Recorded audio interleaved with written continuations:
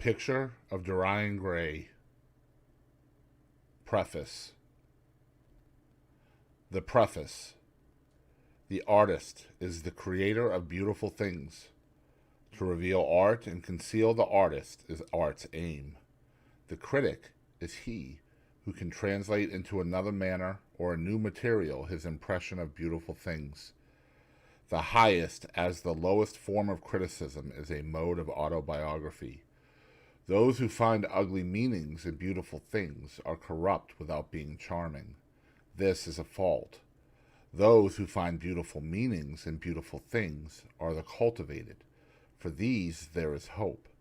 They are the elect to whom beautiful things mean only beauty. There is no such thing as a moral or an immoral book. Books are well written or badly written.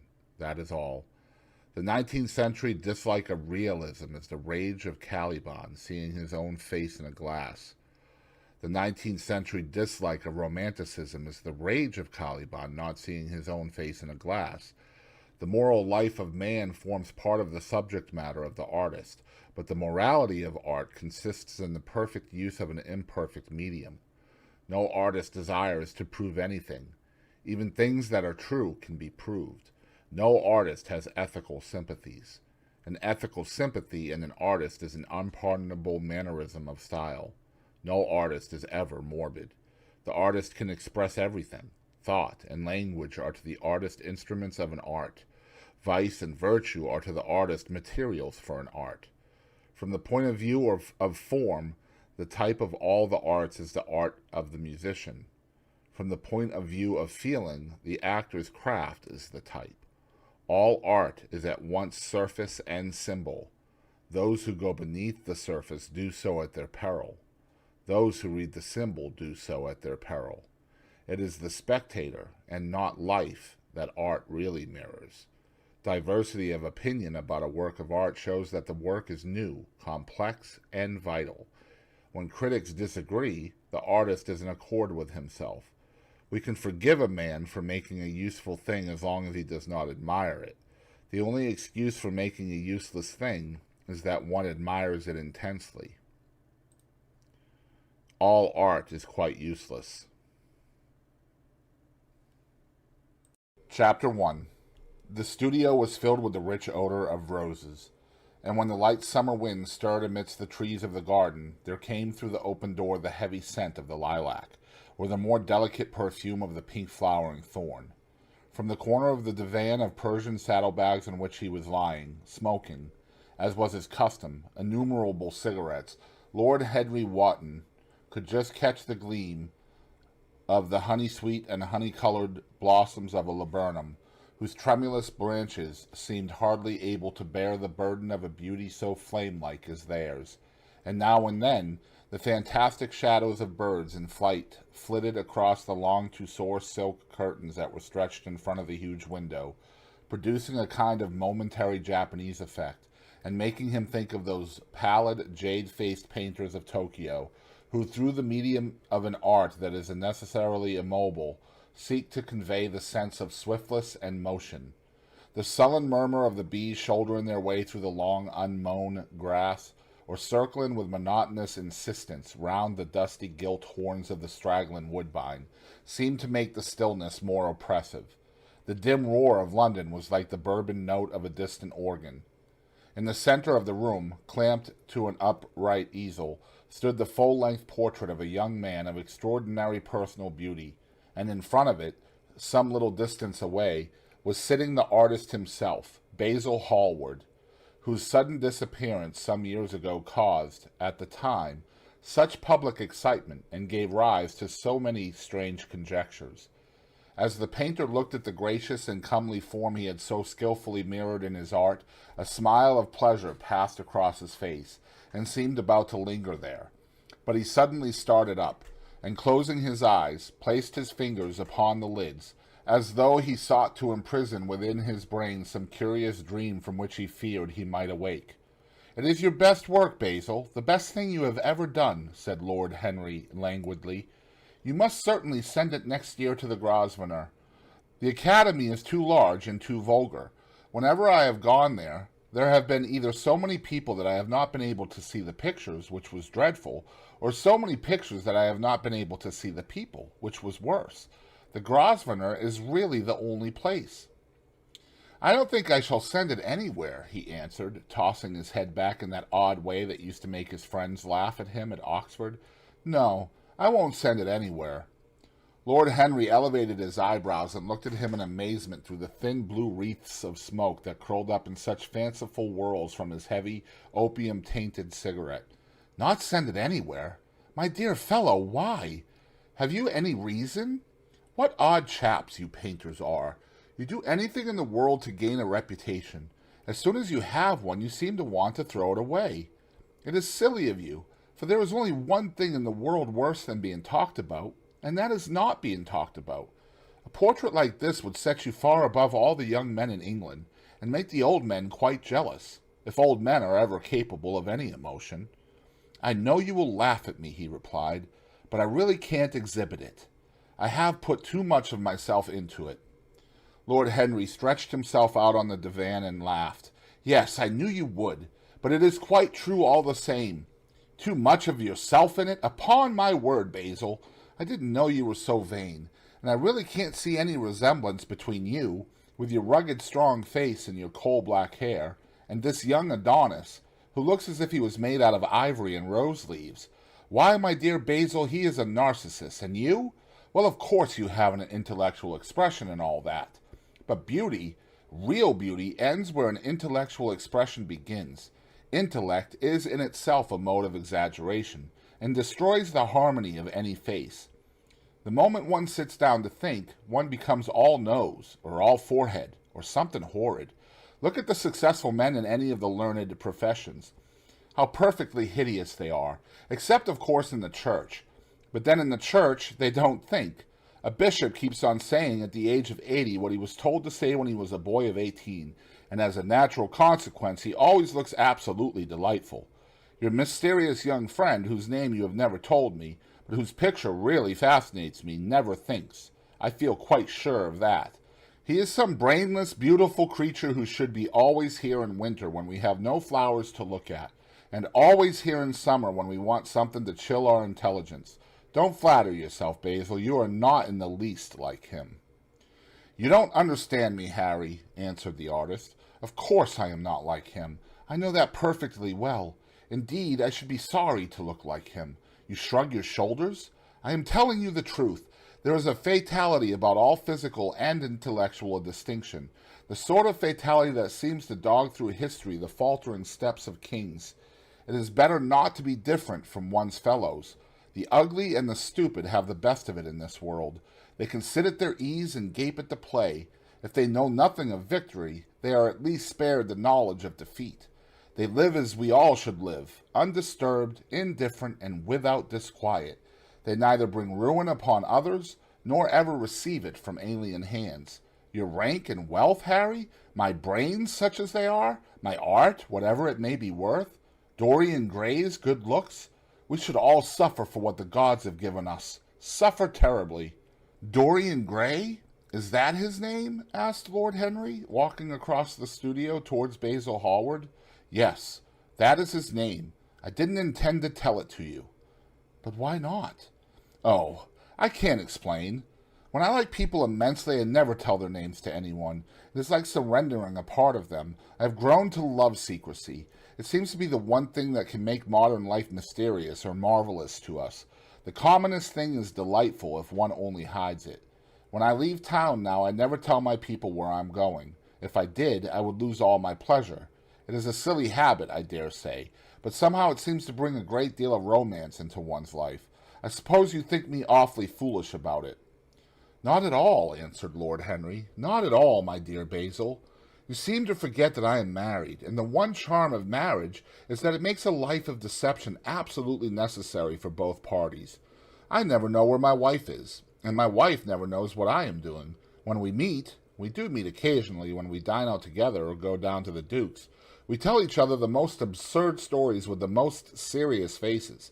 My wife is very good at it, much better, in fact, than I am. She never gets confused over her dates, and I always do, but when she does find me out, she makes no row at all. I sometimes wish she would, but she merely laughs at me. I hate the way you talk about your married life, Harry, said Basil Hallward, strolling towards the door that led into the garden. I believe that you are really a very good husband, but that you are thoroughly ashamed of your own virtues. You are an extraordinary fellow. You never say a moral thing, and you never do a wrong thing. Your cynicism is simply a pose. Being natural is simply a pose, and the most irritating pose I know, cried Lord Henry, laughing, and the two young men went out into the garden together and ensconced themselves on a long bamboo seat that stood in the shade of a tall laurel bush. The sunlight slipped over the polished leaves. In the grass, white daisies were tremulous. After a pause, Lord Henry pulled out his watch. I am afraid I must be going, Basil, he murmured. And before I go, I insist on your answering a question I put to you some time ago. What is that? Said the painter, keeping his eyes fixed on the ground. You know quite well. I do not, Harry. Well, I will tell you what it is. I want you to explain to me why you won't exhibit Dorian Gray's picture. I want the real reason. I told you the real reason. No, you did not. You said it was because there was too much of yourself in it. Now that is childish. Harry, said Basil Hallward, looking him straight in the face, every portrait that is painted with feeling is a portrait of the artist, not of the sitter. The sitter is merely the accident, the occasion. It is not he who is revealed by the painter. It is rather the painter who, on the colored canvas, reveals himself. The reason I will not exhibit this picture is that I am afraid that I have shown in it the secret of my own soul. Lord Henry laughed. And what is that? He asked. I will tell you, said Hallward, but an expression of perplexity came over his face. I am all expectation, Basil, continued his companion, glancing at him. Oh, there is really very little to tell, Harry, answered the painter, and I am afraid you will hardly understand it. Perhaps you will hardly believe it. Lord Henry smiled, and leaning down, plucked a pink-petaled daisy from the grass and examined it. I am quite sure I shall understand it, he replied, gazing intently at the little golden white-feathered disk. And as for believing things, I can believe anything, provided that it is quite incredible. The wind shook some blossoms from the trees, and the heavy lilac blooms, with their clustering stars, moved to and fro in the languid air. A grasshopper began to chirrup by the wall, and like a blue thread, a long thin dragonfly floated past on its brown gauze wings. Lord Henry felt as if he could hear Basil Hallward's heart beating, and wondered what was coming. The story is simply this, said the painter, after some time. 2 months ago I went to a crush at Lady Brandon's. You know, we poor artists have to show ourselves in society from time to time, just to remind the public that we are not savages.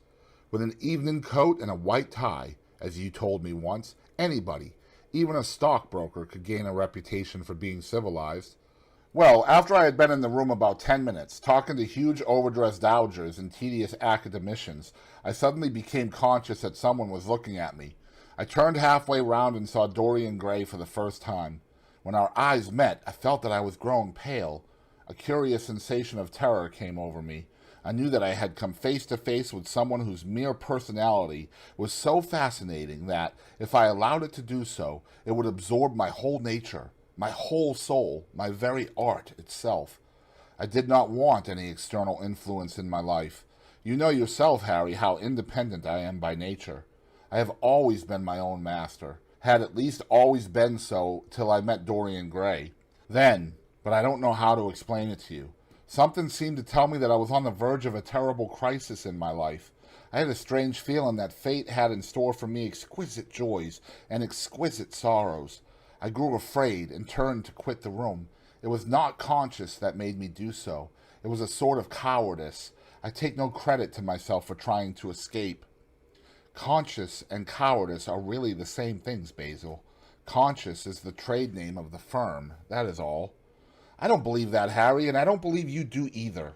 However, whatever was my motive, and it may have been pride, for I used to be very proud, I certainly struggled to the door. There, of course, I stumbled against Lady Brandon. You are not going to run away so soon, Mr. Hallward, she screamed out. You know her curiously shrill voice. Yes, she is a peacock and everything but beauty, said Lord Henry, pulling the daisy to bits with his long, nervous fingers. I could not get rid of her. She brought me up to royalties, and people with stars and garters, and elderly ladies with gigantic tiaras and parrot noses. She spoke of me as her dearest friend. I had only met her once before, but she took it into her head to lionize me. I believe some picture of mine had made a great success at the time, at least had been chattered about in the penny newspapers, which is the 19th century standard of immortality. Suddenly I found myself face to face with a young man whose personality had so strangely stirred me. We were quite close, almost touching. Our eyes met again. It was reckless of me, but I asked Lady Brandon to introduce me to him. Perhaps it was not so reckless after all. It was simply inevitable. We would have spoken to each other without any introduction. I'm sure of that. Dorian told me so afterwards. He, too, felt that we were destined to know each other. And how did Lady Brandon describe this wonderful young man? Asked his companion. I know she goes in for giving a rapid précis of all her guests. I remember her bringing me up to a truculent and red-faced old gentleman covered all over with orders and ribbons, and hissing into my ear, in a tragic whisper which must have been perfectly audible to everybody in the room, the most astounding details. I simply fled. I like to find out people for myself, but Lady Brandon treats her guests exactly as an auctioneer treats his goods. She either explains them entirely away, or tells one everything about them except what one wants to know. Poor Lady Brandon, you are hard on her, Harry, said Hallward listlessly. My dear fellow, she tried to found a salon and only succeeded in opening a restaurant. How could I admire her? But tell me, what did she say about Mr. Dorian Gray? Oh, something like charming boy. Poor dear mother and I absolutely inseparable. Quite forget what he does. Afraid he doesn't do anything. Oh, yes, plays the piano. Or is it the violin? Dear Mr. Gray. Neither of us could help laughing, and we became friends at once. Laughter is not at all a bad beginning for a friendship, and it is far the best ending for one, said the young lord, plucking another daisy. Hallward shook his head. You don't understand what friendship is, Harry, he murmured, or what enmity is, for that matter. You like everyone. That is to say, you are indifferent to everyone. How horribly unjust of you, cried Lord Henry, tilting his head back and looking up at the little clouds that, like valiant skeins of glossy white silk, were drifting across the hollow turquoise of the summer sky. Yes, horribly unjust of you. I make a great difference between people. I choose my friends for their good looks, my acquaintances for their good characters, and my enemies for their good intellects. A man cannot be too careful in the choice of his enemies. I have not got one who is a fool. They are all men of some intellectual power, and consequently they all appreciate me. Is that very vain of me? I think it is rather vain. I should think it was, Harry, but according to your category I must merely be an acquaintance. My dear old Basil, you are much more than an acquaintance, and much less than a friend. A sort of a brother, I suppose? Oh, brothers! I don't care for brothers. My elder brother won't die, and my younger brothers never seem to do anything else. Harry, exclaimed Hallward, frowning, my dear fellow, I am not quite serious, but I can't help detesting my relations. I suppose it comes from the fact that none of us can stand other people having the same faults as ourselves. I quite sympathize with the rage of the English democracy against what they call the vices of the upper orders. The masses feel that drunkenness, stupidity, and immorality should be their own special property, and that if any one of us makes an ass of himself, he is poaching on their preserves. When poor Southwark got into the divorce court, their indignation was quite magnificent, and yet I don't suppose that 10% of the proletariat live correctly. I don't agree with a single word that you have said, and what is more, Harry, I feel sure you don't either.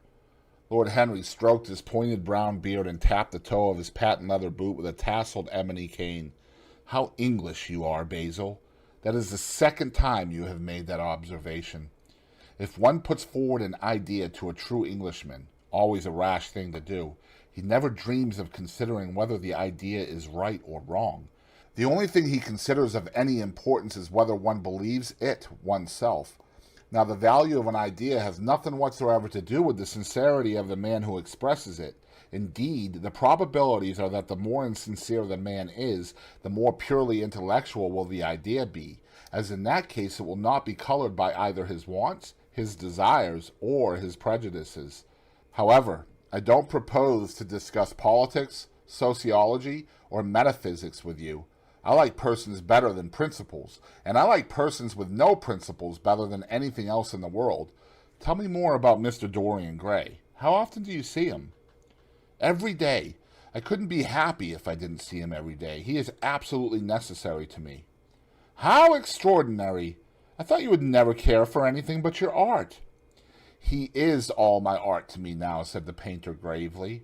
I sometimes think, Harry, that there are only two eras of any importance in the world's history. The first is the appearance of the new medium for art, and the second is the appearance of a new personality for art also.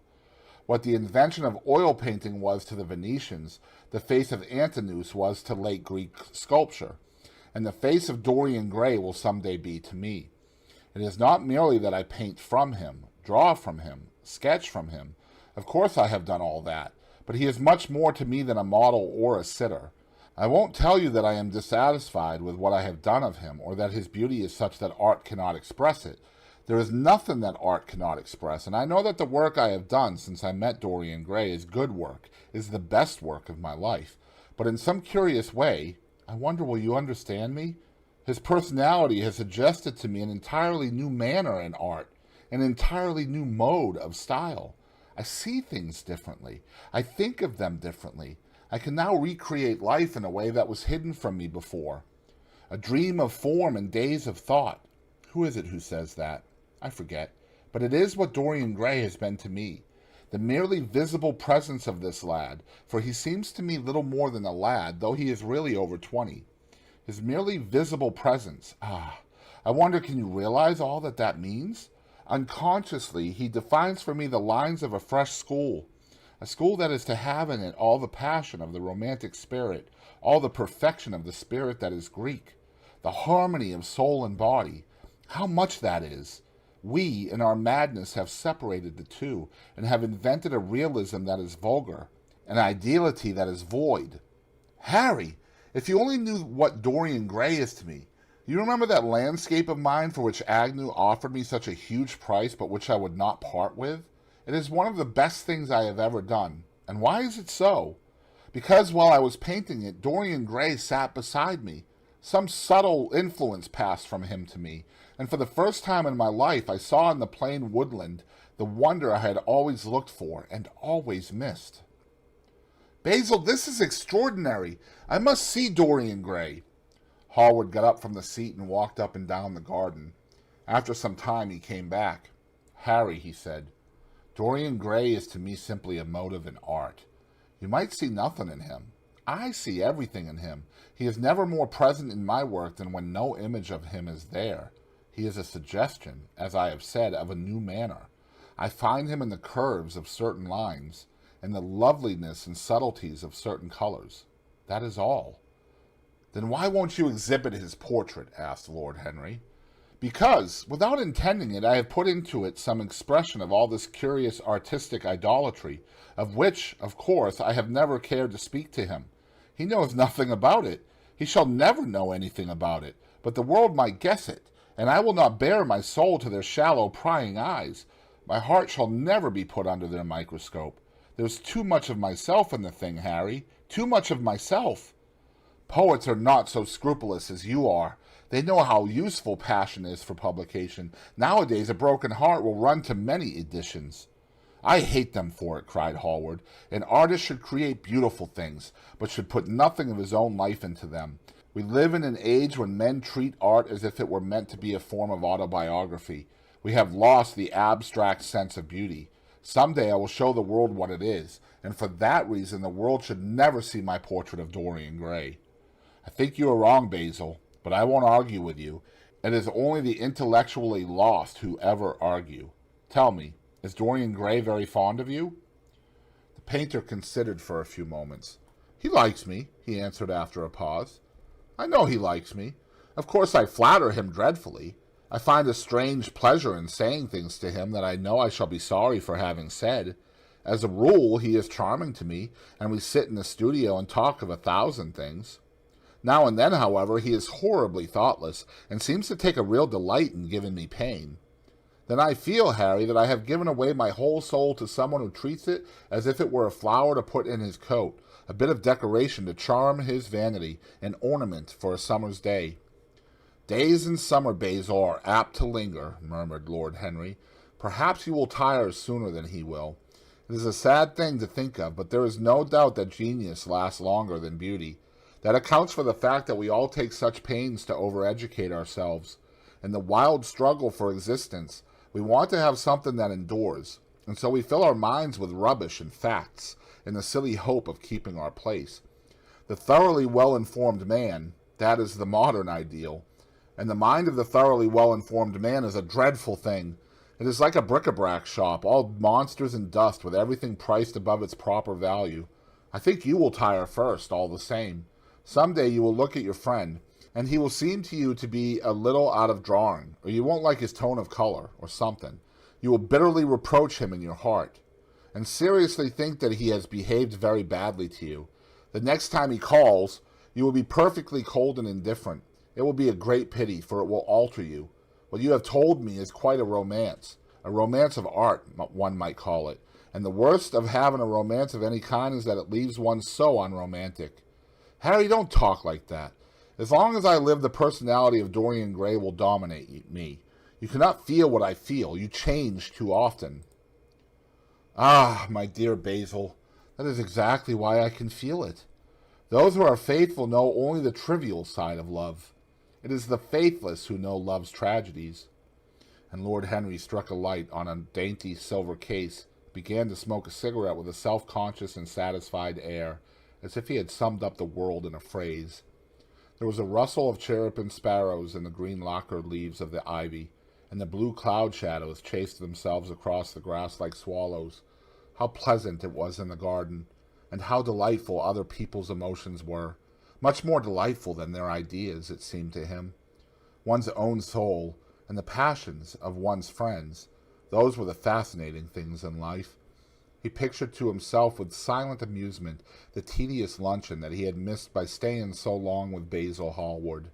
Had he gone to his aunt's, he would have been sure to have met Lord Goodbody there, and the whole conversation would have been about the feeding of the poor and the necessity for model lodging-houses. Each class would have preached the importance of those virtues, for whose exercise there was no necessity in their own lives. The rich would have spoken on the value of thrift, and the idle grown eloquent over the dignity of labor. It was charming to have escaped all that. As he thought of his aunt, an idea seemed to strike him. He turned to Hallward and said, "My dear fellow, I have just remembered." "Remembered what, Harry?" "Where I had heard the name of Dorian Gray." "Where was it?" asked Hallward, with a slight frown. "Don't look so angry, Basil. It was at my aunt, Lady Agatha's. She told me she had discovered a wonderful young man who was going to help her in the East End, and that his name was Dorian Gray. I am bound to state that she never told me he was good-looking. Women have no appreciation of good looks. At least good women have not. She said that he was very earnest and had a beautiful nature. I at once pictured to myself a creature with spectacles and lank hair, horribly freckled, and tramping about on huge feet. I wish I had known it was your friend." "I am very glad you didn't, Harry." "Why?" "I don't want you to meet him." "You don't want me to meet him?" "No." "Mr. Dorian Gray is in the studio, sir," said the butler, coming into the garden. "You must introduce me now," cried Lord Henry, laughing. The painter turned to his servant, who stood blinking in the sunlight. "Ask Mr. Gray to wait, Parker. I shall be in a few moments." The man bowed and went up the walk. Then he looked at Lord Henry. "Dorian Gray is my dearest friend," he said. "He has a simple and a beautiful nature. Your aunt was quite right in what she said of him. Don't spoil him. Don't try to influence him. Your influence would be bad. The world is wide, and has many marvelous people in it. Don't take away from me the one person who gives to my art whatever charm it possesses. My life as an artist depends on him. Mind, Harry, I trust you."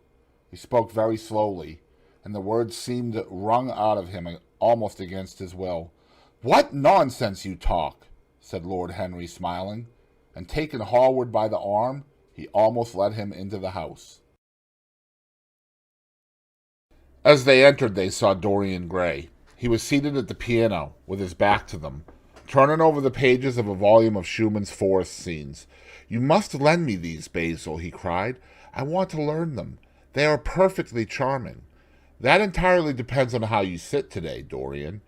"Oh, I am tired of sitting, and I don't want a life-size portrait of myself," answered the lad, swinging round on the music stool in a wilful, petulant manner.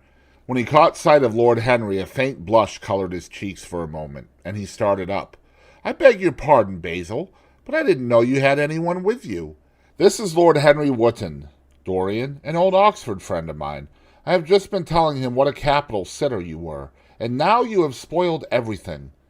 "You have not spoiled my pleasure in meeting you, Mr. Gray," said Lord Henry, stepping forward and extending his hand. "My aunt has often spoken to me about you.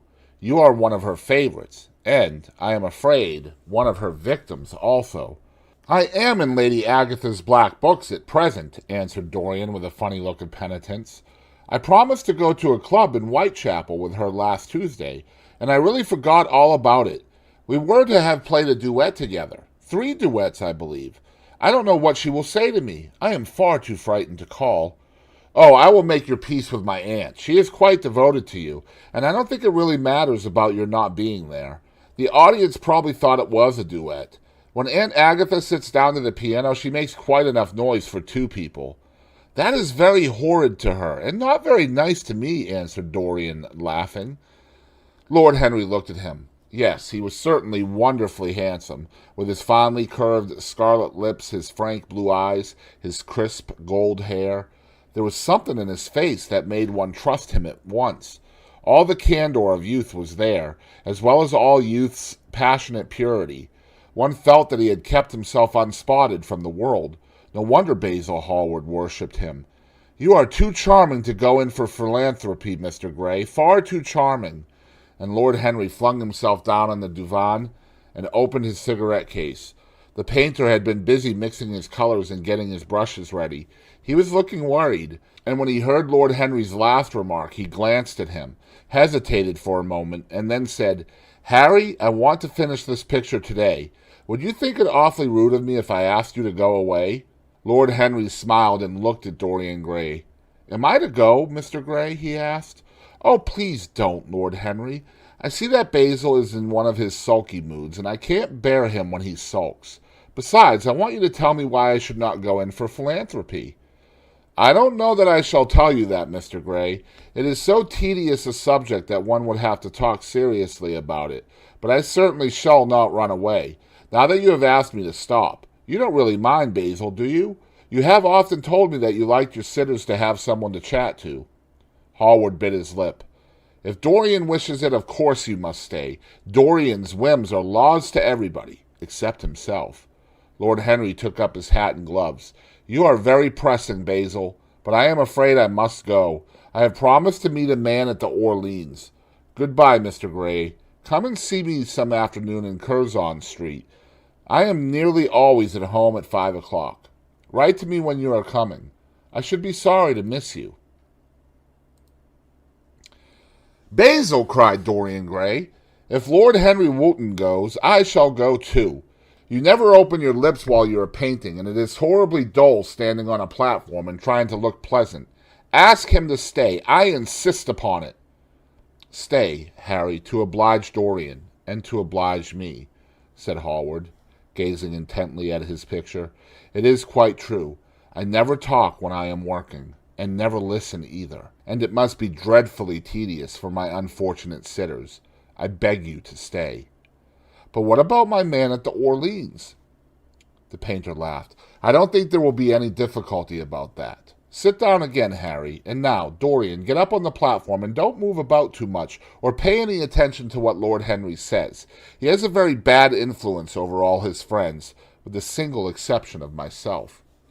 Dorian Gray stepped up on the dais with the air of a young Greek martyr, and made a little moue of discontent to Lord Henry, to whom he had rather taken a fancy. He was so unlike Basil.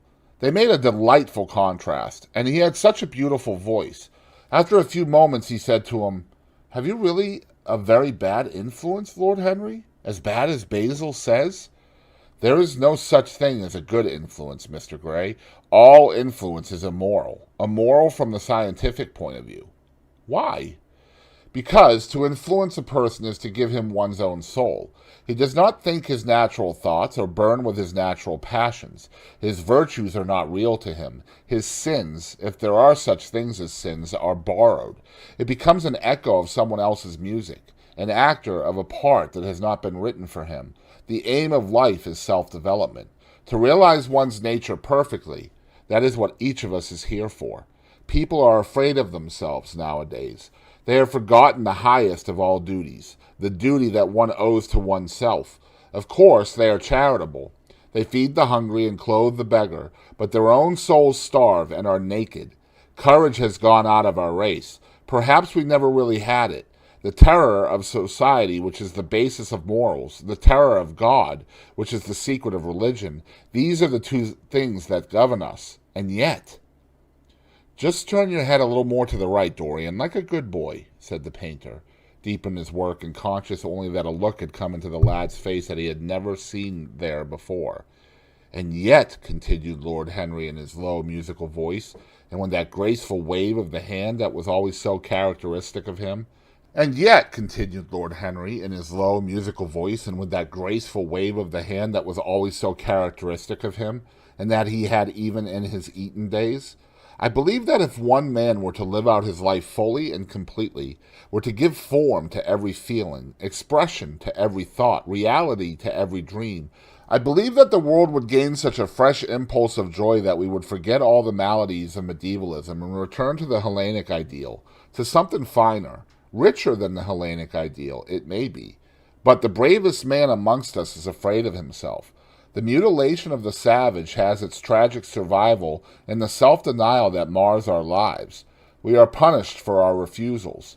Every impulse that we strive to strangle broods in the mind and poisons us. The body sins once and has done with its sin, for action is a mode of purification. Nothing remains then but the recollection of a pleasure, or the luxury of a regret. The only way to get rid of a temptation is to yield to it, resist it, and your soul grows sick with longing for the things it is forbidden to itself, with desire for what its monstrous laws have made monstrous and unlawful. It has been said that the great events of the world take place in the brain. It is in the brain, and the brain only, that the great sins of the world take place also. You, Mr. Gray, you yourself, with your rose-red youth and your rose-white boyhood, you have had passions that have made you afraid, thoughts that have filled you with terror, daydreams and sleeping dreams, whose mere memory might stain your cheek with shame. "Stop!" faltered Dorian Gray. "Stop! You bewilder me. I don't know what to say. There is some answer to you, but I cannot find it. Don't speak. Let me think. Or rather, let me try not to think." For nearly 10 minutes he stood there motionless, with parted lips and eyes strangely bright. He was dimly conscious that entirely fresh influences were at work within him. Yet they seemed to him to have come really from himself. The few words that Basil's friend had said to him, words spoken by chance, no doubt, and with willful paradox in them, had touched some secret chord that had never been touched before, but that he felt was now vibrating and throbbing to curious pulses. Music had stirred him like that. Music had troubled him many times, but music was not articulate. It was not a new world, but rather another chaos that it created in us. Words! Mere words! How terrible they were! How clear and vivid and cruel! One could not escape from them, and yet what a subtle magic there was in them! They seemed to be able to give a plastic form to formless things, and to have a music of their own as sweet as that of a viol or of a lute. Mere words! Was there anything so real as words? Yes! There had been things in his boyhood that he had not understood. He understood them now. Life suddenly became fiery-colored to him. It seemed to him that he had been walking in fire. Why had he not known it? With his subtle smile, Lord Henry watched him. He knew the precise psychological moment when to say nothing. He felt intensely interested. He was amazed at the sudden impression that his words had produced, and, remembering a book that he had read when he was 16, a book which had revealed to him much that he had not known before, he wondered whether Dorian Gray was passing through a similar experience. He had merely shot an arrow into the air. Had it hit its mark? How fascinating the lad was! Hallward painted away with that marvelous bold touch of his, that had the true refinement and perfect delicacy that in art, at any rate, comes only from strength. He was unconscious of the silence. "Basil, I am tired of standing," cried Dorian Gray suddenly. "I must go out and sit in the garden. The air is stifling here." "My dear fellow, I am sorry. When I am painting, I can't think of anything else. But you never sat better. You were perfectly still, and I have caught the effect I wanted. The half-parted lips and the bright look in the eyes. I don't know what Harry has been saying to you, but he has certainly made you have the most wonderful expression. I suppose he has been paying you compliments. You mustn't believe a word that he says." "He has certainly not been paying me compliments. Perhaps that is the reason that I don't believe anything he has told me." "You know you believe it all," said Lord Henry, looking at him with his dreamy, languorous eyes. "I will go out to the garden with you. It is horribly hot in the studio. Basil, let us have something iced to drink. Something with strawberries in it." "Certainly, Harry. Just touch the bell, and when Parker comes I will tell him what you want. I have got to work up this background, so I will join you later on. Don't keep Dorian too long. I have never been in better form for painting than I am today. This is going to be my masterpiece. It is my masterpiece as it stands." Lord Henry went out to the garden and found Dorian Gray burying his face in the great cool lilac blossoms, feverishly drinking in their perfume as if it had been wine. He came close to him and put his hand upon his shoulder. "You are quite right to do that," he murmured. "Nothing can cure the soul but the senses, just as nothing can cure the senses but the soul." The lad started and drew back. He was bareheaded, and the leaves had tossed his rebellious curls and tangled all their gilded threads. There was a look of fear in his eyes, such as people have when they are suddenly wakened. His finely chiseled nostrils quivered, and some hidden nerve shook the scarlet of his lips and left them trembling. "Yes," continued Lord Henry, "that is one of the great secrets of life, to cure the soul by means of the senses, and the senses by means of the soul. You are a wonderful creation. You know more than you think you know, just as you know less than you want to know." Dorian Gray frowned and turned his head away. He could not help liking the tall, graceful young man who was standing by him. His romantic, olive-colored face and worn expression interested him.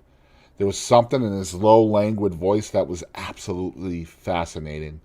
His cool, white, flower-like hands even had a curious charm. They moved as he spoke, like music, and seemed to have a language of their own.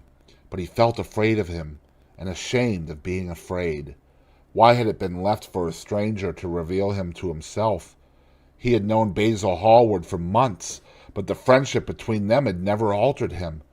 Suddenly there had come someone across his life who seemed to have disclosed to him life's mystery, and yet, what was there to be afraid of?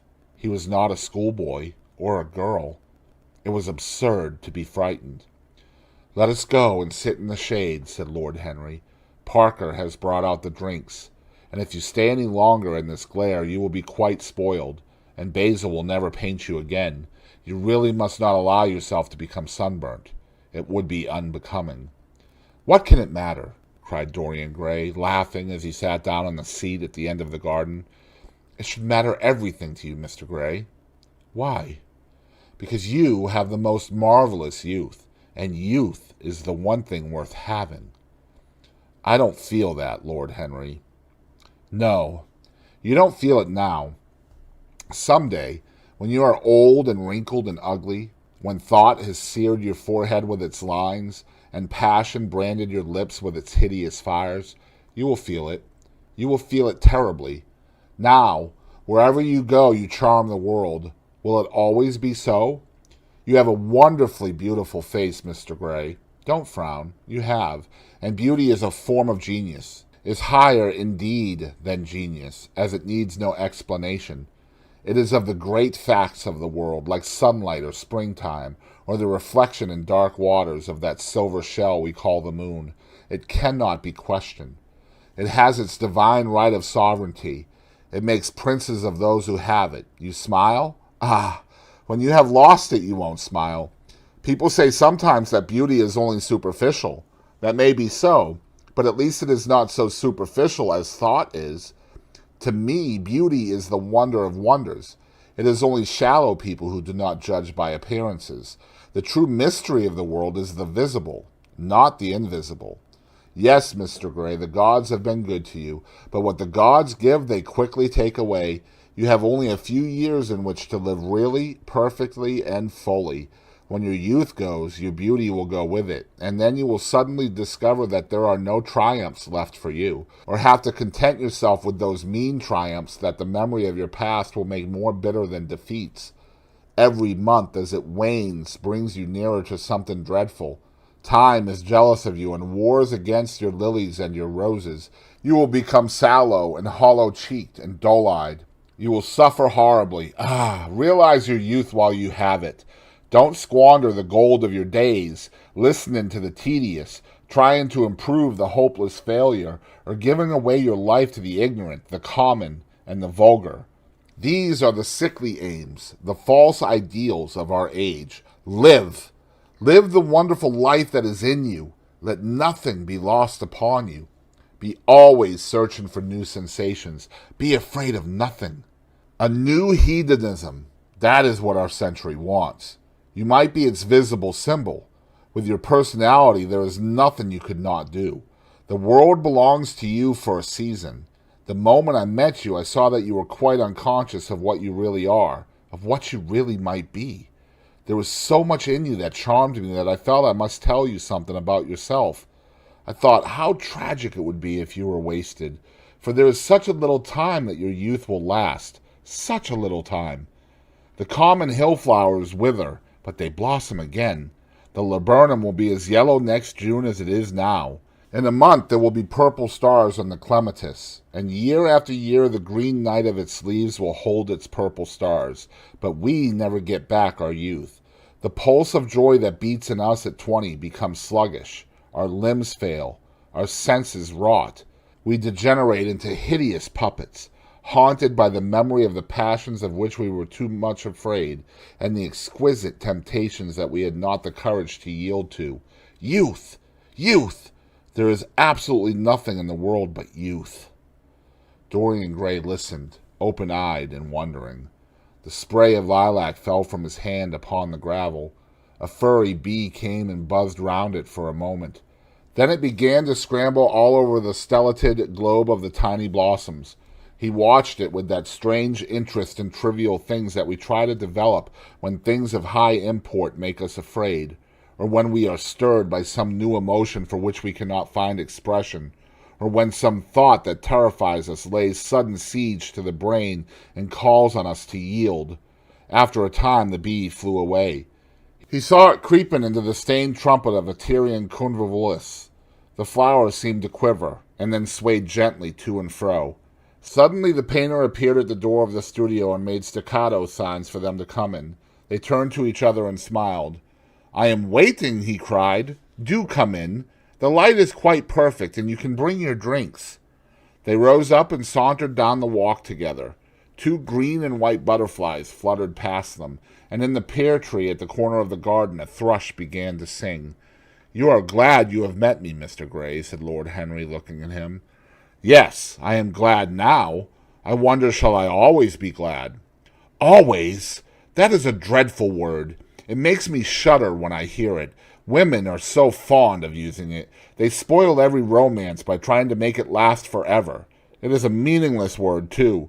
The only difference between a caprice and a lifelong passion is that the caprice lasts a little longer." As they entered the studio, Dorian Gray put his hand upon Lord Henry's arm. "In that case, let our friendship be a caprice," he murmured, flushing at his own boldness, then stepped up on the platform and resumed his pose. Lord Henry flung himself into a large wicker armchair and watched him.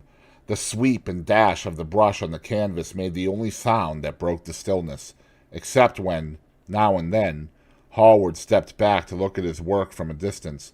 In the slanting beams that streamed through the open doorway, the dust danced and was golden. The heavy scent of the roses seemed to brood over everything. After about a quarter of an hour, Hallward stopped painting, looked for a long time at Dorian Gray, and then for a long time at the picture, biting the end of one of his huge brushes and frowning. "It is quite finished," he cried at last, and stooping down he wrote his name in long vermilion letters on the left-hand corner of the canvas. Lord Henry came over and examined the picture. It was certainly a wonderful work of art, and a wonderful likeness as well. "My dear fellow, I congratulate you most warmly," he said. "It is the finest portrait of modern times. Mr. Gray, come over and look at yourself." The lad started as if awakened from some dream. "Is it really finished?" he murmured, stepping down from the platform.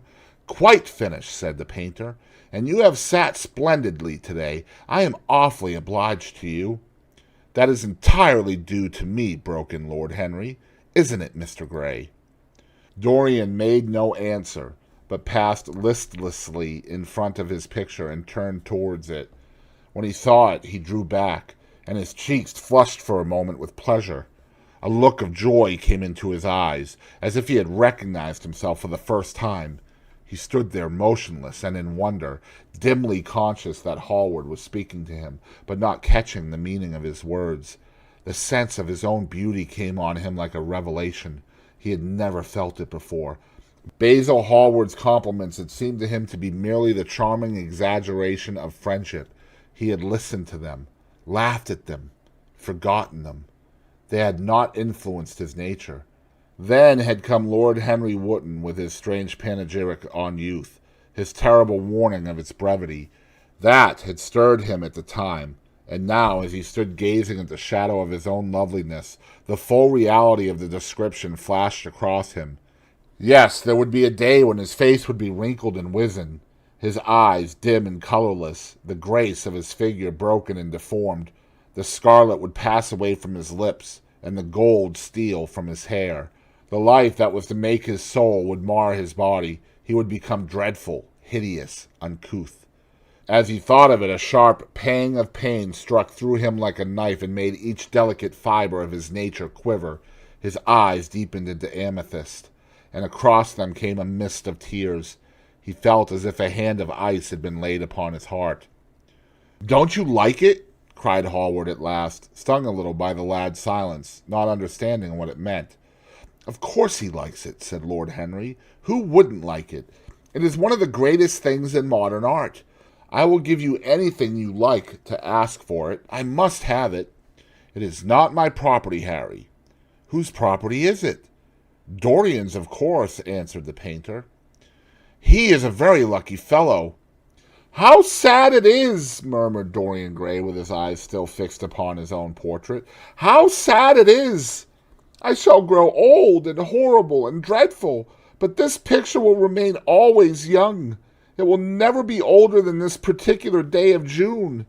If it were only the other way, if it were I who was to be always young, and the picture that was to grow old, for that I would give everything. Yes, there is nothing in the whole world I would not give. I would give my soul for that." "You would hardly care for such an arrangement, Basil," cried Lord Henry, laughing. "It would be rather hard lines on your work." "I should object very strongly, Harry," said Hallward. Dorian Gray turned and looked at him. "I believe you would, Basil. You like your art better than your friends. I am no more to you than a green bronze figure. Hardly as much, I dare say." The painter stared in amazement. It was so unlike Dorian to speak like that. What had happened? He seemed quite angry. His face was flushed and his cheeks burning. "Yes," he continued, "I am less to you than your ivory Hermes or your silver faun. You will like them always. How long will you like me? Till I have my first wrinkle, I suppose. I know now that when one loses one's good looks, whatever they may be, one loses everything. Your picture has taught me that. Lord Henry Wotton is perfectly right. Youth is the only thing worth having. When I find that I am growing old, I shall kill myself." Hallward turned pale and caught his hand. "Dorian! Dorian!" he cried. "Don't talk like that. I have never had such a friend as you, and I shall never have such another. You are not jealous of material things, are you? You who are finer than any of them?" "I am jealous of everything whose beauty does not die. I am jealous of the portrait you have painted of me. Why should it keep what I must lose? Every moment that passes takes something from me and gives something to it. Oh, if it were only the other way! If the picture could change and I could be always what I am now. Why did you paint it? It will mock me some day, mock me horribly." The hot tears welled into his eyes. He tore his hand away, and, flinging himself on the divan, he buried his face in the cushions, as though he was praying. "This is your doing, Harry," said the painter bitterly. Lord Henry shrugged his shoulders. "It is the real Dorian Gray, that is all." "It is not. If it is not, what have I to do with it?" "You should have gone away when I asked you," he muttered. "I stayed when you asked me," was Lord Henry's answer. "Harry, I can't quarrel with my two best friends at once, but between you both you have made me hate the finest piece of work I have ever done, and I will destroy it. What is it but canvas and color? I will not let it come across our three lives and mar them." Dorian Gray lifted his golden head from the pillow and with pallid face and tear-stained eyes looked at him as he walked over to the deal painting table that was set beneath the high-curtained window. What was he doing there? His fingers were straying about among the litter of tin tubes and dry brushes, seeking for something. Yes, it was for the long palette knife with its thin blade of lithe steel. He had found it at last. He was going to rip up the canvas. With a stifled sob, the lad leaped from the couch and, rushing over to Hallward, tore the knife out of his hand and flung it to the end of the studio. "Don't, Basil, don't!" he cried. "It would be murder." "I am glad you appreciate my work at last, Dorian," said the painter coldly when he had recovered from his surprise. "I never thought you would." "Appreciate it? I am in love with it, Basil. It is part of myself. I feel that." "Well, as soon as you are dry, you shall be varnished and framed and sent home. Then you can do what you like with yourself." And he walked across the room and rang the bell for tea. "You will have tea, of course, Dorian, and so will you, Harry. Or do you object to such simple pleasures?" "I adore simple pleasures," said Lord Henry. "They are the last refuge of the complex. But I don't like scenes, except on the stage. What absurd fellows you are, both of you! I wonder who it was defined man as a rational animal. It was the most premature definition ever given. Man is many things, but he is not rational. I am glad he is not, after all. Though I wish you chaps would not squabble over the picture. You had much better let me have it, Basil. This silly boy doesn't really want it, and I really do." "If you let anyone have it but me, Basil, I shall never forgive you," cried Dorian Gray, "and I don't allow people to call me a silly boy." "You know the picture is yours, Dorian. I gave it to you before it existed." "And you know you have been a little silly, Mr. Gray, and that you don't really object to being reminded that you are extremely young." "I should have objected very strongly this morning, Lord Henry." "Ah, this morning. You have lived since then." There came a knock at the door, and the butler entered with a laden tea-tray and set it down upon a small Japanese table. There was a rattle of cups and saucers and the hissing of a fluted Georgian urn. 2 globe-shaped china dishes were brought in by a page. Dorian Gray went over and poured out the tea. The 2 men sauntered languidly to the table and examined what was under the covers. "Let us go to the theatre tonight," said Lord Henry. "There is sure to be something on somewhere. I have promised to dine at White's, but it is only with an old friend, so I can send him a wire to say that I am ill, or that I am prevented from coming in consequence of a subsequent engagement. I think that would be a rather nice excuse. It would have all the surprise of candor." "It is such a bore putting on one's dress clothes," muttered Hallward, "and, when one has them on, they are so horrid." "Yes," answered Lord Henry dreamily, The costume of the 19th century is detestable. It is so somber, so depressing. Sin is the only real color element left in modern life. You really must not say things like that before Dorian, Harry. Before which Dorian? The one who is pouring out tea for us? Or the one in the picture? Before either. I should like to come to the theatre with you, Lord Henry, said the lad. Then you shall come. And you will come too, Basil, won't you? I can't, really. I would sooner not. I have a lot of work to do. Well, then you and I will go alone, Mr. Gray. I should like that awfully. The painter bit his lip and walked over, cup in hand, to the picture. I shall stay with the real Dorian, he said sadly. Is it the real Dorian? Cried the original of the portrait, strolling across to him. Am I really like that? Yes, you are just like that. How wonderful, Basil. At least you are like it in appearance, but it will never alter, sighed Hallward. That is something. What a fuss people make about fidelity, exclaimed Lord Henry. Why, even in love it is purely a question for physiology. It has nothing to do with our own will. Young men want to be faithful, and are not. Old men want to be faithless, and cannot. That is all one can say. Don't go to the theatre tonight, Dorian, said Hallward. Stop, and dine with me. I can't, Basil. Why? Because I have promised Lord Henry Wotton to go with him. He won't like you the better for keeping your promises. He always breaks his own. I beg you not to go. Dorian Gray laughed and shook his head. I entreat you. The lad hesitated and looked over at Lord Henry, who was watching them from the tea-table with an amused smile. I must go, Basil, he answered.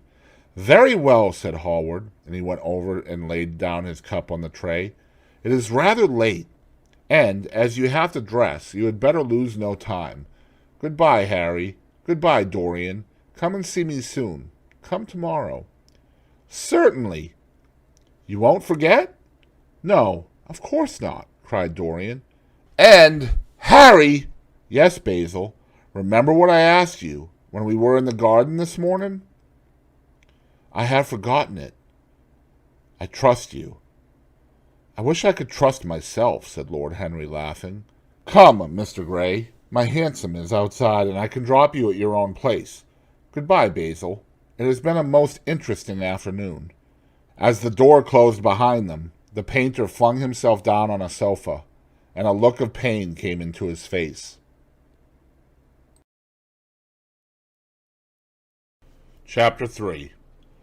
At 12:30 next day, Lord Henry Wotton strolled from Curzon Street over to the Albany to call on his uncle, Lord Fermor, a genial if somewhat rough-mannered old bachelor, whom the outside world called selfish because it derived no particular benefit from him, but who was considered generous by society as he fed the people who amused him. His father had been our ambassador at Madrid when Isabella was young and prim unthought of, but had retired from the diplomatic service in a capricious moment of annoyance on not being offered the embassy at Paris, a post to which he considered that he was fully entitled by reason of his birth, his indolence, the good English of his dispatches, and his inordinate passion for pleasure. The son, who had been his father's secretary, had resigned along with his chief, somewhat foolishly as was thought at the time, and on succeeding some months later to the title, had set himself to the serious study of the great aristocratic art of doing absolutely nothing. He had 2 large townhouses, but preferred to live in chambers as it was less trouble, and took most of his meals at his club. He paid some attention to the management of his collieries in the Midland counties, excusing himself for this taint of industry on the ground that the one advantage of having coal was that it enabled a gentleman to afford the decency of burning wood on his own hearth. In politics he was a Tory, except when the Tories were in office, during which period he roundly abused them for being a pack of radicals. He was a hero to his valet, who bullied him, and a terror to most of his relations, whom he bullied in turn. Only England could have produced him, and he always said that the country was going to the dogs. His principles were out of date, but there was a good deal to be said for his prejudices. When Lord Henry entered the room, he found his uncle sitting in a rough shooting coat, smoking a cheroot and grumbling over the times. "Well, Harry," said the old gentleman, "what brings you out so early? I thought you dandies never got up till 2, and were not visible till 5. Pure family affection, I assure you, Uncle George. I want to get something out of you." "Money, I suppose," said Lord Fermor, making a wry face. "Well, sit down and tell me all about it. Young people, nowadays, imagine that money is everything." "Yes," murmured Lord Henry, settling his buttonhole in his coat, "and when they grow older they know it. But I don't want money. It is only people who pay their bills who want that, Uncle George, and I never pay mine. Credit is the capital of a younger son, and one lives charmingly upon it. Besides, I always deal with Dartmoor's tradesmen, and consequently they never bother me. What I want is information. Not useful information, of course, but useless information." "Well, I can tell you anything that is in an English Blue Book, Harry, although those fellows nowadays write a lot of nonsense. When I was in the Diplomatic, things were much better, but I hear they let them in now by examination. What can you expect? Examinations, sir, are pure humbug from beginning to end. If a man is a gentleman, he knows quite enough, and if he is not a gentleman, whatever he knows is bad for him." "Mr. Dorian Gray does not belong to Blue Books, Uncle George," said Lord Henry languidly. "Mr. Dorian Gray? Who is he?" asked Lord Fermor, knitting his bushy white eyebrows. "That is what I have come to learn, Uncle George. Or rather, I know who he is. He is the last Lord Kelso's grandson. His mother was a Devereux, Lady Margaret Devereux. I want you to tell me about his mother. What was she like? Whom did she marry? You have known nearly everybody in your time, so you might have known her. I am very much interested in Mr. Gray at present. I have only just met him." "Kelso's grandson!" echoed the old gentleman. "Kelso's grandson! Of course! I knew his mother intimately. I believe I was at her christening. She was an extraordinarily beautiful girl, Margaret Devereux, and made all the men frantic by running away with a penniless young fellow, a mere nobody, sir, a subaltern in a foot regiment, or something of that kind. Certainly, I remember the whole thing as if it happened yesterday. The poor chap was killed in a duel at Spa a few months after the marriage. There was an ugly story about it. They said Kelso got some rascally adventurer, some Belgian brute, to insult his son-in-law in public. Paid him, sir, to do it. Paid him. And that the fellow spit at his man as if he had been a pigeon. The thing was hushed up, but egad, Kelso ate his chop alone at the club for some time afterwards. He brought his daughter back with him, I was told, and she never spoke to him again. Oh, yes, it was bad business. The girl died, too, died within a year. So she left a son, did she? I had forgotten that. What sort of boy is he? If he is like his mother, he must be a good-looking chap." "He is very good-looking," assented Lord Henry. "I hope he will fall into proper hands," continued the old man. "He should have a pot of money waiting for him if Kelso did the right thing by him. His mother had money, too. All the Selby property came to her, through her grandfather. Her grandfather hated Kelso, thought him a mean dog. He was, too. Came to Madrid once when I was there. Egad, I was ashamed of him. The Queen used to ask me about the English noble who was always quarreling with the cabmen about their fares. They made quite a story of it. I didn't dare show my face at court for a month. I hope he treated his grandson better than he did the Jarvies." "I don't know," answered Lord Henry. "I fancy that the boy will be well off. He is not of age yet. He was Selby, I know. He told me so. And his mother was very beautiful?" "Margaret Devereux was one of the loveliest creatures I ever saw, Harry. What on earth induced her to behave as she did, I never could understand. She could have married anybody she chose. Carlington was mad after her. She was romantic, though. All the women of that family were. The men were a poor lot, but egad, the women were wonderful. Carlington went on his knees to her, told me so himself. She laughed at him, and there wasn't a girl in London at the time who wasn't after him. And by the way, Harry, talking about silly marriages, what is this humbug your father tells me about Dartmoor wanting to marry an American? Ain't English girls good enough for him?" "It is rather fashionable to marry Americans just now, Uncle George." I'll back English women against the world, Harry, said Lord Fermor, striking the table with his fist. The betting is on the Americans. They don't last, I am told, muttered his uncle.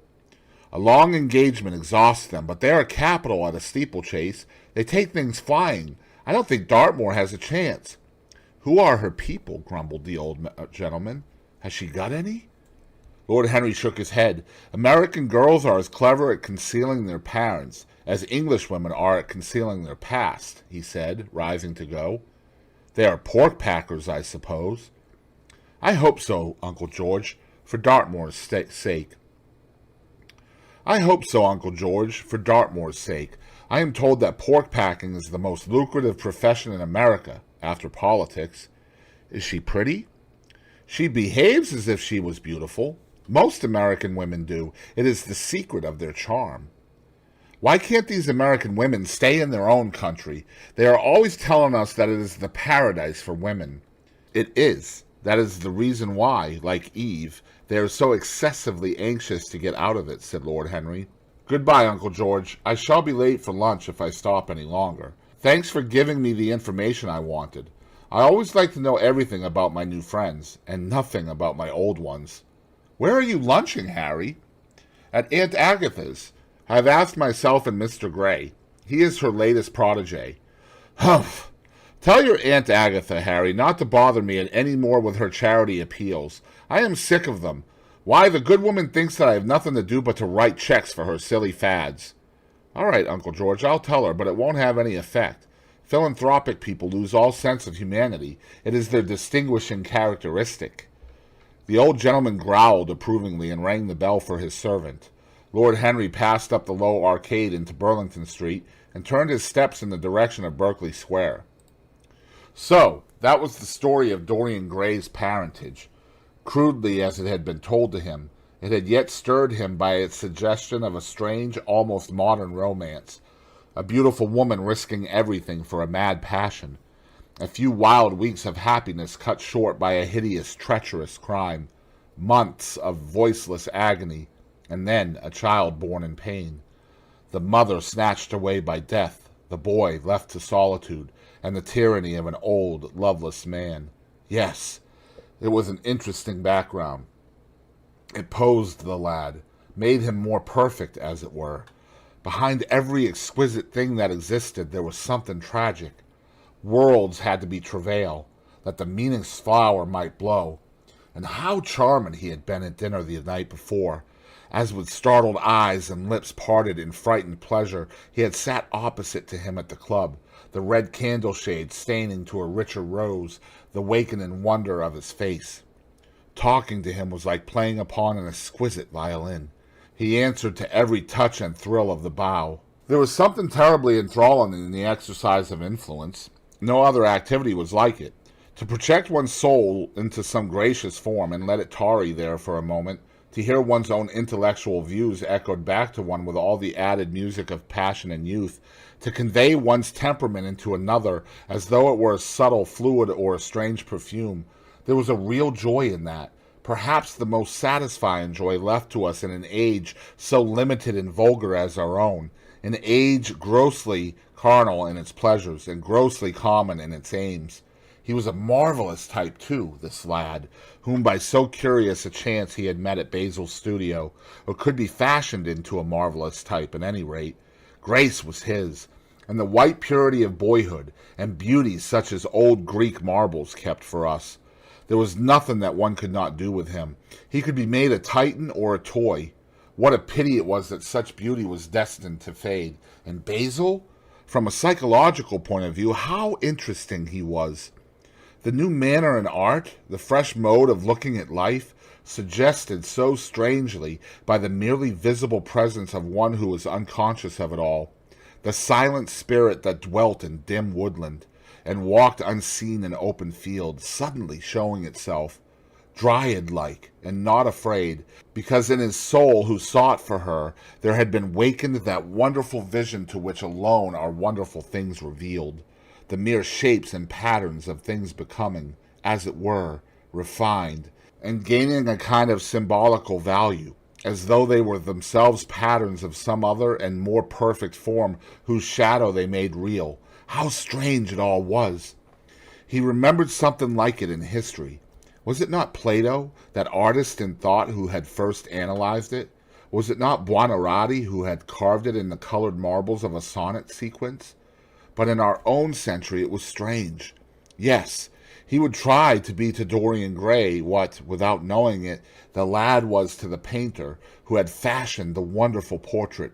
He would seek to dominate him, had already indeed half done so. He would make that wonderful spirit his own. There was something fascinating in this son of love and death. Suddenly he stopped and glanced up at the houses. He found that he had passed his aunt's some distance, and smiling to himself, turned back. When he entered the somewhat somber hall, the butler told him that they had gone into lunch. He gave one of the footmen his hat and stick and passed into the dining room. "Late as usual, Harry," cried his aunt, shaking her head at him. He invented a facile excuse, and having taken the vacant seat next to her, looked round to see who was there. Dorian bowed to him shyly from the end of the table, a flush of pleasure stealing into his cheek. Opposite was the Duchess of Harley, a lady of admirable good nature and good temper, much liked by everyone who knew her, and of those ample architectural proportions that in women who are not duchesses are described by contemporary historians as stoutness. Next to her sat, on her right, Sir Thomas Burden, a radical member of Parliament, who followed his leader in public life and in private life followed the best cooks, dining with the Tories and thinking with the Liberals, in accordance with a wise and well-known rule. The post on her left was occupied by Mr. Erskine of Treadley, an old gentleman of considerable charm and culture, who had fallen, however, into bad habits of silence, having, as he explained once to Lady Agatha, said everything that he had to say before he was 30. His own neighbor was Mrs. Vandeleur, one of the aunt's oldest friends, a perfect saint amongst women, but so dreadfully dowdy that she reminded one of a badly bound hymn book. Fortunately for him, she had on the other side Lord Fauldle, a most intelligent, middle-aged mediocrity, as bald as a ministerial statement in the House of Commons, with whom she was conversant in that intensely earnest manner which is the one unpardonable error, as he remarked once himself, that all really good people fall into, and from which none of them ever quite escape. "We are talking about poor Dartmoor, Lord Henry," cried the Duchess, nodding pleasantly to him across the table. "Do you think he will really marry this fascinating young person?" "I believe she has made up her mind to propose to him, Duchess." "How dreadful!" exclaimed Lady Agatha. "Really, someone should interfere. I am told, on excellent authority, that her father keeps an American dry goods store," said Sir Thomas Burden, looking supercilious. "My uncle has already suggested pork packing, Sir Thomas." "Dry goods? What are American dry goods?" asked the Duchess, raising her large hands in wonder and accentuating the verb. "American novels," answered Lord Henry, helping himself to some quail. The Duchess looked puzzled. "Don't mind him, my dear," whispered Lady Agatha. "He never means anything that he says." "When America was discovered," said the Radical member, and he began to give some wearisome facts. Like all people who try to exhaust a subject, he exhausted his listeners. The Duchess sighed and exercised her privilege of interruption. "I wish to goodness it never had been discovered at all," she exclaimed. "Really, our girls have no chance nowadays. It is most unfair." "Perhaps, after all, America never has been discovered," said Mr. Erskine. "I myself would say that it had merely been detected." "Oh, but I have seen specimens of the inhabitants," answered the Duchess vaguely. "I must confess that most of them are extremely pretty, and they dress well, too. They get all their dresses in Paris. I wish I could afford to do the same." "They say that when good Americans die, they go to Paris," chuckled Sir Thomas, who had a large wardrobe of Humour's cast-off clothes. "Really?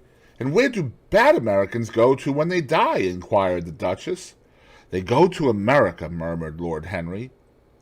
Sir Thomas frowned. I am afraid that your nephew is prejudiced against that great country, he said to Lady Agatha. I have traveled all over it in cars provided by the directors, who, in such matters, are extremely civil. I assure you that it is an education to visit it. But must we really see Chicago in order to be educated? Asked Mr. Erskine plaintively. I don't feel up to the journey. Sir Thomas waved his hand. Mr. Erskine of Treadley has the world on his shelves. We practical men like to see things, not to read about them. The Americans are an extremely interesting people. They are absolutely reasonable. I think that is their distinguishing characteristic. Yes, Mr. Erskine, an absolutely reasonable people. I assure you there is no nonsense about the Americans. How dreadful! Cried Lord Henry. I can stand brute force, but brute reason is quite unbearable. There is something unfair about its use. It is hitting below the intellect. I do not understand you, said Sir Thomas, growing rather red. I do, Lord Henry, murmured Mr. Erskine, with a smile. Paradoxes are all very well in their way, rejoined the baronet. Was that a paradox? Asked Mr. Erskine. I did not think so. Perhaps it was. Well, the way of paradoxes is the way of truth. To test reality, we must see it on the tightrope. When the verities become acrobats, we can judge them. Dear me, said Lady Agatha, how you men argue. I am sure I never can make out what you are talking about. Oh, Harry, I am quite vexed with you. Why do you try to persuade our nice Mr. Dorian Gray to give up the East End? I assure you he would be quite invaluable. They would love his playing. I want him to play to me, cried Lord Henry, smiling, and he looked down the table and caught a bright answering glance. But they are so unhappy in Whitechapel, continued Lady Agatha. I can sympathize with everything except suffering, said Lord Henry, shrugging his shoulders. I cannot sympathize with that. It is too ugly, too horrible, too distressing. There is something terribly morbid in the modern sympathy with pain. One should sympathize with the color, the beauty, the joy of life. The less said about life's sores, the better. Still, the East End is a very important problem, remarked Sir Thomas with a grave shake of the head. Quite so, answered the young lord. It is the problem of slavery, and we tried to solve it by amusing the slaves. The politician looked at him keenly. What change do you propose, then? He asked. Lord Henry laughed. I don't desire to change anything in England except the weather, he answered. I am quite content with philosophic contemplation. But as the 19th century has gone bankrupt through an over-expenditure of sympathy, I would suggest that we should appeal to science to put us straight. The advantage of the emotions is that they lead us astray, and the advantage of science is that it is not emotional. But we have such grave responsibilities, ventured Mrs. Vandeleur timidly. Terribly grave, echoed Lady Agatha. Lord Henry looked over at Mr. Erskine. Humanity takes itself too seriously. It is the world's original sin. If the caveman had known how to laugh, history would have been different. You are really very comforting, warbled the Duchess. I have always felt rather guilty when I came to see your dear aunt, for I take no interest at all in the East End. For the future I shall be able to look her in the face without a blush. A blush is very becoming, Duchess, remarked Lord Henry. Only when one is young, she answered. When an old woman like myself blushes, it is a very bad sign. Ah, Lord Henry, I wish you would tell me how to become young again. He thought for a moment. Can you remember any great error that you committed in your early days, Duchess? He asked, looking at her across the table. A great many, I fear, she cried. Then commit them over again, he said gravely. To get back one's youth, one has merely to repeat one's follies. A delightful theory, she exclaimed. I must put it into practice. A dangerous theory, came from Sir Thomas's tight lips. Lady Agatha shook her head, but could not help being amused. Mr. Erskine listened. Yes, he continued, that is one of the great secrets of life.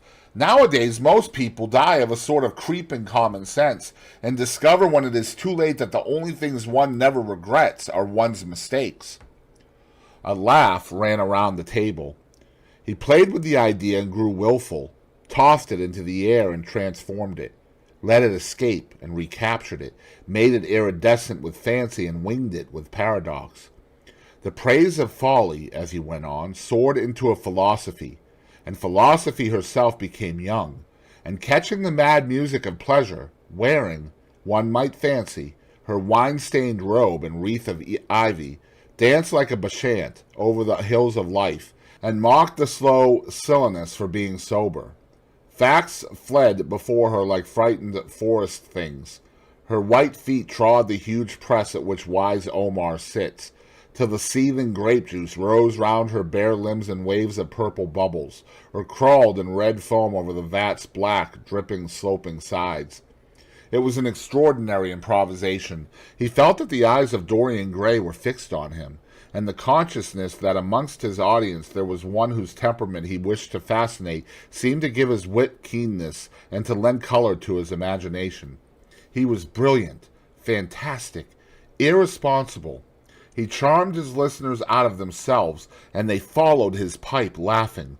Dorian Gray never took his gaze off him, but sat like one under a spell, smiles chasing each other over his lips, and wonder growing grave in his darkening eyes. At last, liveried in the costume of the age, reality entered the room in the shape of a servant to tell the Duchess that her carriage was waiting. She wrung her hands in mock despair. "How annoying!" she cried. "I must go. I have to call for my husband at the club, to take him to some absurd meeting at Willis's rooms, where he is going to be in the chair. If I am late, he is sure to be furious, and I couldn't have a scene in this bonnet. It is far too fragile. A harsh word would ruin it. No, I must go, dear Agatha. Good-bye, Lord Henry. You are quite delightful, and dreadfully demoralizing. I am sure I don't know what to say about your views. You must come and dine with us some night. Tuesday? Are you disengaged Tuesday?" "For you I would throw over anybody, Duchess," said Lord Henry with a bow. "Ah, that is very nice, and very wrong of you," she cried. "So mind you come." And she swept out of the room, followed by Lady Agatha and the other ladies. When Lord Henry had sat down again, Mr. Erskine moved round, and taking a chair close to him, placed his hand upon his arm. "You talk books away," he said. "Why don't you write one?" "I am too fond of reading books to care to write them, Mr. Erskine.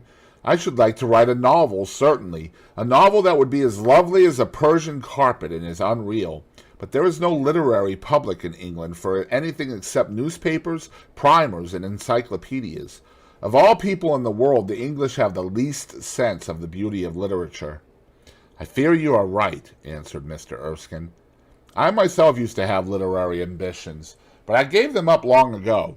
And now, my dear young friend, if you will allow me to call you so, may I ask if you really meant all that you said to us at lunch?" "I quite forgot what I said," smiled Lord Henry. "Was it all very bad?" "Very bad indeed. In fact, I consider you extremely dangerous, and if anything happens to our good Duchess, we shall all look on you as being primarily responsible. But I should like to talk to you about life. The generation into which I was born was tedious. Some day, when you are tired of London, come down to Treadley and expound to me your philosophy of pleasure over some admirable Burgundy I am fortunate enough to possess." "I shall be charmed. A visit to Treadley would be a great privilege.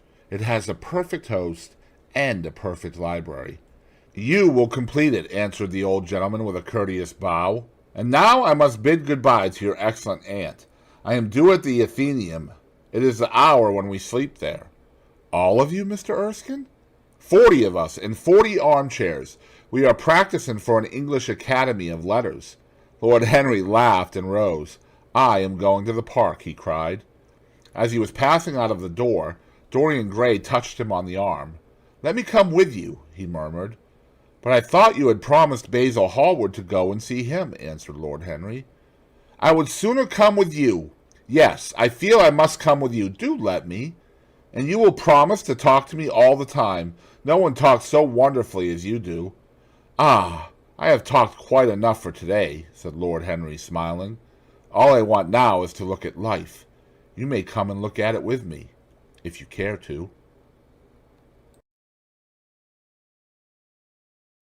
Chapter 4. One afternoon, a month later, Dorian Gray was reclining in a luxurious armchair in the little library of Lord Henry's house in Mayfair.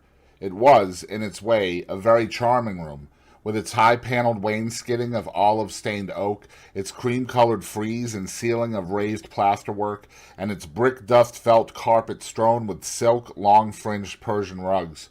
On a tiny satinwood table stood a statuette by Claudian, and beside it lay a copy of Les Cent Nouvelles, bound for Margaret of Valois by Clovis Eve, and powdered with the gilt daisies that Queen had selected for her device.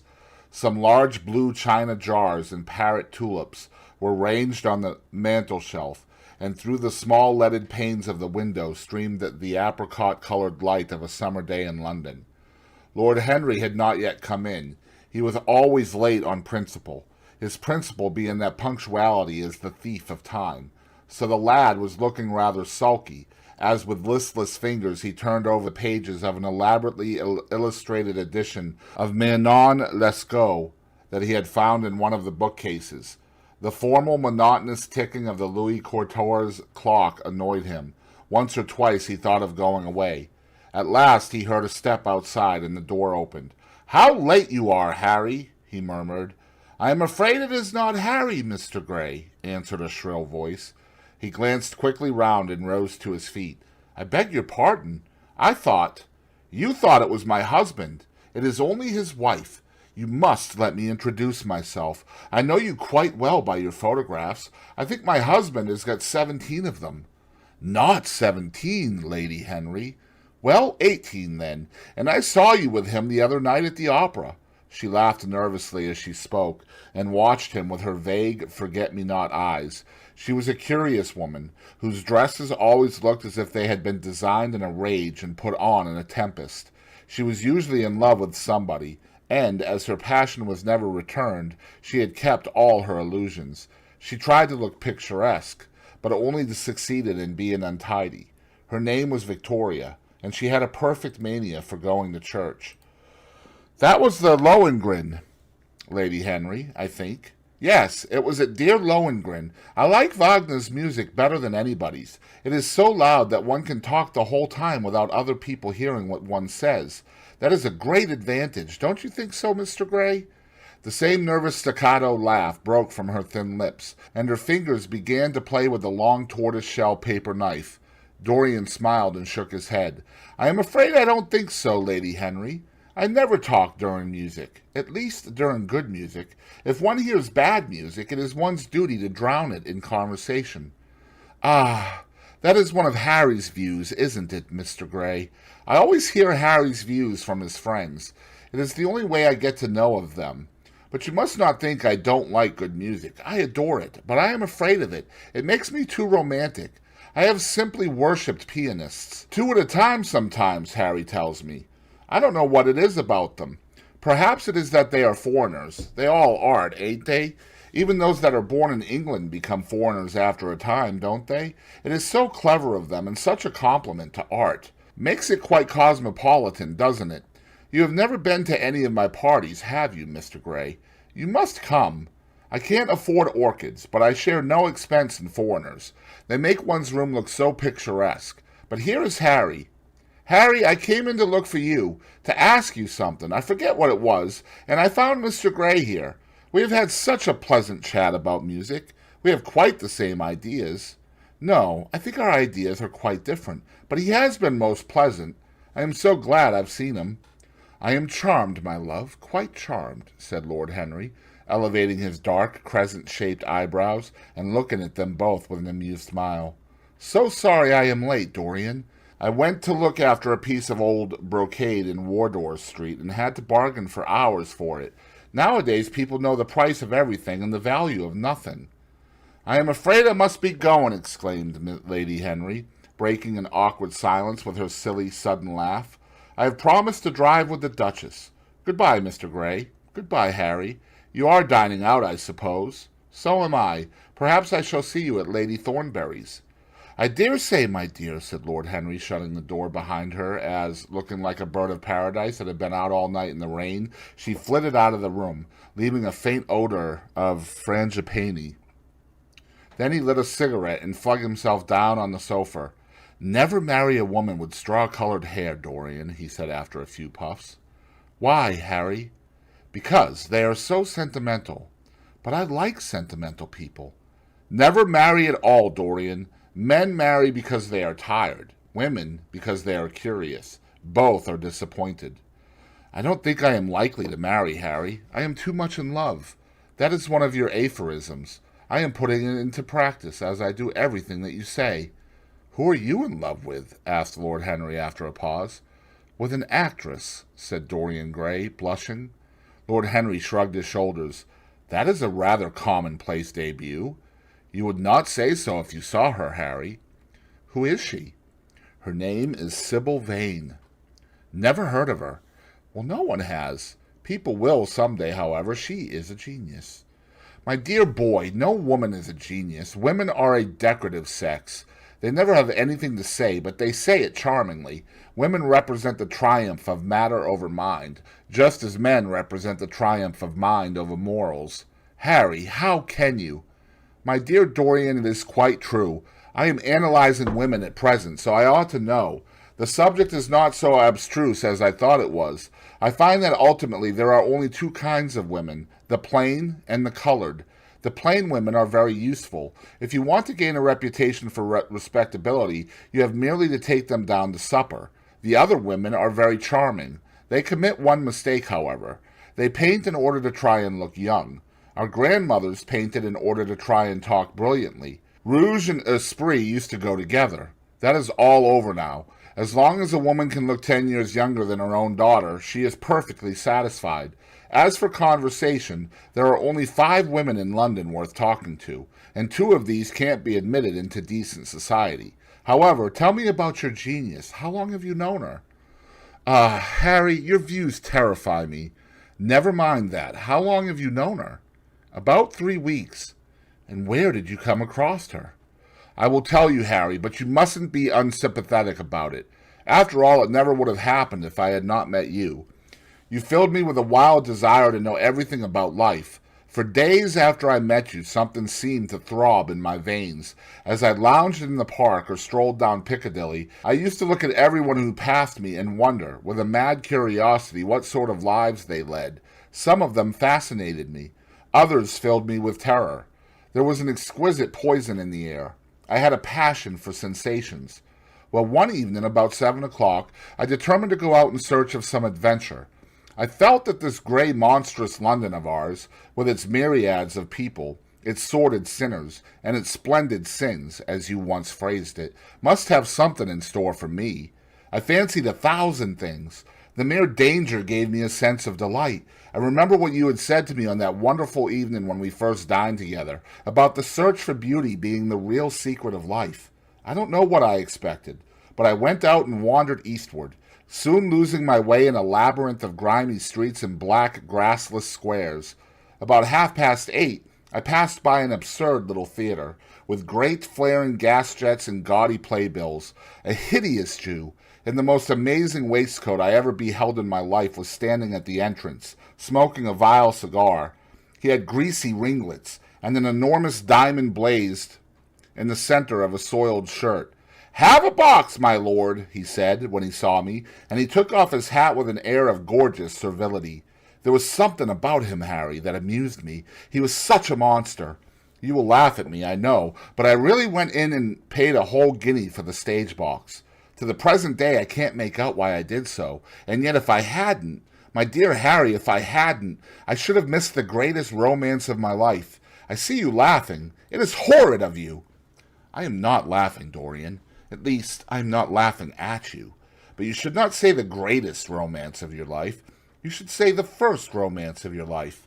You will always be loved, and you will always be in love with love. A grand passion and the privilege of people who have nothing to do.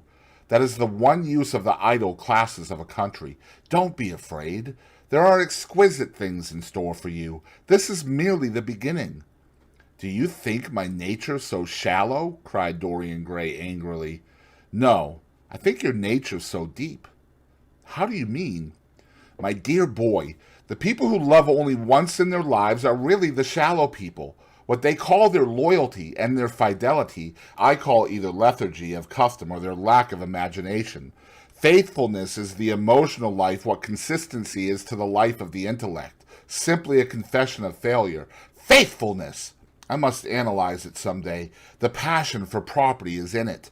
There are many things that we would throw away if we were not afraid that others might pick them up.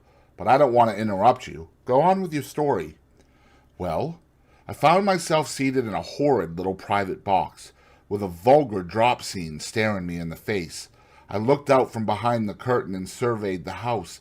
It was a tawdry affair, all cupids and cornucopias, like a third-rate wedding cake.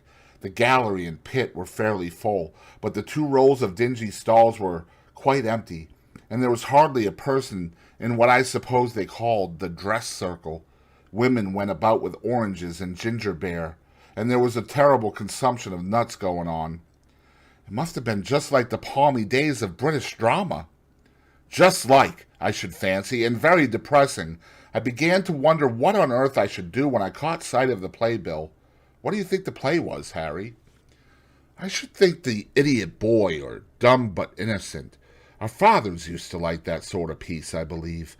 The longer I live, Dorian, the more keenly I feel that whatever was good enough for our fathers is not good enough for us. In art, as in politics, les grands-pères ont toujours tort.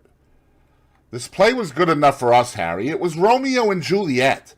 I must admit that I was rather annoyed at the idea of seeing Shakespeare done in such a wretched hole of a place. Still, I felt interested in a sort of way. At any rate, I determined to wait for the first act. There was a dreadful orchestra, presided over by a young Hebrew who sat at a cracked piano, that nearly drove me away, but at last the drop scene was drawn up and the play began. Romeo was a stout elderly gentleman with corked eyebrows, a husky tragedy voice, and a figure like a beer barrel. Mercutio was almost as bad. He was played by the low comedian, who had introduced gags of his own and was on most friendly terms with the pit. They were both as grotesque as the scenery, and that looked as if it had come out of a country booth. But Juliet! Harry!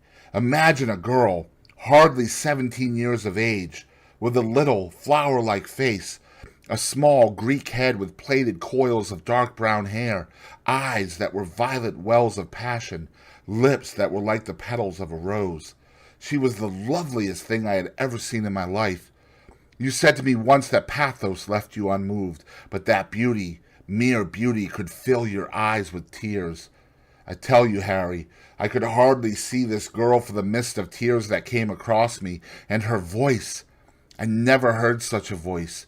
It was very low at first, with deep mellow notes that seemed to fall singly upon one's ear. Then it became a little louder, and sounded like a flute or a distant hautboy. In the garden scene it had all the tremulous ecstasy that one hears just before dawn when nightingales are singing. There were moments, later on, when it had the wild passion of violins. You know how a voice can stir one. Your voice and the voice of Sybil Vane are 2 things that I shall never forget. When I close my eyes, I hear them, and each of them says something different. I don't know which to follow. Why should I not love her? Harry, I do love her. She is everything to me in life. Night after night I go to see her play. One evening she is Rosalind, and the next evening she is Imogen. I have seen her die in the gloom of an Italian tomb, sucking the poison from her lover's lips. I have watched her wandering through the forest of Arden, disguised as a pretty boy in hose and doublet and dainty cap. She has been mad, and has come into the presence of a guilty king, and given him rue to wear and bitter herbs to taste of. She has been innocent, and the black hands of jealousy have crushed her reed-like throat. I have seen her in every age, and in every costume. Ordinary women never appeal to one's imagination. They are limited to their century. No glamour ever transfigures them. One knows their minds as easily as one knows their bonnets. One can always find them. There is no mystery in any of them. They ride in the park in the morning and chatter at tea parties in the afternoon. They have their stereotyped smile and their fashionable manner. They are quite obvious. But an actress... how different an actress is. Harry, why didn't you tell me that the only thing worth loving is an actress? Because I have loved so many of them, Dorian. Oh, yes, horrid people with dyed hair and painted faces. Don't run down dyed hair and painted faces. There is an extraordinary charm in them sometimes, said Lord Henry. I wish now I had not told you about Sybil Vane. You could not have helped telling me, Dorian. All through your life you will tell me everything you do. Yes, Harry, I believe that is true. I cannot help telling you things. You have a curious influence over me. If I ever did a crime, I would come and confess it to you. You would understand me. People like you, the willful sunbeams of life, don't commit crimes, Dorian. But I am much obliged for the compliment all the same.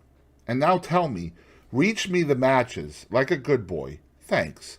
What are your actual relations with Sybil Vane? Dorian Gray leaped to his feet, with flushed cheeks and burning eyes. Harry! Sybil Vane is sacred! It is only the sacred things that are worth touching, Dorian, said Lord Henry, with a strange touch of pathos in his voice. But why should you be annoyed? I suppose she will belong to you some day. When one is in love, one always begins by deceiving oneself, and one always ends by deceiving others. That is what the world calls a romance. You know her, at any rate, I suppose. Of course I know her. On the first night I was at the theater, the horrid old Jew came round to the box after the performance was over and offered to take me behind the scenes and introduce me to her. I was furious with him, and told him that Juliet had been dead for hundreds of years, and that her body was lying in a marble tomb in Verona. I think from his blank look of amazement that he was under the impression that I had taken too much champagne, or something. I am not surprised. Then he asked me if I wrote for any of the newspapers. I told him I never even read them. He seemed terribly disappointed in that, and confided to me that all the dramatic critics were in a conspiracy against him, and that they were every one of them to be bought. I should not wonder if he was quite right there. But on the other hand, judging from their appearance, most of them cannot be at all expensive. Well, he seemed to think they were beyond his means, laughed Dorian. By this time, however, the lights were being put out in the theater, and I had to go. He wanted me to try some cigars that he strongly recommended. I declined. The next night, of course, I arrived at the place again. When he saw me, he made a low bow and assured me that I was a munificent patron of art. He was a most offensive brute, though he had an extraordinary passion for Shakespeare. He told me once with an air of pride that his 5 bankruptcies were entirely due to the bard, as he insisted on calling him. He seemed to think it a distinction.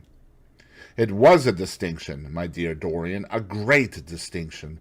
Most people become bankrupt through having invested too heavily in the prose of life.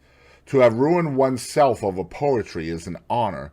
But when did you first speak to Miss Sybil Vane? The 3rd night. She had been playing Rosalind. I could not help going round.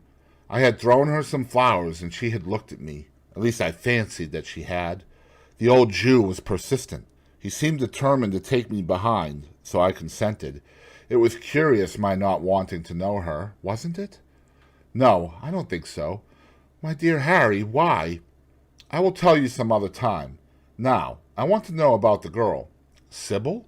Oh, she was so shy and so gentle. There is something of a child about her. Her eyes opened wide in exquisite wonder when I told her what I thought of her performance, and she seemed quite unconscious of her power. I think we were both rather nervous. The old Jew stood grinning in the doorway of the dusty green room, making elaborate speeches about us both, while we stood looking at each other like children. He would insist on calling me my lord, so I had to assure Sybil that I was not anything of the kind. She said quite simply to me, "You look more like a prince. I must call you Prince Charming." Upon my word, Dorian, Miss Sybil knows how to pay compliments. You don't understand her, Harry. She regarded me merely as a person in a play. She knows nothing of life. She lives with her mother, a faded, tired woman who played Lady Capulet in a sort of magenta dressing wrapper on the first night, and looks as if she had seen better days. I know that look. It depresses me, murmured Lord Henry, examining his rings. The Jew wanted to tell me her history, but I said it did not interest me. You were quite right. There is always something infinitely mean about other people's tragedies. Sybil is the only thing I care about. What is it to me where she came from? From her little head to her little feet, she is absolutely and entirely divine. Every night of my life I go to see her act, and every night she is more marvelous. That is the reason, I suppose, that you never dine with me now. I thought you must have some curious romance on hand. You have, but it is not quite what I expected. My dear Harry, we either lunch or sup together every day, and I have been to the opera with you several times, said Dorian, opening his blue eyes in wonder. You always come dreadfully late. Well, I can't help going to see Sybil play, he cried, even if it is only for a single act. I get hungry for her presence, and when I think of the wonderful soul that is hidden away in that little ivory body, I am filled with awe. You can dine with me tonight, Dorian, can't you? He shook his head. Tonight she is Imogen, he answered, and tomorrow night she will be Juliet. When is she Sybil Vane? Never. I congratulate you. How horrid you are! She is all the great heroines of the world in one. She is more than an individual. You laugh, but I tell you she has genius. I love her, and I must make her love me. You, who know all the secrets of life, tell me how to charm Sybil Vane to love me. I want to make Romeo jealous. I want the dead lovers of the world to hear our laughter and grow sad. I want a breath of our passion to stir their dust into consciousness, to wake their ashes into pain. My God, Harry, how I worship her! He was walking up and down the room as he spoke. Hectic spots of red burned on his cheeks. He was terribly excited. Lord Henry watched him with a subtle sense of pleasure. How different he was now from the shy, frightened boy he had met in Basil Hallward's studio. His nature had developed like a flower, had borne blossoms of scarlet flame. Out of its secret hiding place that had crept his soul, and desire had come to meet it on the way. "And what do you propose to do?" said Lord Henry at last.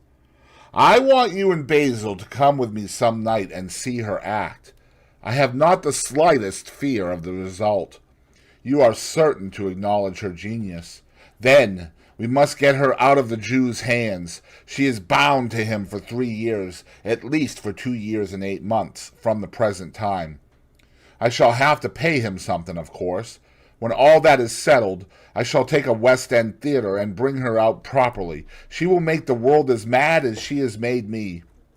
"That would be impossible, my dear boy." "Yes, she will. She has not merely consummate art instinct in her, but she has personality also, and you have often told me that it is personalities, not principles, that move the age." "Well, what night shall we go?" "Let me see. Today is Tuesday. Let us fix tomorrow. She plays Juliet tomorrow." "All right, the Bristol at 8 o'clock, and I will get Basil." "Not 8, Harry, please. 6:30. We must be there before the curtain rises. You must see her in the first act, where she meets Romeo." 6:30? What an hour! It would be like having a meat tea, or reading an English novel. It must be 7. No gentleman dines before 7. Shall you see Basil between this and then, or shall I write to him?" "Dear Basil! I have not laid eyes on him for a week. It is rather horrid of me, as he has sent me my portrait in the most wonderful frame, specially designed by himself, and though I am a little jealous of the picture for being a whole month younger than I am, I must admit that I delight in it. Perhaps you had better write to him. I don't want to see him alone.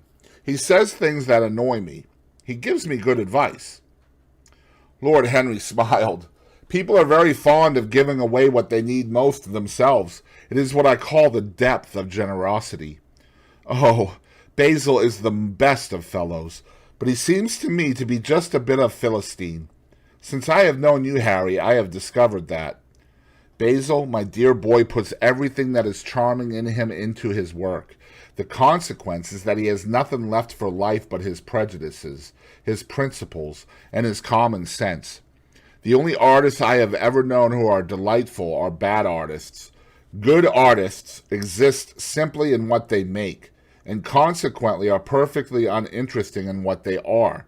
A great poet, a really great poet, is the most unpoetical of all creatures. but inferior poets are absolutely fascinating. The worse their rhymes are, the more picturesque they look. The mere fact of having published a book of second-rate sonnets makes a man quite irresistible. He lives the poetry that he cannot write.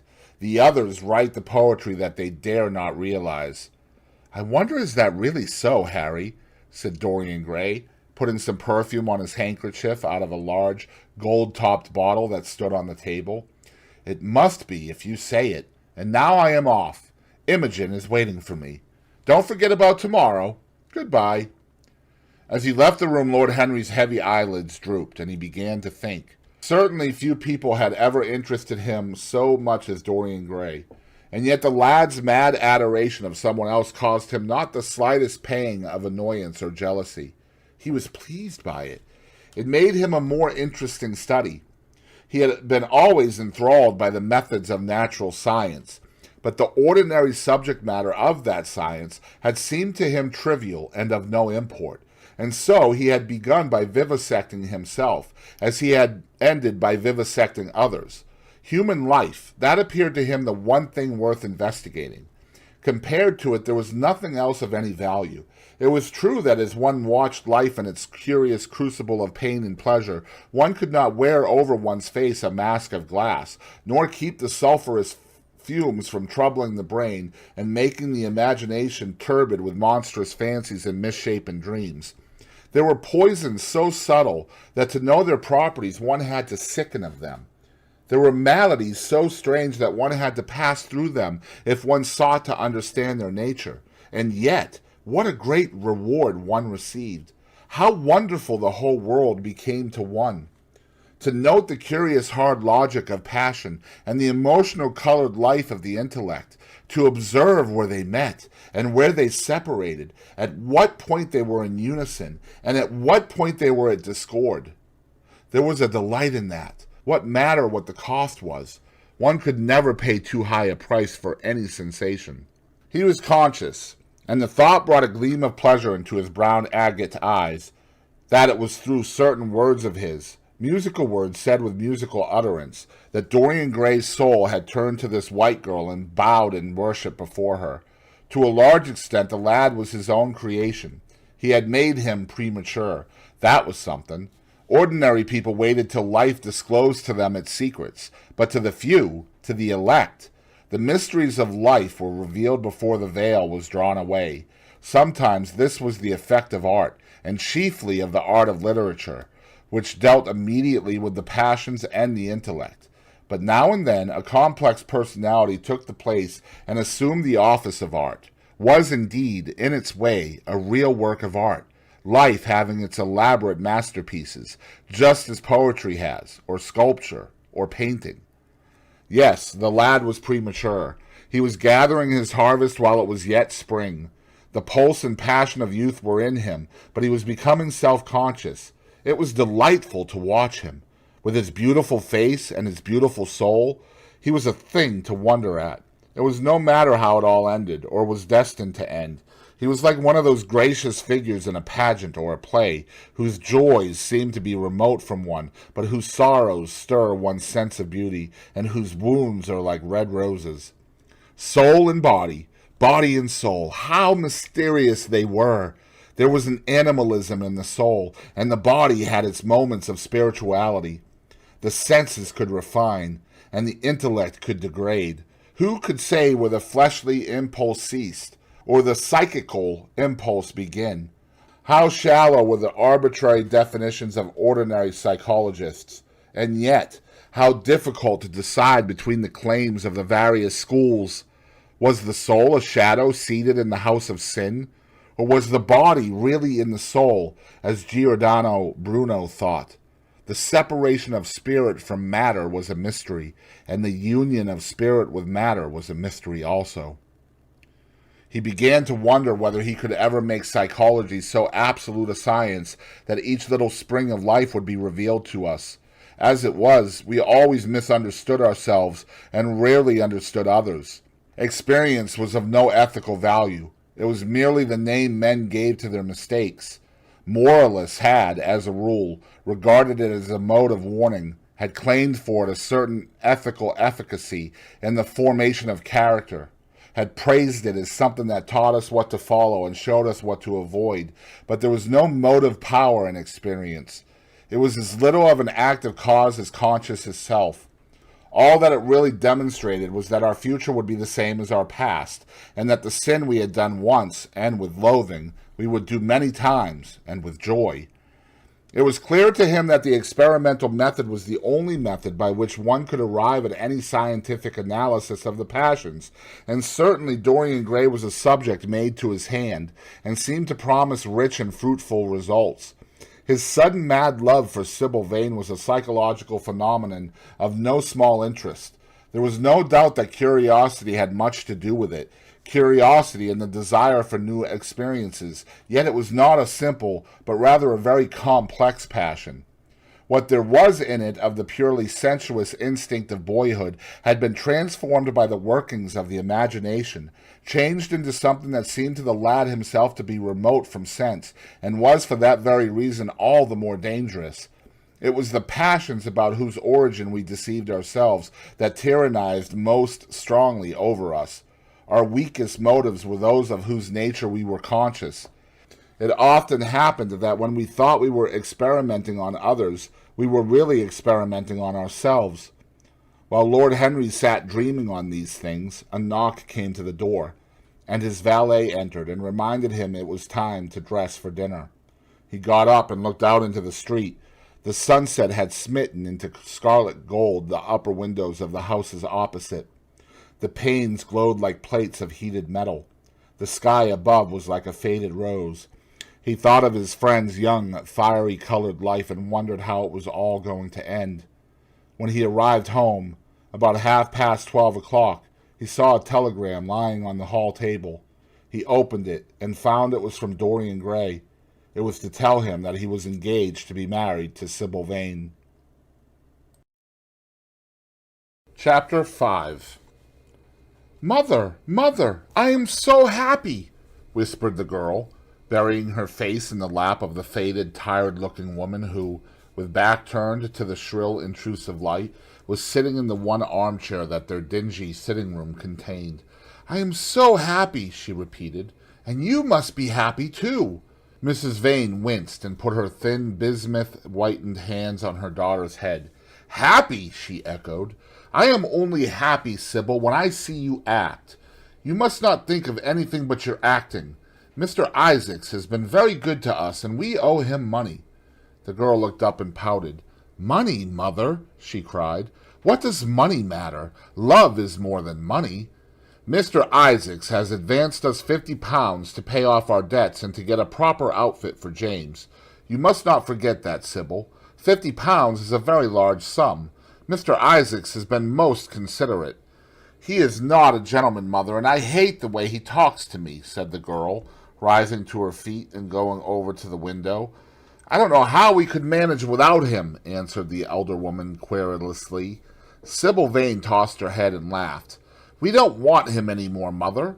Prince Charming rules life for us now." Then she paused. A rose shook in her blood and shadowed her cheeks. Quick breath parted the petals of her lips. They trembled. Some southern wind of passion swept over her and stirred the dainty folds of her dress. "I love him," she said simply. "Foolish child! Foolish child!" was the parrot phrase flung in answer. The waving of crooked, false-jeweled fingers gave grotesqueness to the words. The girl laughed again. The joy of a caged bird was in her voice. Her eyes caught the melody and echoed it in radiance, then closed for a moment as though to hide their secret. When they opened, the mist of a dream had passed across them. Thin-lipped wisdom spoke at her from the worn chair, hinted at prudence, quoted from that book of cowardice whose author apes the name of common sense. She did not listen. She was free in her prison of passion. Her prince, Prince Charming, was with her. She had called on memory to remake him. She had sent her soul to search for him, and it had brought him back. His kiss burned again upon her mouth. Her eyelids were warm with his breath. Then wisdom altered its method and spoke of espial and discovery. This young man might be rich. If so, marriage should be thought of. Against the shell of her ear broke the waves of worldly cunning. The arrows of craft shot by her. She saw the thin lips moving and smiled. Suddenly she felt the need to speak. The wordy silence troubled her. "Mother, mother," she cried, "why does he love me so much? I know why I love him. I love him because he is like what love himself should be. But what does he see in me? I am not worthy of him, and yet, why I cannot tell, though I feel so much beneath him. I don't feel humble. I feel proud, terribly proud. Mother, did you love my father as I love Prince Charming?" The elder woman grew pale beneath the coarse powder that daubed her cheeks, and her dry lips twitched with a spasm of pain. Sybil rushed to her, flung her arms around her neck, and kissed her. "Forgive me, Mother. I know it pains you to talk about our father, but it only pains you because you loved him so much. Don't look so sad. I am as happy today as you were 20 years ago. Ah, let me be happy forever." "My child, you are far too young to think of falling in love. Besides, what do you know of this young man? You don't even know his name. The whole thing is most inconvenient, and really, when James is going away to Australia, and I have so much to think of, I must say that you should have shown more consideration. However, as I said before, if he is rich—" "Ah, mother, let me be happy."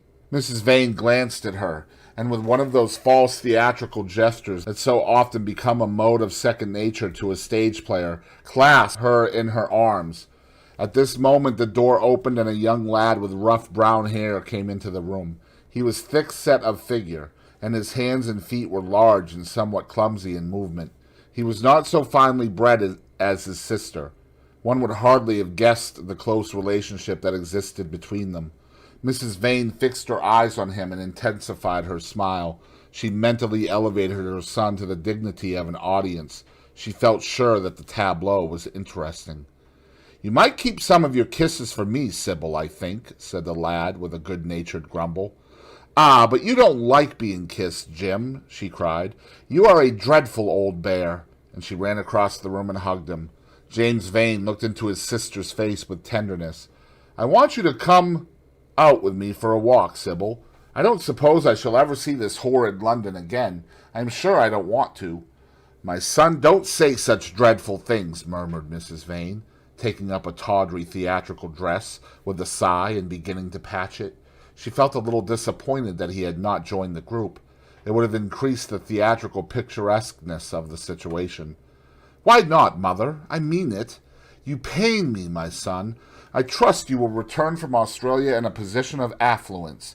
I believe there is no society of any kind in the colonies, nothing that I would call society, so when you have made your fortune you must come back and assert yourself in London." "Society!" muttered the lad. "I don't want to know anything about that. I should like to make some money to take you and Sybil off the stage. I hate it." "Oh, Jim," said Sybil, laughing, "how unkind of you. But are you really going for a walk with me? That will be nice. I was afraid you were going to say goodbye to some of your friends, to Tom Hardy, who gave you that hideous pipe, or Ned Langton, who makes fun of you for smoking it. It is very sweet of you to let me have your last afternoon. Where shall we go? Let us go to the park."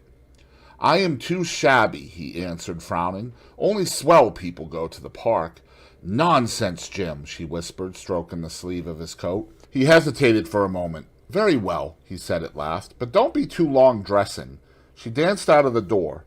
She could hear her singing as she ran upstairs. Her little feet pattered overhead. He walked up and down the room 2 or 3 times. Then he turned to the still figure in the chair. "Mother, are my things ready?" he asked. "Quite ready, James," she answered, keeping her eyes on her work. For some months past she had felt ill at ease when she was alone with this rough, stern son of hers. Her shallow, secret nature was troubled when their eyes met. She used to wonder if he suspected anything. The silence, for he made no other observation, became intolerable to her. She began to complain. Women defend themselves by attacking, just as they attack by sudden and strange surrenders. "I hope you will be contented, James, with your seafaring life," she said. "You must remember that it is your own choice. You might have entered a solicitor's office. Solicitors are a very respectable class, and in the country often dine with the best families. I hate offices, and I hate clerks, he replied. But you are quite right. I have chosen my own life. All I say is, watch over Sybil. Don't let her come to any harm. Mother, you must watch over her. James, you really talk very strangely. Of course I watch over Sybil. I hear a gentleman comes every night to the theater and goes behind her to talk to her. Is that right? What about that? You're speaking about things you don't understand, James.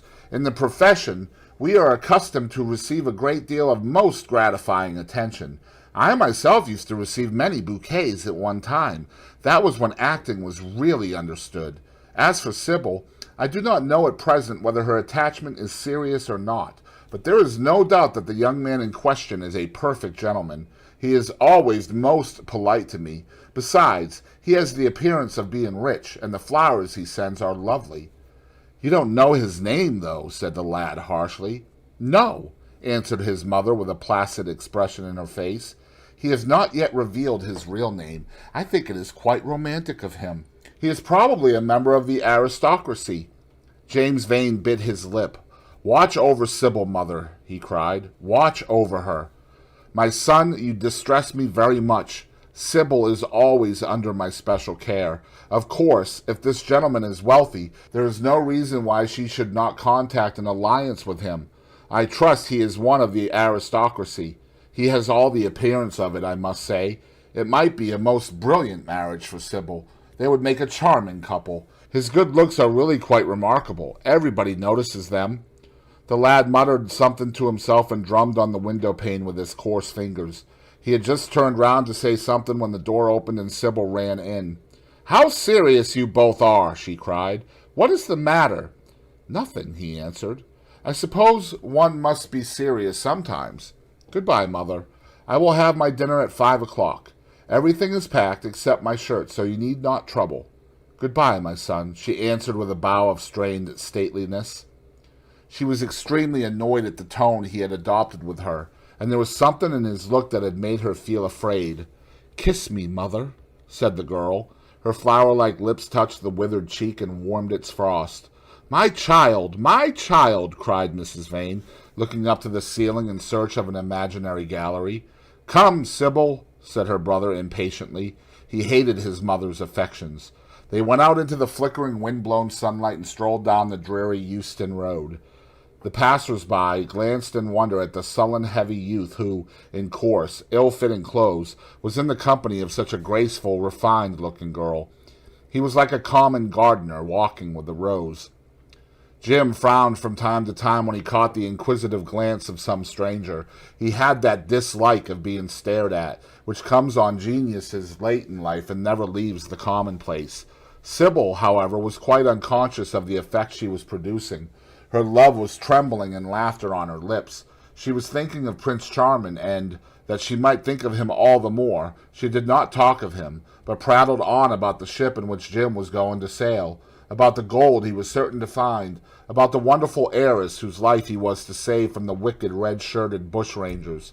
For he was not to remain a sailor, or a supercargo, or whatever he was going to be. Oh, no! A sailor's existence was dreadful. Fancy being cooped up in a horrid ship, with the hoarse, hump-backed waves trying to get in, and a black wind blowing the masts down and tearing the sails into long screaming ribbons. He was to leave the vessel at Melbourne, bid a polite goodbye to the captain, and go off at once to the gold fields. Before a week was over, he was to come across a large nugget of pure gold, the largest nugget that had ever been discovered, and bring it down to the coast in a wagon guarded by 6 mounted policemen. The bushrangers were to attack them 3 times and be defeated with immense slaughter. Or no, he was not to go to the gold fields at all. They were horrid places where men got intoxicated and shot each other in barrooms and used bad language. He was to be a nice sheep farmer, and one evening, as he was riding home, he was to see the beautiful heiress being carried off by a robber on a black horse and give chase and rescue her. Of course, she would fall in love with him, and he with her, and they would get married and come home and live in an immense house in London. Yes, there were delightful things in store for him, but he must be very good, and not lose his temper or spend his money foolishly. She was only a year older than he was, but she knew so much more of life. He must be sure also to write to her by every mail and to say his prayers each night before he went to sleep. God was very good and would watch over him. She would pray for him too, and in a few years he would come back quite rich and happy. The lad listened sulkily to her and made no answer. He was heartsick of leaving home. Yet it was not this alone that made him gloomy and morose. Inexperienced though he was, he had still a strong sense of the danger of Sybil's position. This young dandy who was making love to her could mean her no good. He was a gentleman, and he hated him for that. Hated him through some curious race instinct for which he could not account, and which for that reason was all the more dominant within him. He was conscious also of the shallowness and vanity of his mother's nature, and in that saw infinite peril for Sybil and Sybil's happiness. Children begin by loving their parents. As they grow older, they judge them. Sometimes they forgive them. His mother! He had something on his mind to ask of her, something that he had brooded on for many months of silence, a chance phrase that he had heard at the theater, a whispered sneer that had reached his ears one night as he waited at the stage door, had set loose a train of horrible thoughts. He remembered it as if it had been the lash of a hunting crop across his face. His brows knit together into a wedge-like furrow, and with a twitch of pain he bit his underlip. "You are not listening to a word I am saying, Jim," cried Sybil, "and I am making the most delightful plans for your future. Do say something." "What do you want me to say?" "Oh, that you will be a good boy and not forget us," she answered, smiling at him. He shrugged his shoulders. "You are more likely to forget me than I am to forget you, Sybil." She flushed. "What do you mean, Jim?" she asked. "You have a new friend, I hear. Who is he? Why have you not told me about him? He means you no good." "Stop, Jim!" she exclaimed. "You must not say anything against him. I love him." "Why, you don't even know his name," answered the lad. "Who is he? I have a right to know." "He is called Prince Charming. Don't you like the name?" "Oh, you silly boy, you should never forget it. If you only saw him, you would think him the most wonderful person in the world. Some day you will meet him. When you come back from Australia, you will like him so much. Everybody likes him, and I love him. I wish you could come to the theater tonight. He is going to be there, and I am to play Juliet. Oh, how I shall play it! Fancy, Jim, to be in love and play Juliet, to have him sitting there, to play for his delight. I am afraid I may frighten the company, frighten or enthrall them. To be in love is to surpass oneself. Poor, dreadful Mr. Isaacs will be shouting genius to his loafers at the bar. He has preached me as a dogma. Tonight he will announce me as a revelation. I feel it. And it is all his only, Prince Charming, my wonderful lover, my God of graces. But I am poor beside him." "Poor? What does that matter? When poverty creeps in at the door, love flies in through the window. Our proverbs want rewriting. They were made in winter, and it is summer now, springtime for me, I think, a very dance of blossoms and blue skies." "He is a gentleman," said the lad sullenly. "A prince!" she cried musically. "What more do you want?" "He wants to enslave you." "I shudder at the thought of being free." "I want you to beware of him." "To see him is to worship him. To know him is to trust him." "Sybil, you are mad about him." She laughed and took his arm. "You dear old Jim, you talk as if you were 100. Some day you will be in love yourself. Then you will know what it is. Don't look so sulky. Surely you should be glad to think that, though you are going away, you leave me happier than I have ever been before. Life has been hard for us both, terribly hard and difficult, but it will be different now. You are going to a new world, and I have found one. Here are 2 chairs. Let us sit down and see the smart people go by." They took their seats amidst a crowd of watchers. The tulip beds across the road flamed like throbbing rings of fire. A white dust, tremulous clouds of orris root, it seemed, hung in the panting air. The brightly colored parasols danced and dipped like monstrous butterflies. She made her brother talk of himself, his hopes, his prospects. He spoke slowly and with effort. They passed words to each other as players at a game pass counters. Sybil felt oppressed. She could not communicate her joy. A faint smile curving that sullen mouth was all the echo she could win.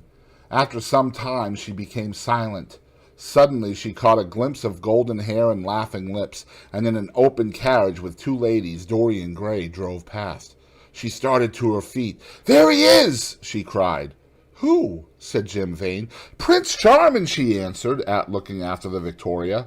He jumped up and seized her roughly by the arm. "Show him to me. Which is he? Point him out. I must see him," he exclaimed.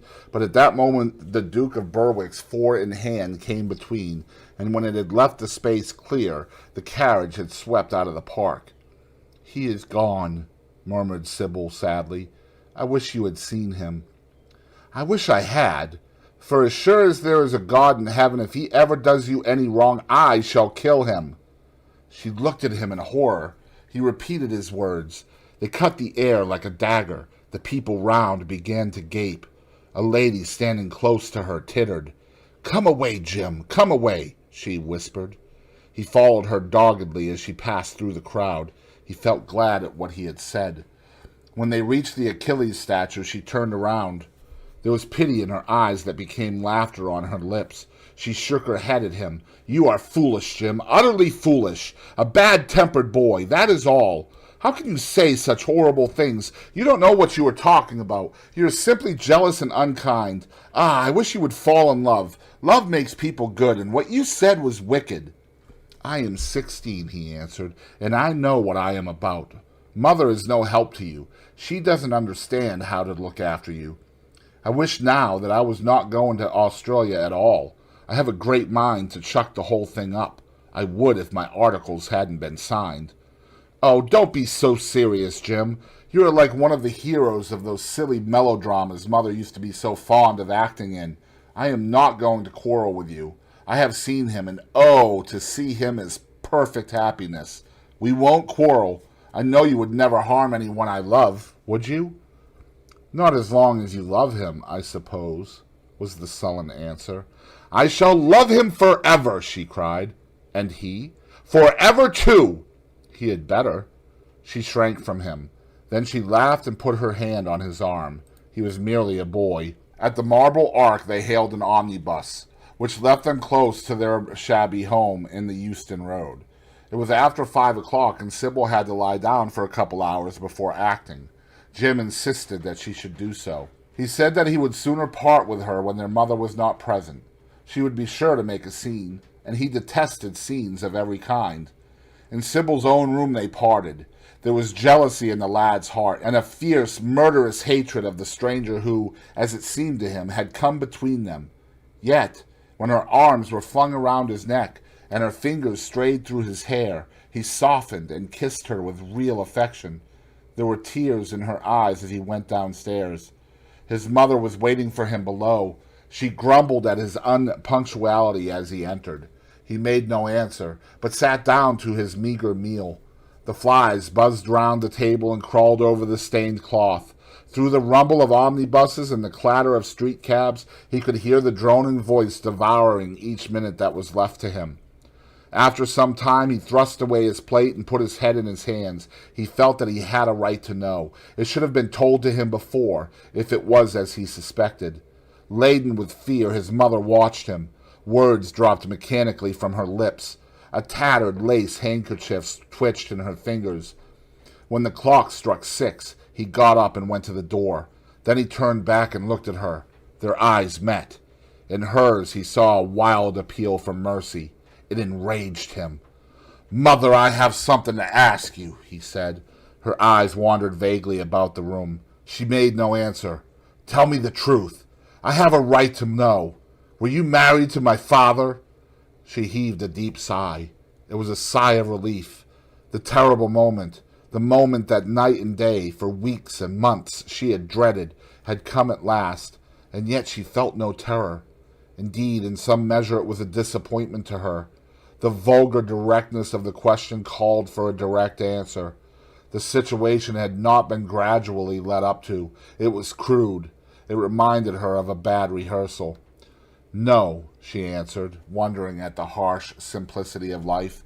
"My father was a scoundrel, then," cried the lad, clenching his fists. She shook her head. "I knew he was not free. We loved each other very much. If he had lived, he would have made provision for us. Don't speak against him, my son. He was your father, and a gentleman. Indeed, he was highly connected."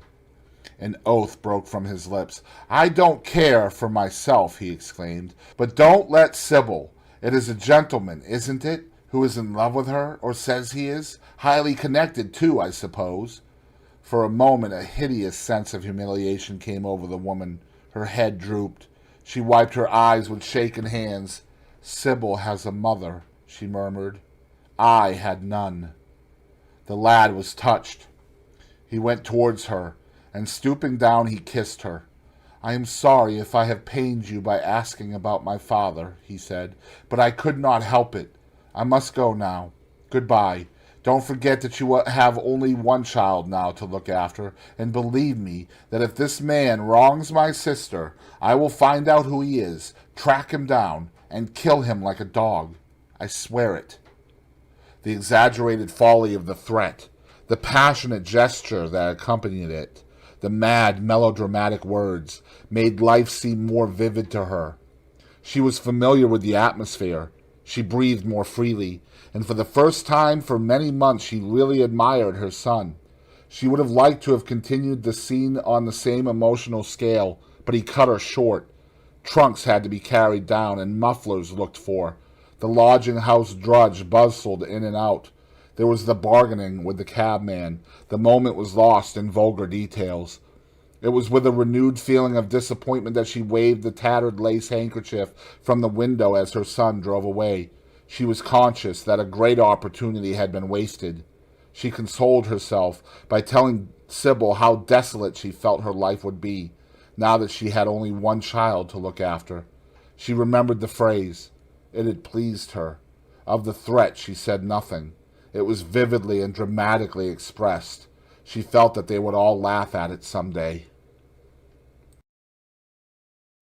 Chapter 6. "I suppose you have heard the news, Basil," said Lord Henry that evening, as Hallward was shown into a little private room at the Bristol where dinner had been laid for 3. "No, Harry," answered the artist, giving his hat and coat to the bowing waiter. "What is it? Nothing about politics, I hope. They don't interest me. There is hardly a single person in the House of Commons worth painting, though many of them would be the better for a little whitewashing." "Dorian Gray is engaged to be married," said Lord Henry, watching him as he spoke. Hallward started and then frowned. "Dorian engaged to be married?" he cried. "Impossible!" "It is perfectly true." "To whom?" "To some little actress or other." "I can't believe it. Dorian is far too sensible." "Dorian is far too wise not to do foolish things now and then, my dear Basil. Marriage is hardly a thing that one can do now and then, Harry." "Except in America," rejoined Lord Henry languidly. "But I didn't say he was married. I said he was engaged to be married. There is a great difference. I have a distinct remembrance of being married, but I have no recollection at all of being engaged. I am inclined to think that I never was engaged." "But think of Dorian's birth, and position, and wealth. It would be absurd for him to marry so much beneath him." "If you want to make him marry this girl, tell him that, Basil. He is sure to do it then. Whenever a man does a thoroughly stupid thing, it is always from the noblest motives." "I hope the girl is good, Harry. I don't want to see Dorian tied to some vile creature who might degrade his nature and ruin his intellect." "Oh, she is better than good. She is beautiful," murmured Lord Henry, sipping a glass of vermouth and orange bitters. "Dorian says she is beautiful, and he is not often wrong about things of that kind. Your portrait of him has quickened his appreciation of the personal appearance of other people. It has had that excellent effect, amongst others. We are to see her tonight, if that boy doesn't forget his appointment." "Are you serious?" "Quite serious, Basil. I should be miserable if I thought I should ever be more serious than I am at the present moment." "But do you approve of it, Harry?" asked the painter, walking up and down the room and biting his lip. "You can't approve of it, possibly. It is some silly infatuation." "I never approve or disapprove of anything now. It is an absurd attitude to take towards life. We are not sent into the world to air our moral prejudices. I never take any notice of what common people say, and I never interfere with what charming people do. If a personality fascinates me, whatever mode of expression that personality selects is absolutely delightful to me. Dorian Gray falls in love with a beautiful girl who acts Juliet and proposes to marry her. Why not? If he wedded Messalina, he would be none the less interesting. You know I am not a champion of marriage. The real drawback to marriage is that it makes one unselfish. And unselfish people are colorless. They lack individuality. Still, there are certain temperaments that marriage makes more complex. They retain their egotism and add to it many other egos. They are forced to have more than one life. They become more highly organized, and to be highly organized, I should fancy, the object of man's existence. Besides, every experience is of value, and whatever one may say against marriage, it is certainly an experience. I hope that Dorian Gray will make this girl his wife, passionately adore her for 6 months, and then suddenly become fascinated by someone else. He would be a wonderful study. You don't mean a single word of all that, Harry. You know you don't. If Dorian Gray's life were spoiled, no one would be sorrier than yourself. You're much better than you pretend to be. Lord Henry laughed. The reason we all like to think so well of others is that we are all afraid for ourselves. The basis of optimism is sheer terror. We think that we are generous because we credit our neighbor with the possession of those virtues that are likely to be a benefit to us. We praise the banker that we may overdraw our account and find good qualities in the highwayman in the hope that he may spare our pockets. I mean everything that I have said. I have the greatest contempt for optimism. As for a spoiled life, no life is spoiled but one whose growth is arrested. If you want to mar a nature, you have merely to reform it. As for marriage, of course that would be silly, but there are other and more interesting bonds between men and women. I will certainly encourage them. They have the charm of being fashionable, but here is Dorian himself. He will tell you more than I can. My dear Harry, my dear Basil, you must both congratulate me, said the lad, throwing off his evening cape with its satin-lined wings and shaking each of his friends by the hand in turn. I have never been so happy. Of course, it is sudden. All really delightful things are, and yet it seems to me to be the one thing I have been looking for all my life. He was flushed with excitement and pleasure, and looked extraordinarily handsome. I hope you will always be very happy, Dorian, said Hallward, but I don't quite forgive you for not having let me know of your engagement. You let Harry know. And I don't forgive you for being late for dinner, broke in Lord Henry, putting his hand on the lad's shoulder and smiling as he spoke. Come, let us sit down and try what the new chef here is like, and then you will tell us how it all came about. There is really not much to tell, cried Dorian, as they took their seats at the small round table. What happened was simply this. After I left you yesterday evening, Harry, I dressed, had some dinner at that little Italian restaurant in Rupert Street you introduced me to, and went down at 8 o'clock to the theater. Sybil was playing Rosalind. Of course, the scenery was dreadful and the Orlando absurd, but Sybil, you should have seen her. When she came on in her boy's clothes, she was perfectly wonderful. She wore a moss-colored velvet jerkin with cinnamon sleeves, slim, brown, cross-gartered hose, a dainty little green cap with a hawk's feather caught in a jewel, and a hooded cloak lined with dull red. She had never seemed to me more exquisite. She had all the delicate grace of that Tanagra figurine that you have in your studio, Basil. Her hair clustered round her face like dark leaves round a pale rose. As for her acting, well, you shall see her tonight. She is simply a born artist. I sat in the dingy box, absolutely enthralled. I forgot that I was in London and in the 19th century. I was away with my love in a forest that no man had ever seen. After the performance was over, I went behind and spoke to her. As we were sitting together, suddenly there came into her eyes a look that I had never seen there before. My lips moved towards hers. We kissed each other. I can't describe to you what I felt at that moment. It seemed to me that all my life had been narrowed to one perfect point of rose-colored joy. She trembled all over and shook like a white narcissus. Then she flung herself on her knees and kissed my hands. I feel that I should not tell you all this, but I can't help it. Of course, our engagement is a dead secret. She's not even told her own mother. I don't know what my guardians will say. Lord Radley is sure to be furious. I don't care. I shall be of age in less than a year, and then I can do what I like. I have been right, Basil, haven't I? To take my love out of poetry and to find my wife in Shakespeare's plays. Lips that Shakespeare taught to speak have whispered their secret in my ear. I have had the arms of Rosalind around me and kissed Juliet on the mouth. Yes, Dorian, I suppose you were right, said Hallward slowly. Have you seen her today? Asked Lord Henry. Dorian Gray shook his head. I left her in the forest of Arden. I shall find her in an orchard in Verona. Lord Henry sipped his champagne in a meditative manner. At what particular point did you mention the word marriage, Dorian? And what did she say in answer? Perhaps you forgot all about it. My dear Harry, I did not treat it as a business transaction, and I did not make any formal proposal. I told her that I loved her, and she said she was not worthy to be my wife. Not worthy! Why, the whole world is nothing to me compared with her.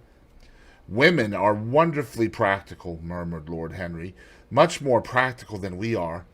In situations of that kind, we often forget to say anything about marriage, and they always remind us. Hallward laid his hand upon his arm. Don't, Harry. You have annoyed Dorian. He is not like other men. He would never bring misery upon anyone. His nature is too fine for that. Lord Henry looked across the table. Dorian is never annoyed with me, he answered. I ask the question for the best reason possible, for the only reason, indeed, that excuses one for making any question, simple curiosity. I have a theory that it is always the women who propose to us, and not we who propose to the women, except, of course, in middle-class life, but then the middle classes are not modern. Dorian Gray laughed and tossed his head. You are quite incorrigible, Harry. But I don't mind. It is impossible to be angry with you. When you see Sybil Vane, you will feel that the man who could wrong her would be a beast without a heart. I cannot understand how anyone can wish to shame the thing he loves. I love Sybil Vane. I want to place her on a pedestal of gold and to see the world worship the woman who is mine. What is marriage? An irrevocable vow. You mock at it for that. Ha! Don't mock. It is an irrevocable vow that I want to take. Her trust makes me faithful. Her belief makes me good. When I am with her, I regret all that you have taught me. I become different from what you have known me to be. I am changed, and the mere touch of Sybil Vane's hand makes me forget you and all your wrong, fascinating, poisonous, delightful theories. And those are? Asked Lord Henry, helping himself to some salad. Oh, your theories about life, your theories about love, your theories about pleasure, all your theories, in fact, Harry. Pleasure is the only thing worth having a theory about, he answered in his slow, melodious voice. But I am afraid I cannot claim my theory as my own. It belongs to nature, not to me. Pleasure is nature's test, her sign of approval. When we are happy, we are always good. But when we are good, we are not always happy. Ah, but what do you mean by good? Cried Basil Hallward. Yes, echoed Dorian, leaning back in his chair and looking at Lord Henry over the heavy clusters of purple-lipped irises that stood in the center of the table. What do you mean by good, Harry? To be good is to be in harmony with oneself, he replied, touching the thin stem of his glass with his pale, fine-pointed fingers. Discord is to be forced to be in harmony with others. One's own life, that is the important thing. As for the lives of one's neighbors, if one wishes to be a prig or a Puritan, one can flaunt one's moral views about them, but they are not one's concern. Besides, individualism has really the higher aim. Modern morality consists in accepting the standard of one's age. I consider that for any man of culture to accept the standard of his age is a form of the grossest immorality. But surely, if one lives merely for oneself, Harry, one pays a terrible price for doing so, suggested the painter. Yes, we are overcharged for everything nowadays. I should fancy that the real tragedy of the poor is that they can afford nothing but self-denial. Beautiful sins, like beautiful things, are the privilege of the rich. One has to pay in other ways but money. What sort of ways, Basil? Oh, I should fancy in remorse, in suffering, in the consciousness of degradation. Lord Henry shrugged his shoulders. My dear fellow, medieval art is charming, but medieval emotions are out of date. One can use them in fiction, of course, but then the only things that one can use in fiction are the things that one has ceased to use in fact. Believe me, no civilized man ever regrets a pleasure, and no uncivilized man ever knows what a pleasure is. I know what pleasure is, cried Dorian Gray. It is to adore someone. That is certainly better than being adored, he answered, toying with some fruits. Being adored is a nuisance. Women treat us just as humanity treats its gods. They worship us, and are always bothering us to do something for them. I should have said that whatever they ask for they had first given to us, murmured the lad gravely. They create love in our natures. They have a right to demand it back. That is quite true, Dorian, cried Hallward. Nothing is ever quite true, said Lord Henry. This is, interrupted Dorian. You must admit, Harry, that women give to men the very gold of their lives. Possibly, he sighed, but they invariably want it back in such very small change. That is the worry. Women, as some witty Frenchman once put it, inspire us with the desire to do masterpieces, and always prevent us from carrying them out. Harry, you are dreadful. I don't know why I like you so much. You will always like me, Dorian, he replied. Will you have some coffee, you fellows? Waiter, bring coffee, and fine champagne, and some cigarettes. No, don't mind the cigarettes. I have some. Basil, I can't allow you to smoke cigars. You must have a cigarette. A cigarette is the perfect type of a perfect pleasure. It is exquisite, and it leaves one unsatisfied. What more can one want? Yes, Dorian, you will always be fond of me. I represent to you all the sins you have never had the courage to commit.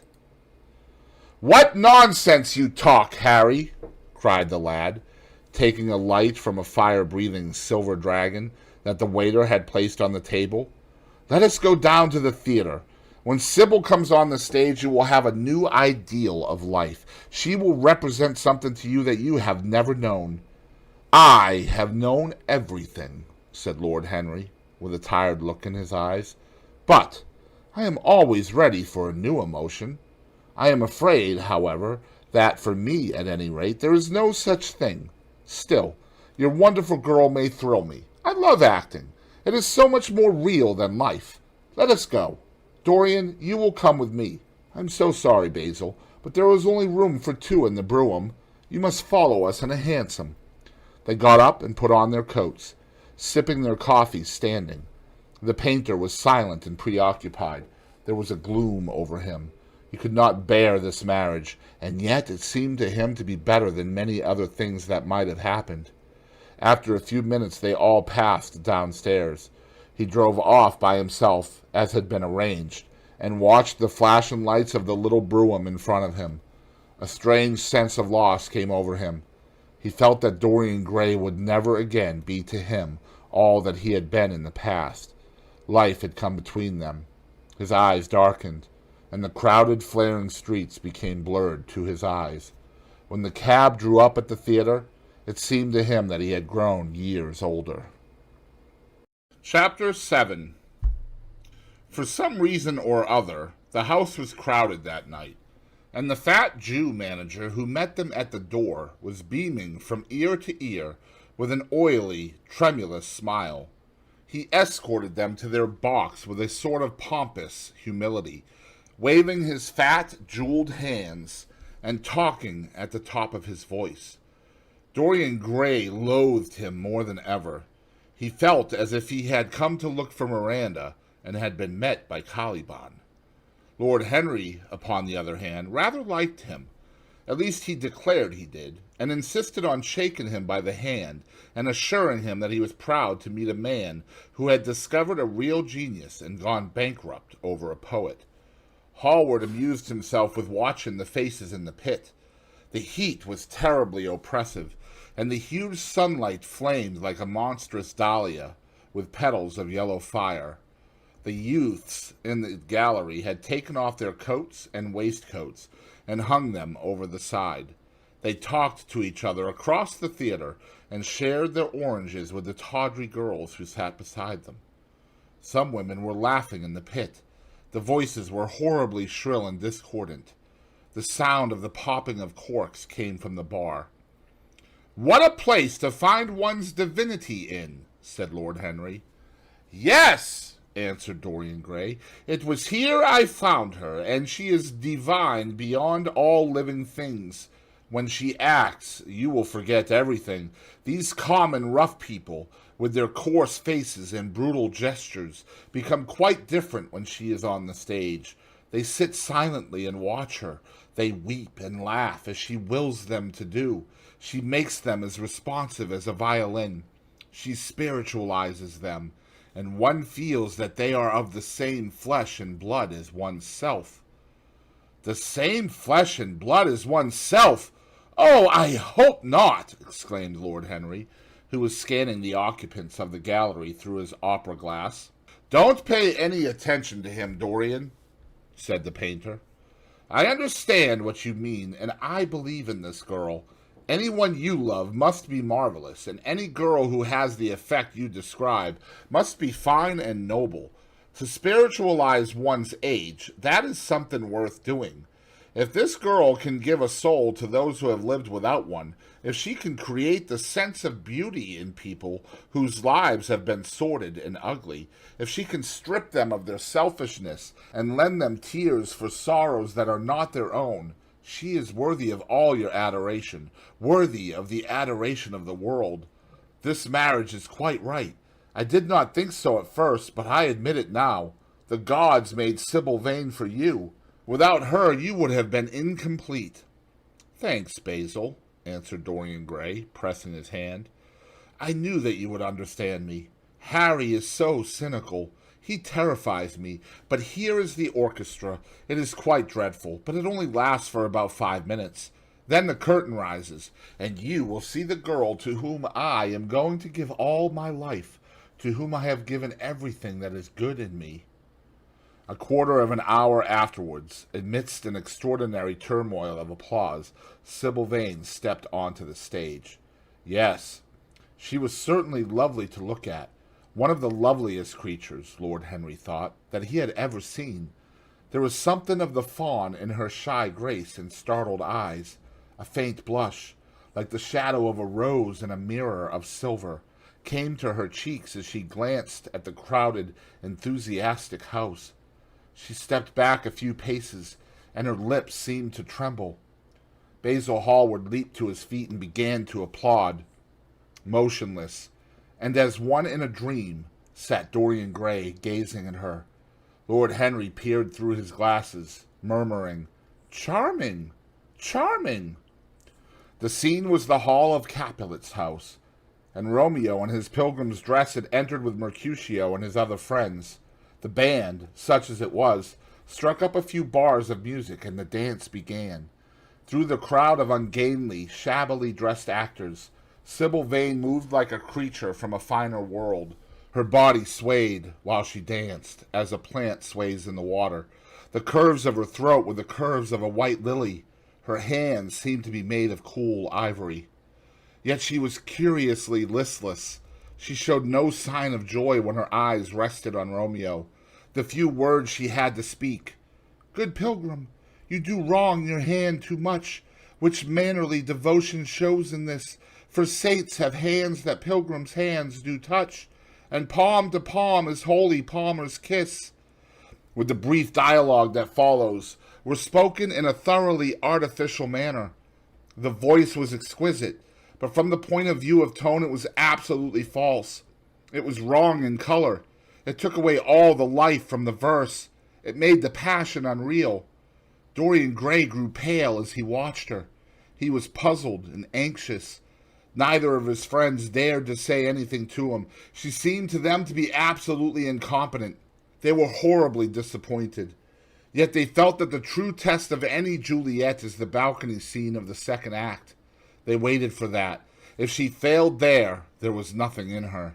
She looked charming as she came out in the moonlight. That could not be denied, but the staginess of her acting was unbearable and grew worse as she went on. Her gestures became absurdly artificial. She overemphasized everything that she had to say. The beautiful passage, "Thou knowest the mask of night is on my face, else would a maiden blush bepaint my cheek, for that which thou hast heard me speak tonight," was declaimed with the painful precision of a schoolgirl who has been taught to recite by some second-rate professor of elocution. When she leaned over the balcony and came to those wonderful lines, "Although I joy in thee, I have no joy of this contract tonight. It is too rash, too unadvised, too sudden, too like the lightning, which doth cease to be, ere one can say it lightens. Sweet good night, this bud of love by summer's ripening breath may prove a beauteous flower when next we meet." She spoke the words as though they conveyed no meaning to her. It was not nervousness. Indeed, so far from being nervous, she was absolutely self-contained. It was simply bad art. She was a complete failure. Even the common, uneducated audience of the pit and gallery lost their interest in the play. They got restless and began to talk loudly and to whistle.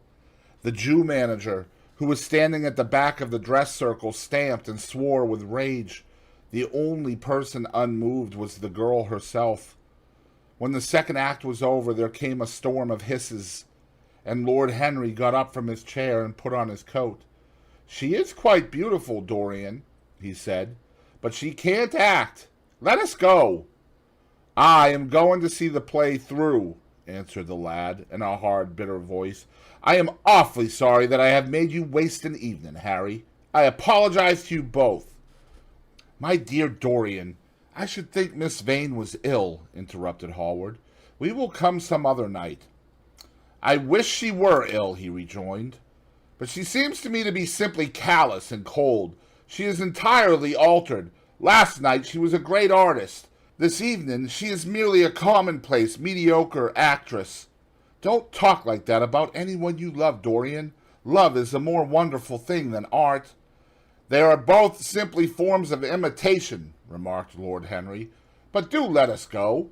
Dorian, you must not stay here any longer. It is not good for one's morals to see bad acting. Besides, I don't suppose you will want your wife to act. So what does it matter if she plays Juliet like a wooden doll? She is very lovely, and if she knows as little about life as she does about acting, she will be a delightful experience. There are only two kinds of people who are really fascinating: people who know absolutely everything, and people who know absolutely nothing. Good heavens, my dear boy, don't look so tragic. The secret of remaining young is never to have an emotion that is unbecoming. Come to the club with Basil and myself. We will smoke cigarettes and drink to the beauty of Sybil Vane. She is beautiful. What more can you want?" "Go away, Harry!" cried the lad. "I want to be alone. Basil, you must go. Can't you see that my heart is breaking?" The hot tears came to his eyes. His lips trembled, and rushing to the back of the box, he leaned up against the wall, hiding his face in his hands. "Let us go, Basil," said Lord Henry, with a strange tenderness in his voice, and the two young men passed out together. A few moments afterwards, the footlights flared up and the curtain rose on the third act. Dorian Gray went back to his seat. He looked pale and proud and indifferent. The play dragged on and seemed interminable. Half of the audience went out, tramping in heavy boots and laughing. The whole thing was a fiasco. The last act was played to almost empty benches. The curtain went down on a titter and some groans. As soon as it was over, Dorian Gray rushed behind the scenes into the green room. The girl was standing there alone, with a look of triumph on her face. Her eyes were lit with an exquisite fire. There was a radiance about her. Her parted lips were smiling over some secret of their own. When he entered, she looked at him, and an expression of infinite joy came over her. "How badly I acted tonight, Dorian!" she cried. "Horribly," he answered, gazing at her in amazement. "Horribly! It was dreadful! Are you ill? You have no idea what it was! You have no idea what I suffered!" The girl smiled. "Dorian," she answered, lingering over his name with long-drawn music in her voice, as though it were sweeter than honey to the red petals of her mouth. "Dorian, you should have understood. But you understand now, don't you?" "Understand what?" he asked angrily. "Why I was so bad tonight. Why I shall always be bad. Why I shall never act well again." He shrugged his shoulders. "You are ill, I suppose. When you are ill, you shouldn't act. You make yourself ridiculous. My friends were bored. I was bored." She seemed not to listen to him. She was transfigured with joy. An ecstasy of happiness dominated her. "Dorian, Dorian," she cried. "Before I knew you, acting was the one reality of my life. It was only in the theater that I lived. I thought that it was all true. I was Rosalind one night and Portia the other. The joy of Beatrice was my joy, and the sorrows of Cordelia were mine also. I believe in everything. The common people who acted with me seemed to me to be godlike. The painted scenes were my world. I knew nothing but shadows, and I thought them real. You came, oh, my beautiful love, and you freed my soul from prison. You taught me what reality really is. Tonight, for the first time in my life, I saw through the hollowness, the sham, the silliness of the empty pageant in which I had always played. Tonight, for the first time, I became conscious that the Romeo was hideous and old and painted, that the moonlight in the orchid was false, that the scenery was vulgar, and that the words I had to speak were unreal, were not my words, were not what I wanted to say. You had brought me something higher, something of which all art is but a reflection. You had made me understand what love really is. My love, Prince Charming, Prince of Life. I have grown sick of shadows. You are more to me than all art can ever be. What have I to do with the puppets of a play? When I came on tonight, I could not understand how it was that everything had gone from me. I thought that I was going to be wonderful. I found that I could do nothing. Suddenly it dawned on my soul what it all meant. The knowledge was exquisite to me. I heard them hissing, and I smiled. What could they know of love such as ours? Take me away, Dorian. Take me away with you, where we can be quite alone. I hate the stage. I might mimic a passion that I do not feel, but I cannot mimic one that burns me like fire. Oh, Dorian, Dorian, you understand now what it signifies. Even if I could do it, it would be profanation for me to play at being in love. You have made me see that." He flung himself down on the sofa and turned away his face. "You have killed my love," he muttered. She looked at him in wonder and laughed. He made no answer. She came across to him, and with her little fingers stroked his hair. She knelt down and pressed his hands to her lips. He drew them away, and a shudder ran through him. Then he leaped up and went to the door. "Yes," he cried, "you have killed my love. You used to stir my imagination. Now you don't even stir my curiosity. You simply produce no effect. I loved you because you were marvelous, because you had genius and intellect, because you realized the dreams of great poets and gave shape and substance to the shadows of art. You have thrown it all away. You are shallow and stupid. My God, how mad I was to love you. What a fool I have been! You are nothing to me now. I will never see you again. I will never think of you. I will never mention your name. You don't know what you were to me once. Why, once? Oh, I can't bear to think of it. I wish I had never laid eyes upon you. You have spoiled the romance of my life. How little you can know of love if you say it mars your art. Without your art, you are nothing. I would have made you famous, splendid, magnificent. The world would have worshipped you, and you would have borne my name. What are you now? A third-rate actress with a pretty face. The girl grew white and trembled. She clenched her hands together, and her voice seemed to catch in her throat. You are not serious, Dorian, she murmured. You are acting? Acting? I leave that to you. You do it so well, he answered bitterly. She rose from her knees and, with a piteous expression of pain in her face, came across the room to him. She put her hand upon his arm and looked into his eyes. He thrust her back. Don't touch me, he cried. A low moan broke from her, and she flung herself at his feet and lay there like a trampled flower. Dorian, Dorian, don't leave me, she whispered. I'm so sorry I didn't act well. I was thinking of you all the time. But I will try. Indeed, I will try.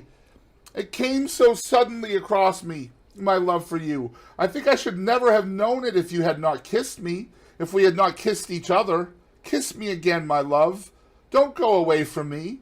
I couldn't bear it. Oh, don't go away from me, my brother. No, never mind, he didn't mean it. He was in jest. But you, oh, can't you forgive me for tonight? I will work so hard and try to improve. Don't be cruel to me, because I love you better than anything in the world. After all, it is only once that I have not pleased you. But you are quite right, Dorian. I should have shown myself more of an artist. It was foolish of me, and yet I couldn't help it. Oh, don't leave me, don't leave me. A fit of passionate sobbing choked her. She crouched on the floor like a wounded thing, and Dorian Gray, with his beautiful eyes, looked down at her, and his chiseled lips curled in exquisite disdain. There is always something ridiculous about the emotions of people whom one has ceased to love. Sybil Vane seemed to him to be absurdly melodramatic. Her tears and sobs annoyed him. I am going, he said at last in his calm, clear voice. I don't wish to be unkind, but I can't see you again. You have disappointed me. She wept silently and made no answer, but crept nearer. Her little hands stretched blindly out and appeared to be seeking for him. He turned on his heel and left the room. In a few moments he was out of the theater. Where he went to he hardly knew. He remembered wandering through dimly lit streets, past gaunt, black-shadowed archways and evil-looking houses. Women with hoarse voices and harsh laughter had called after him. Drunkards had reeled by, cursing and chattering to themselves like monstrous apes. He had seen grotesque children huddled upon doorsteps, and heard shrieks and oaths from gloomy courts. As the dawn was just breaking, he found himself close to Covent Garden. The darkness lifted, and flushed with faint fires, the sky hollowed itself into a perfect pearl. Huge carts filled with nodding lilies rumbled slowly down the polished, empty street. The air was heavy with the perfume of the flowers, and their beauty seemed to bring him an anodyne for his pain. He followed into the market and watched the men unloading their wagons. A white-smocked carter offered him some cherries. He thanked him, wondered why he refused to accept any money for them, and began to eat them listlessly. They had been plucked at midnight, and the coldness of the moon had entered into them. A long line of boys carrying crates of striped tulips and of yellow and red roses defiled in front of him, threading their way through the huge jade-green piles of vegetables. Under the portico, with its gray, sun-bleached pillars, loitered a troop of draggled, bare-headed girls, waiting for the auction to be over. Others crowded round the swinging doors of the coffee house in the piazza. The heavy cart horses slipped and stamped upon the rough stones, shaking their bells and trappings. Some of the drivers were lying asleep on a pile of sacks, iris-necked and pink-footed, The pigeons ran about picking up seeds. After a little while he hailed a hansom and drove home. For a few moments he loitered upon the doorstep, looking round at the silent square, with its blank, closed-shuttered windows and its staring blinds. The sky was pure opal now, and the roofs of the houses glistened like silver against it. From some chimney opposite a thin wreath of smoke was rising. It curled, a violent riband, through the nacre-colored air. In the huge gilt Venetian lantern, spoil of some Doge's barge that hung from the ceiling of the great oak-paneled hall of entrance, lights were still burning from 3 flickering jets. Thin blue petals of flame they seemed, rimmed with white fire.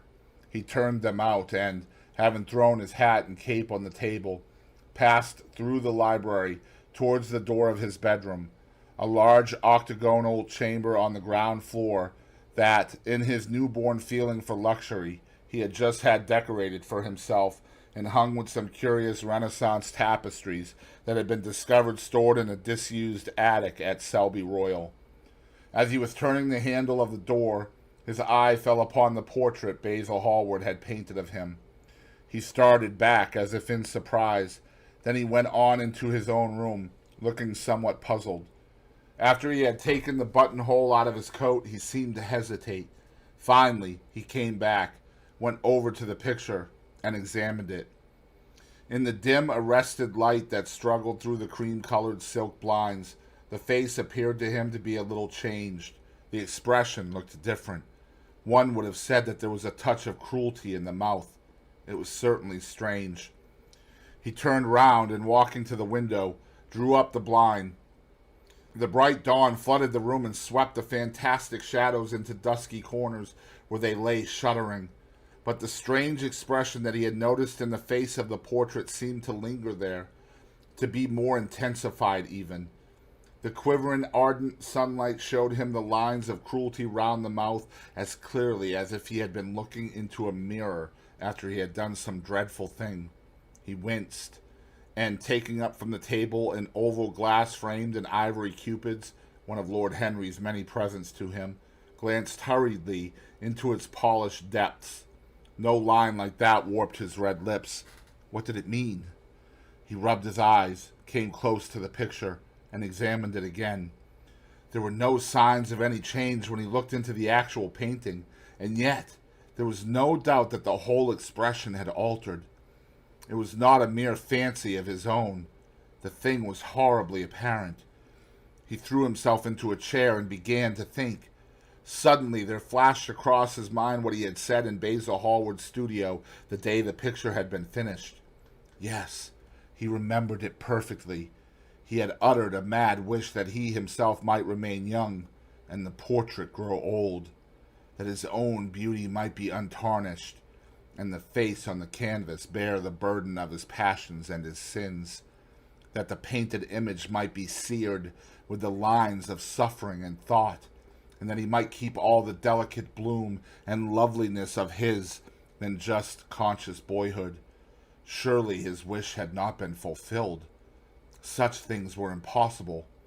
It seemed monstrous even to think of them, and yet there was the picture before him, with the touch of cruelty in the mouth.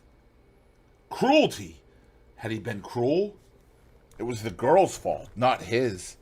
He had dreamed of her as a great artist, had given his love to her because he had thought her great. Then she had disappointed him.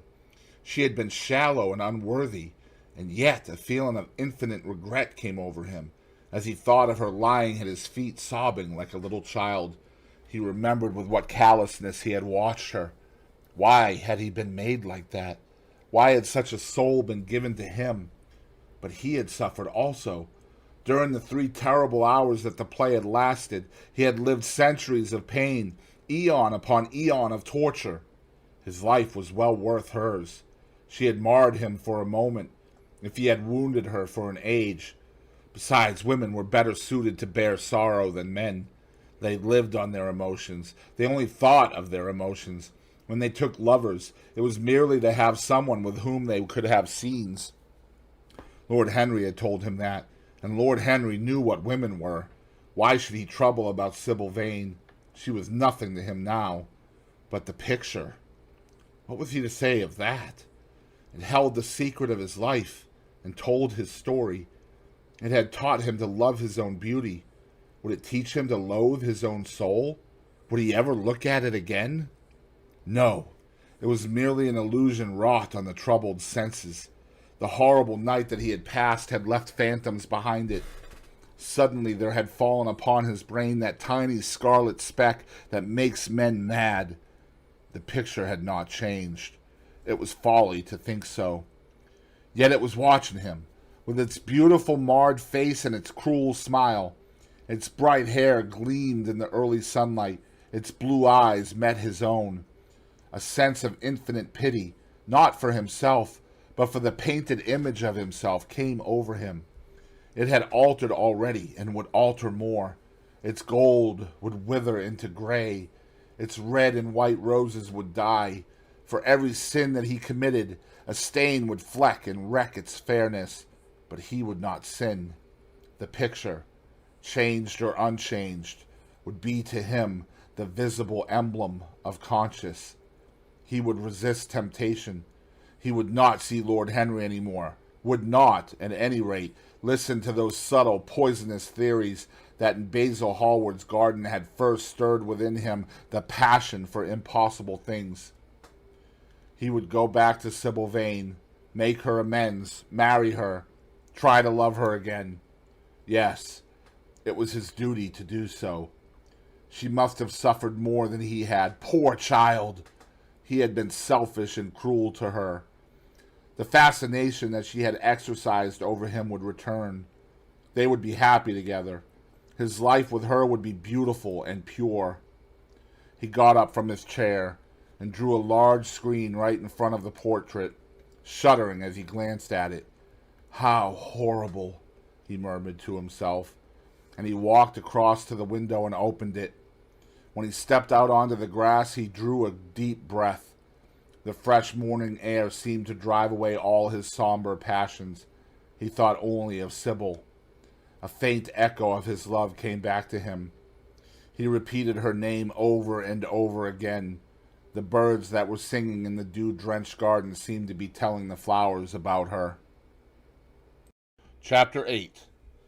It was long past noon when he awoke. His valet had crept several times on tiptoe into the room to see if he was stirring, and had wondered what made his young master sleep so late.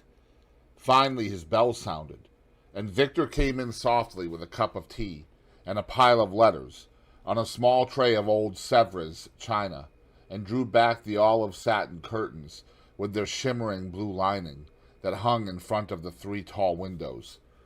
"Monsieur has well slept this morning," he said, smiling. "What o'clock is it, Victor?" asked Dorian Gray drowsily. 1 hour and a quarter, monsieur." How late it was! He sat up, and having sipped some tea, turned over his letters. One of them was from Lord Henry, and had been brought by hand that morning. He hesitated for a moment, and then put it aside. The others he opened listlessly. They contained the usual collection of cards, invitations to dinner, tickets for private views, programs of charity concerts, and the like that are showered on fashionable young men every morning during the season. There was a rather heavy bill for a chased silver Louis Quinze toilet set that he had not yet had the courage to send on to his guardians, who were extremely old-fashioned people, and did not realize that we live in an age when unnecessary things are our only necessities. And there were several very courteously worded communications from Jermyn Street money-lenders, offering to advance any sum of money at a moment's notice and at the most reasonable rates of interest. After about 10 minutes he got up, and throwing on an elaborate dressing gown of silk-embroidered cashmere wool, passed into the onyx-paved bathroom. The cool water refreshed him after his long sleep. He seemed to have forgotten all that he had gone through. A dim sense of having taken part in some strange tragedy came to him once or twice, but there was the unreality of a dream about it. As soon as he was dressed, he went into the library and sat down to a light French breakfast that had been laid out for him on a small round table close to the open window. It was an exquisite day. The warm air seemed laden with spices. A bee flew in and buzzed around the blue dragon bowl that, filled with sulphur-yellow roses, stood before him. He felt perfectly happy. Suddenly his eye fell on the screen that he had placed in front of the portrait, and he started. "Too cold for monsieur?" asked his valet, putting an omelet on the table. "I shut the window?" Dorian shook his head. "I am not cold," he murmured. Was it all true? Had the portrait really changed? Or had it been simply his own imagination that had made him see a look of evil where there had been a look of joy? Surely a painted canvas could not alter. The thing was absurd. It would serve as a tale to tell Basil some day. It would make him smile. And yet, how vivid was his recollection of the whole thing. First in the dim twilight, and then in the bright dawn, he had seen the touch of cruelty round the warped lips. He almost dreaded his valet leaving the room. He knew that when he was alone he would have to examine the portrait. He was afraid of certainty. When the coffee and cigarettes had been brought and the man turned to go, he felt a wild desire to tell him to remain. As the door was closing behind him, he called him back. The man stood waiting for his orders. Dorian looked at him for a moment. "I am not home to anyone, Victor," he said with a sigh. The man bowed and retired. Then he rose from the table, lit a cigarette, and flung himself down on a luxuriously cushioned couch that stood facing the screen. The screen was an old one, of gilt Spanish leather, stamped and wrought with a rather florid Louis Quatorze pattern. He scanned it curiously, wondering if ever before it had concealed the secret of a man's life. Should he move it aside, after all? Why not let it stay there? What was the use of knowing? If the thing was true, it was terrible. If it was not true, why trouble about it? But what if, by some fate or deadlier chance, eyes other than his spied behind and saw the horrible change? What should he do if Basil Hallward came and asked to look at his own picture? Basil would be sure to do that. No, the thing had to be examined, and at once. Anything would be better than this dreadful state of doubt. He got up and locked both doors. At least he would be alone when he looked upon the mask of his shame. Then he drew the screen aside and saw himself face to face. It was perfectly true. The portrait had altered. As he often remembered afterwards, and always with no small wonder, he found himself at first gazing at the portrait with a feeling of almost scientific interest. That such a change should have taken place was incredible to him, and yet it was a fact. Was there some subtle affinity between the chemical atoms that shaped themselves into form and color on the canvas, and the soul that was within him? Could it be that what that soul thought, they realized?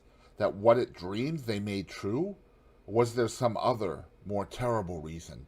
He shuddered, and felt afraid, and going back to the couch, lay there, gazing at the picture in sickened horror. One thing, however, he felt that it had done for him.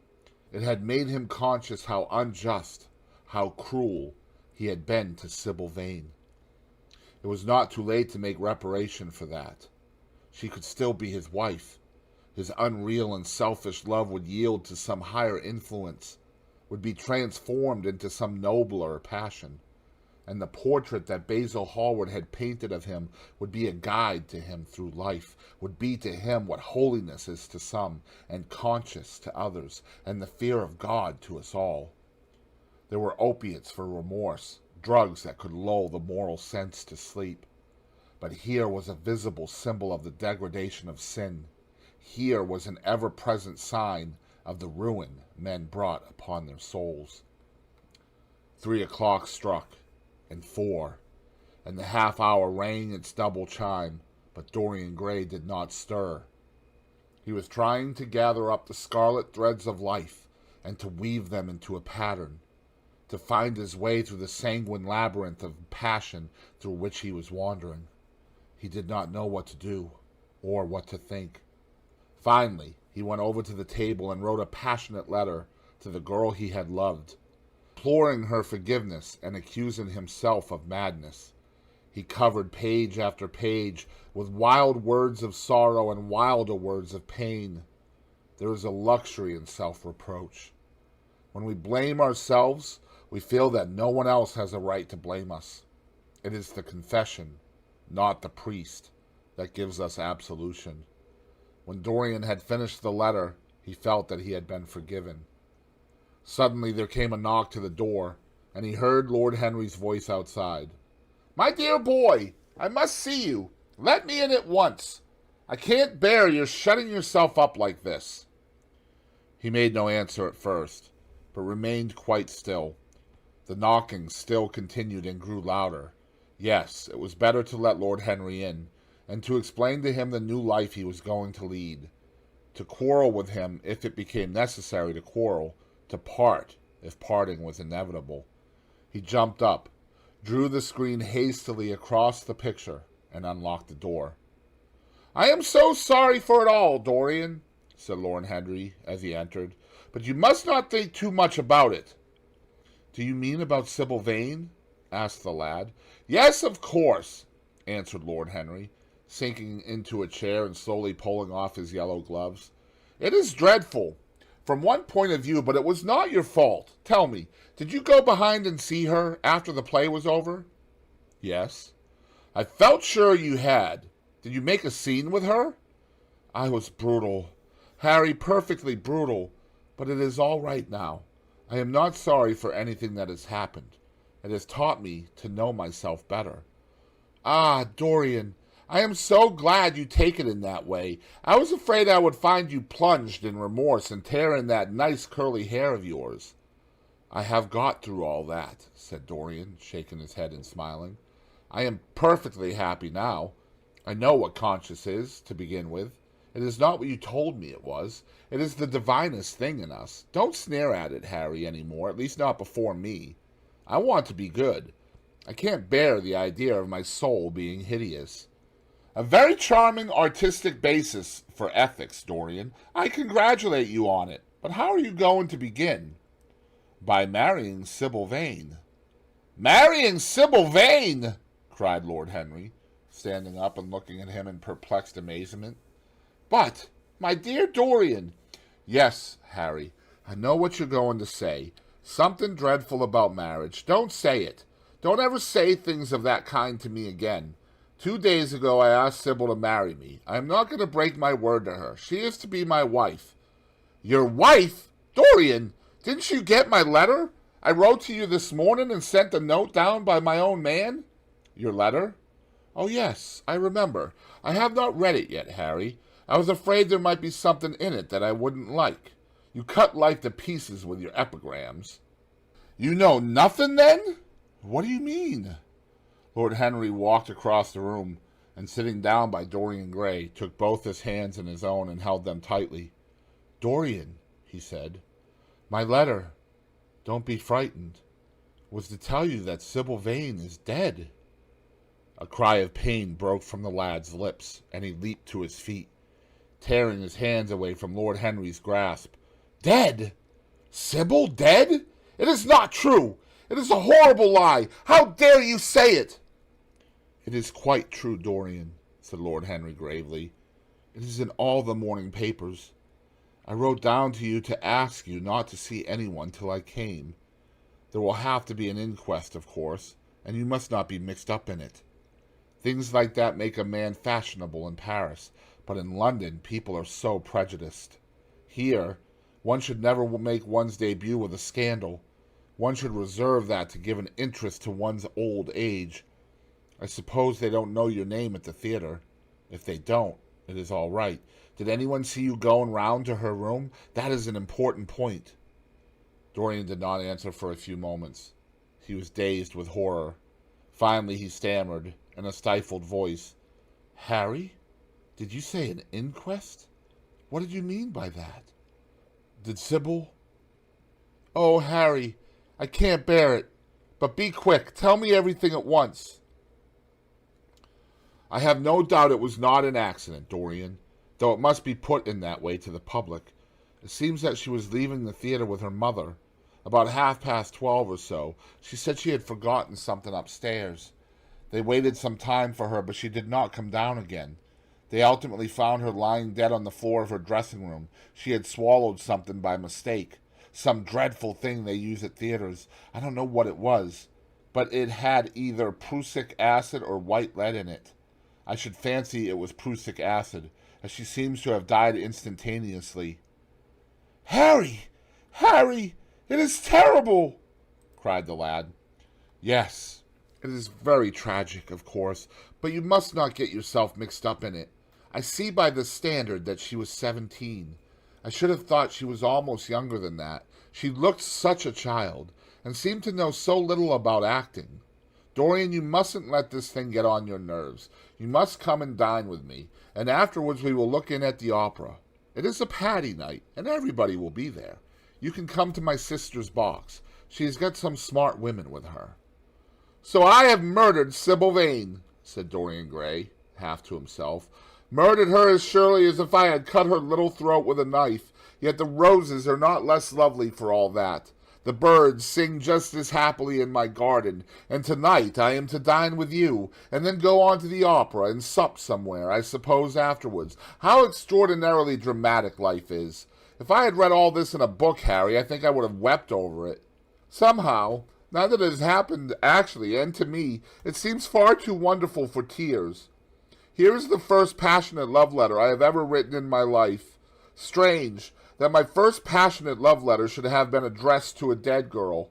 Can they feel, I wonder, those white silent people we call the dead? Sybil, can she feel, or know, or listen? Oh, Harry, how I loved her once! It seems years ago to me now. She was everything to me.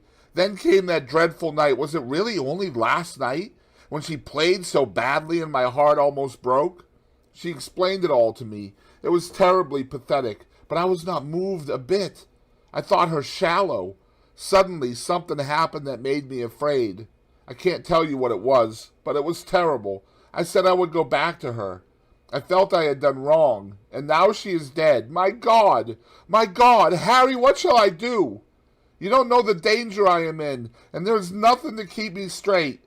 She would have done that for me. She had no right to kill herself. It was selfish of her."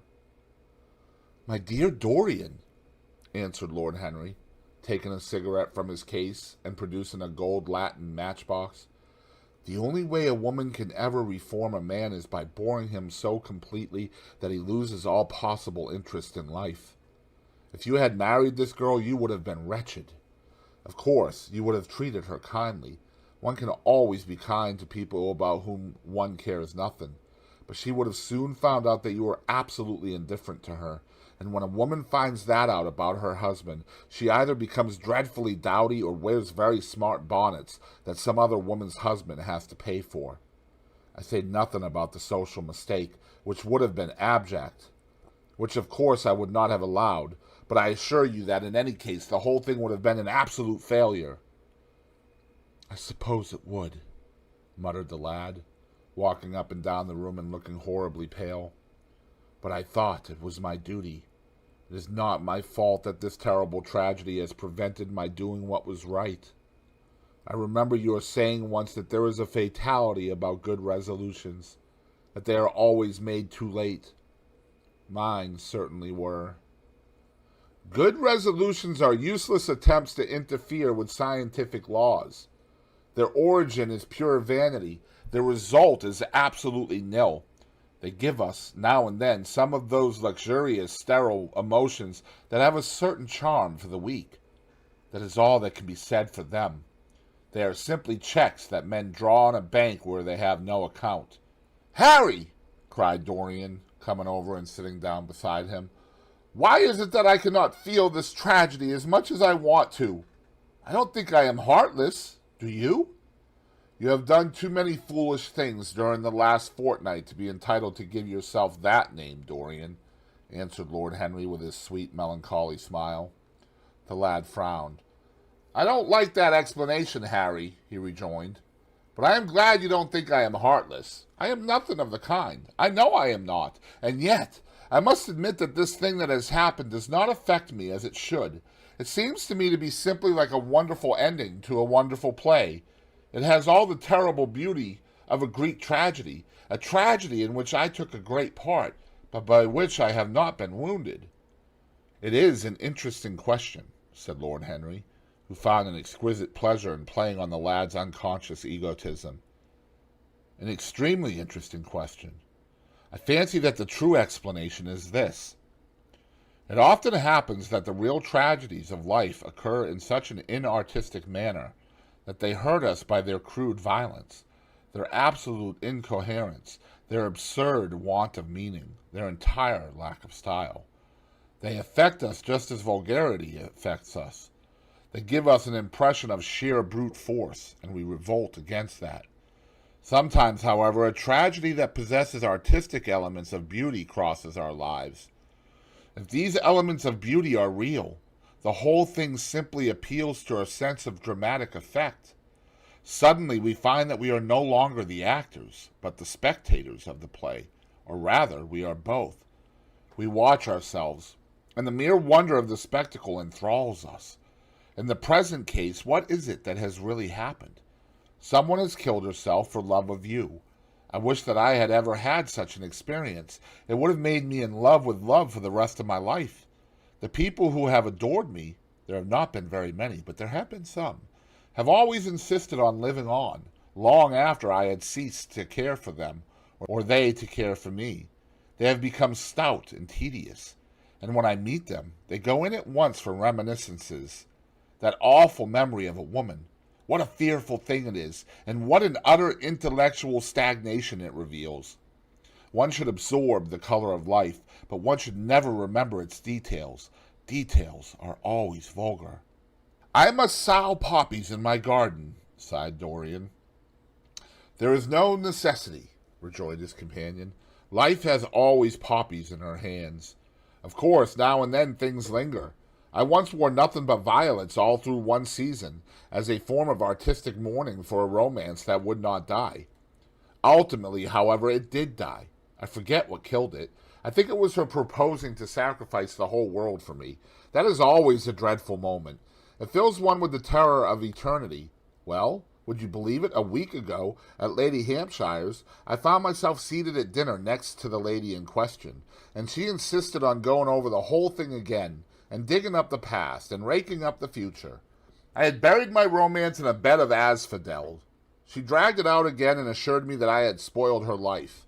I am bound to state that she ate an enormous dinner, so I did not feel any anxiety. But what a lack of taste she showed. The one charm of the past is that it is the past, but women never know when the curtain has fallen. They always want a sixth act, and as soon as the interest of the play is entirely over, they propose to continue it. If they were allowed their own way, every comedy would have a tragic ending, and every tragedy would culminate in a farce. They are charmingly artificial, but they have no sense of art. You are more fortunate than I am. I assure you, Dorian, that not one of the women I have known would have done for me what Sybil Vane did for you. Ordinary women always console themselves. Some of them do it by going in for sentimental colors. Never trust a woman who wears mauve, whatever her age may be, or a woman over 35 who is fond of pink ribbons. It always means that they have a history. Others find a great consolation in suddenly discovering the good qualities of their husbands. They flaunt their conjugal felicity in one's face, as if it were the most fascinating of sins. Religion consoles some. Its mysteries have all the charm of a flirtation, a woman once told me, and I can't quite understand it. Besides, nothing makes one so vain as being told that one is a sinner. Conscience makes egotists of us all. Yes, there is really no end to the consolations that women find in modern life. Indeed, I have not mentioned the most important one. What is that, Harry? Said the lad listlessly. Oh, the obvious consolation. Taking someone else's admirer when one loses one's own. In good society, that always whitewashes a woman. But really, Dorian, how different Sybil Vane must have been from all the women one meets. There is something to me quite beautiful about her death. I am glad I am living in a century when such wonders happen. They make one believe in the reality of the things we all play with, such as romance, passion, and love. I was terribly cruel to her. You forget that. I am afraid that women appreciate cruelty, downright cruelty, more than anything else. They have wonderfully primitive instincts. We have emancipated them, but they remain slaves looking for their masters all the same. They love being dominated. I am sure you were splendid. I have never seen you really and absolutely angry, but I can fancy how delightful you looked. And, after all, you said something to me the day before yesterday that seemed to me at the time to be merely fanciful, but that I see now was absolutely true, and it holds the key to everything. What was that, Harry? You said to me that Sybil Vane represented to you all the heroines of romance, that she was Desdemona one night and Ophelia the other, that if she died as Juliet, she came to life as Imogen. She will never come to life again now, muttered the lad, burying his face in his hands. No, she will never come to life. She has played her last part. But you must think of that lonely death in the tawdry dressing room simply as a strange, lurid fragment from some Jacobean tragedy, as a wonderful scene from Webster, or Ford, or Cyril Tourneur. The girl never really lived, and so she has never really died.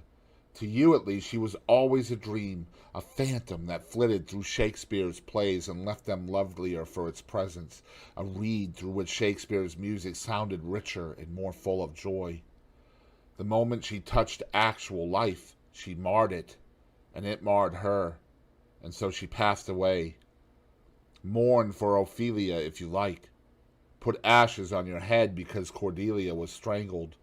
Cry out against heaven because the daughter of Brabantio died. But don't waste your tears over Sybil Vane. She was less real than they are. There was a silence. The evening darkened in the room. Noiselessly, and with silver feet, the shadows crept in from the garden. The colors faded warily out of things. After some time, Dorian Gray looked up. "You have explained me to myself, Harry," he murmured with something of a sigh of relief. "I felt all that you have said, but somehow I was afraid of it, and I could not express it to myself. How well you know me! But we will not talk again of what has happened. It has been a marvelous experience. That is all. I wonder if life has still in store for me anything as marvelous." "Life has everything in store for you, Dorian. There is nothing that you, with your extraordinary good looks, will not be able to do. But suppose, Harry, I became haggard and old and wrinkled. What then?" "Ah, then," said Lord Henry, rising to go. "Then, my dear Dorian, you would have to fight for your victories. As it is, they are brought to you. No, you must keep your good looks. We live in an age that reads too much to be wise, and that thinks too much to be beautiful. We cannot spare you, and now you had better dress and drive down to the club. We are rather late, as it is." "I think I shall join you at the opera, Harry. I feel too tired to eat anything. What is the number of your sister's box?" 27, I believe. It is on the grand tier. You will see her name on the door, but I am sorry you won't come and dine." "I don't feel up to it," said Dorian listlessly, "but I am awfully obliged to you for all that you have said to me. You are certainly my best friend. No one has ever understood me as you have." "We are only at the beginning of our friendship, Dorian," answered Lord Henry, shaking him by the hand. "Good-bye. I shall see you before 9:30, I hope. Remember, Patty is singing." As he closed the door behind him, Dorian Gray touched the bell. In a few minutes Victor appeared with the lamps and drew the blinds down. He waited impatiently for him to go. The man seemed to take an interminable time over everything. As soon as he had left, he rushed to the screen and drew it back. No, there was no further change in the picture. It had received the news of Sybil Vane's death before he had known of it himself. It was conscious of the events of life as they occurred. The vicious cruelty that marred the fine lines of the mouth had, no doubt, appeared at the very moment that the girl had drunk the poison, whatever it was. Or was it indifferent to results? Did it merely take cognizance of what passed within the soul? He wondered, and hoped that someday he would see the change taking place before his very eyes, shuddering as he hoped it. Poor Sybil! What a romance it had all been! She had often mimicked death on the stage. Then death himself had touched her and taken her with him. How had she played that dreadful last scene? Had she cursed him as she died? No. She had died for love of him, and love would always be a sacrament to him now. She had atoned for everything by the sacrifice she had made of her life. He would not think any more of what she had made him go through on that horrible night at the theater. When he thought of her, it would be as a wonderful tragic figure sent onto the world stage to show the supreme reality of love. A wonderful tragic figure? Tears came to his eyes as he remembered her childlike look, and winsome, fanciful ways, and shy, tremulous grace. He brushed them away hastily and looked again at the picture. He felt that the time had really come for making his choice. Or had his choice already been made? Yes, life had decided that for him. Life, and his own infinite curiosity about life. Eternal youth, infinite passion, pleasures subtle and secret, wild joys and wilder sins. He was to have all these things. The portrait was to bear the burden of his shame. That was all. A feeling of pain crept over him as he thought of the desecration that was in store for the fair face on the canvas. Once, in boyish mockery of Narcissus, he had kissed, or feigned to kiss, those painted lips that now smiled so cruelly at him. Morning after morning he had sat before the portrait wondering at its beauty, almost enamored of it, as it seemed to him at times. Was it to alter now with every mood to which he yielded? Was it to become a monstrous and loathsome thing, to be hidden away in a locked room, to be shut out from the sunlight that has so often touched to brighter gold the waving wonder of its hair? The pity of it! The pity of it! For a moment he thought of praying that the horrible sympathy that existed between him and the picture might cease. It had changed in answer to a prayer. Perhaps in answer to a prayer it might remain unchanged. And yet, who that knew anything about life would surrender the chance of remaining always young? However fantastic that chance might be, or with what fateful consequences it might be fraught. Besides, was it really under his control? Had it indeed been prayer that had produced the substitution? Might there not be some curious scientific reason for it all? If thought could exercise its influence upon a living organism, might not thought exercise an influence upon dead and inorganic things? Nay, without thought or conscious desire, might not things external to ourselves vibrate in unison with our moods and passions? Atom calling to atom in secret love or strange affinity? But the reason was of no importance. He would never again tempt by a prayer any terrible power. If the picture was to alter, it was to alter. That was all. Why inquire too closely into it? For there would be a great pleasure in watching it. He would be able to follow his mind into its secret places. This portrait would be to him the most magical of mirrors. As it had revealed to him his own body, so it would reveal to him his own soul. And when winter came upon it, he would still be standing where spring trembles on the verge of summer. When the blood crept from its face, and left behind a pallid mask of chalk with leaden eyes, he would keep the glamour of boyhood. Not one blossom of his loveliness would ever fade. Not one pulse of his life would ever weaken. Like the gods of the Greeks, he would be strong and fleet and joyous. What did it matter what happened to the colored image on the canvas? He would be safe. That was everything.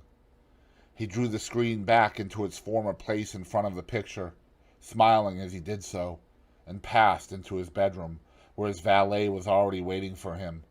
An hour later he was at the opera, and Lord Henry was leaning over his chair.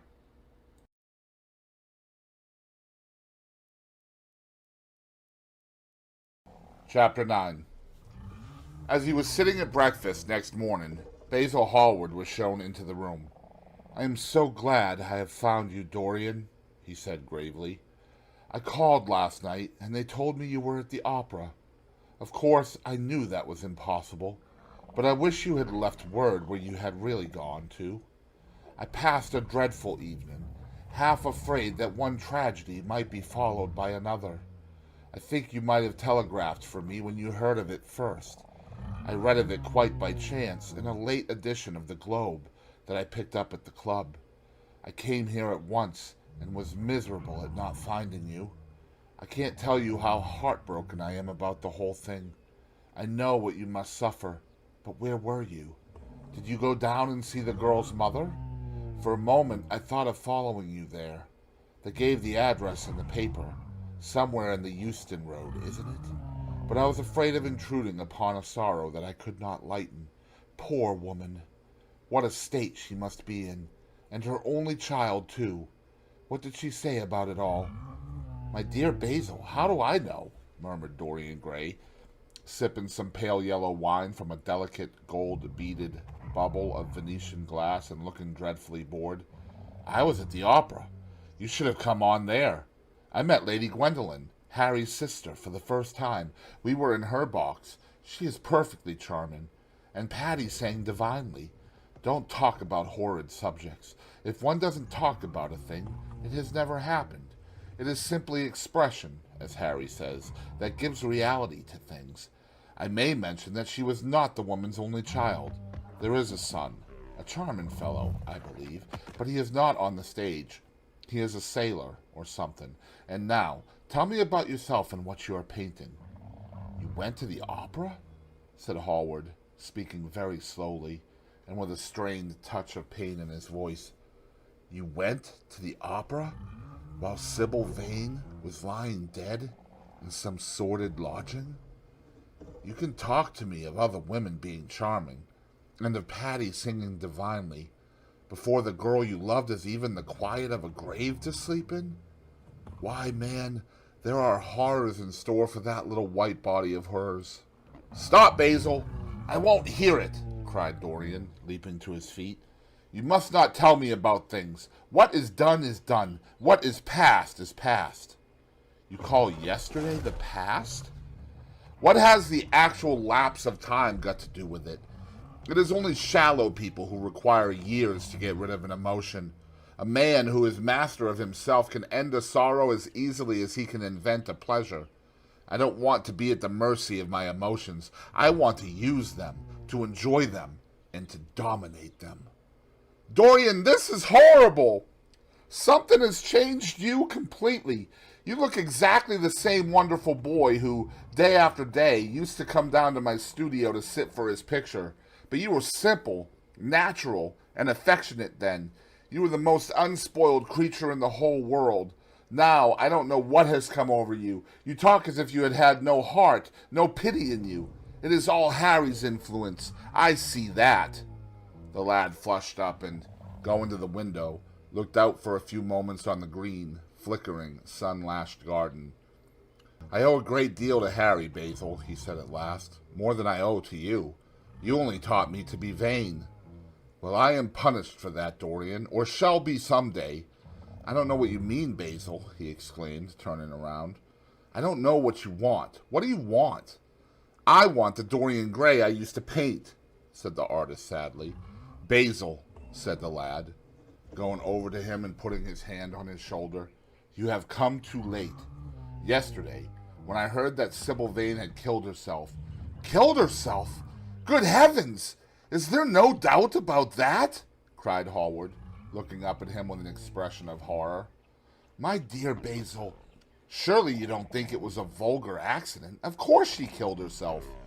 The elder man buried his face in his hands. How fearful, he muttered, and a shudder ran through him.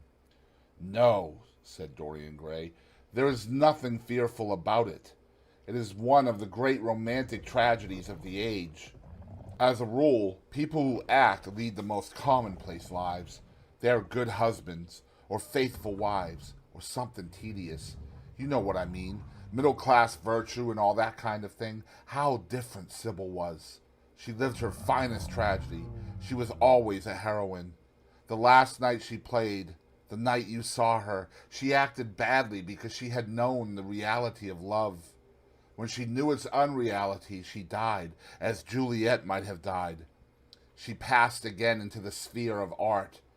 There is something of the martyr about her. Her death has all the pathetic uselessness of martyrdom, all its wasted beauty. But, as I was saying, you must not think I have not suffered. If you had come in yesterday at a particular moment, about 5:30, perhaps, or 5:45, you would have found me in tears. Even Harry, who was here, who brought me the news, in fact, had no idea what I was going through. I suffered immensely. Then it passed away. I cannot repeat an emotion. No one can, except sentimentalists. And you are awfully unjust, Basil. You come down here to console me. That is charming of you. You find me consoled and you are furious. How like a sympathetic person. You remind me of a story Harry told me about a certain philanthropist who spent 20 years of his life in trying to get some grievance redressed or some unjust law altered. I forget exactly what it was. Finally, he succeeded, and nothing could exceed his disappointment. He had absolutely nothing to do. Almost died of ennui and became a confirmed misanthrope. And besides, my dear old Basil, if you really wanted to console me, teach me rather to forget what has happened, or to see it from a proper artistic point of view. Was it not Gautier who used to write about La Consolation des Arts? I remember picking up a little vellum-covered book in your studio one day and chancing on that delightful phrase. Well, I am not like that young man you told me of when we were down at Marlowe together. The young man who used to say that yellow satin could console one for all of the miseries of life. I love beautiful things that one can touch and handle. Old brocades, green bronzes, lacquer work, carved ivories, exquisite surroundings, luxury, pomp. There is much to be got from all these. But the artistic temperament that they create, or at any rate reveal, is still more to me. To become the spectator of one's own life, as Harry says, is to escape the suffering of life. I know you are surprised at my talking to you like this. You have not realized how I have developed. I was a schoolboy when you knew me. I am a man now. I have new passions, new thoughts, new ideas. I am different, but you must not like me less. I am changed, but you must always be my friend. Of course, I am very fond of Harry, but I know that you are better than he is. You are not stronger. You are too much afraid of life, but you are better. And how happy we used to be together. Don't leave me, Basil, and don't quarrel with me. I am what I am. There is nothing more to be said. The painter felt strangely moved. The lad was infinitely dear to him, and his personality had been the great turning point in his art. He could not bear the idea of reproaching him any more. After all, his indifference was probably merely a mood that would pass away. There was so much in him that was good, so much in him that was noble. Well, Dorian, he said at length, with a sad smile, I won't speak to you again about this horrible thing after today. I only trust your name won't be mentioned in connection with it. The inquest is to take place this afternoon. Have they summoned you? Dorian shook his head, and the look of annoyance passed over his face at the mention of the word inquest. There was something so crude and vulgar about everything of the kind. They don't know my name, he answered. But surely she did. Only my Christian name, and that I am quite sure she never mentioned to anyone. She told me once that they were all rather curious to learn who I was, and that she invariably told them my name was Prince Charming. It was pretty of her. You must do me a drawing of Sybil, Basil. I should like to have something more of her than the memory of a few kisses and some broken, pathetic words. I will try and do something, Dorian, if it would please you. But you must come and sit to me yourself again. I can't get on without you. I can never sit to you again, Basil. It is impossible, he exclaimed, starting back. The painter stared at him. My dear boy, what nonsense, he cried. Do you mean to say you don't like what I did of you? Where is it? Why have you pulled the screen in front of it? Let me look at it. It is the best thing I have ever done. Do take the screen away, Dorian. It is simply disgraceful of your servant hiding my work like that. I felt the room look different as I came in. My servant has nothing to do with it, Basil. You don't imagine I let him arrange my room for me? He settles my flowers for me sometimes, that is all. No, I did it myself. The light was too strong on the portrait. Too strong? Surely not, my dear fellow. It is an admirable place for it. Let me see it. And Hallward walked towards the corner of the room. A cry of terror broke from Dorian Gray's lips, and he rushed between the painter and the screen. "Basil," he said, looking very pale, "you must not look at it. I don't wish you to." "Not look at my own work? You are not serious. Why shouldn't I look at it?" exclaimed Hallward, laughing. "If you try to look at it, Basil, on my word of honor I will never speak to you again as long as I live. I am quite serious. I don't offer any explanation, and you are not to ask for any. But remember, if you touch the screen, everything is over between us." Hallward was thunderstruck. He looked at Dorian Gray in absolute amazement. He had never seen him like this before. The lad was actually pallid with rage. His hands were clenched, and the pupils of his eyes were like discs of blue fire. He was trembling all over. "Dorian, don't speak!" "But what is the matter? Of course I won't look at it if you don't want me to," he said, rather coldly, turning on his heel and going over towards the window. "But really, it seems rather absurd that I shouldn't see my own work, especially as I am going to exhibit it in Paris in the autumn.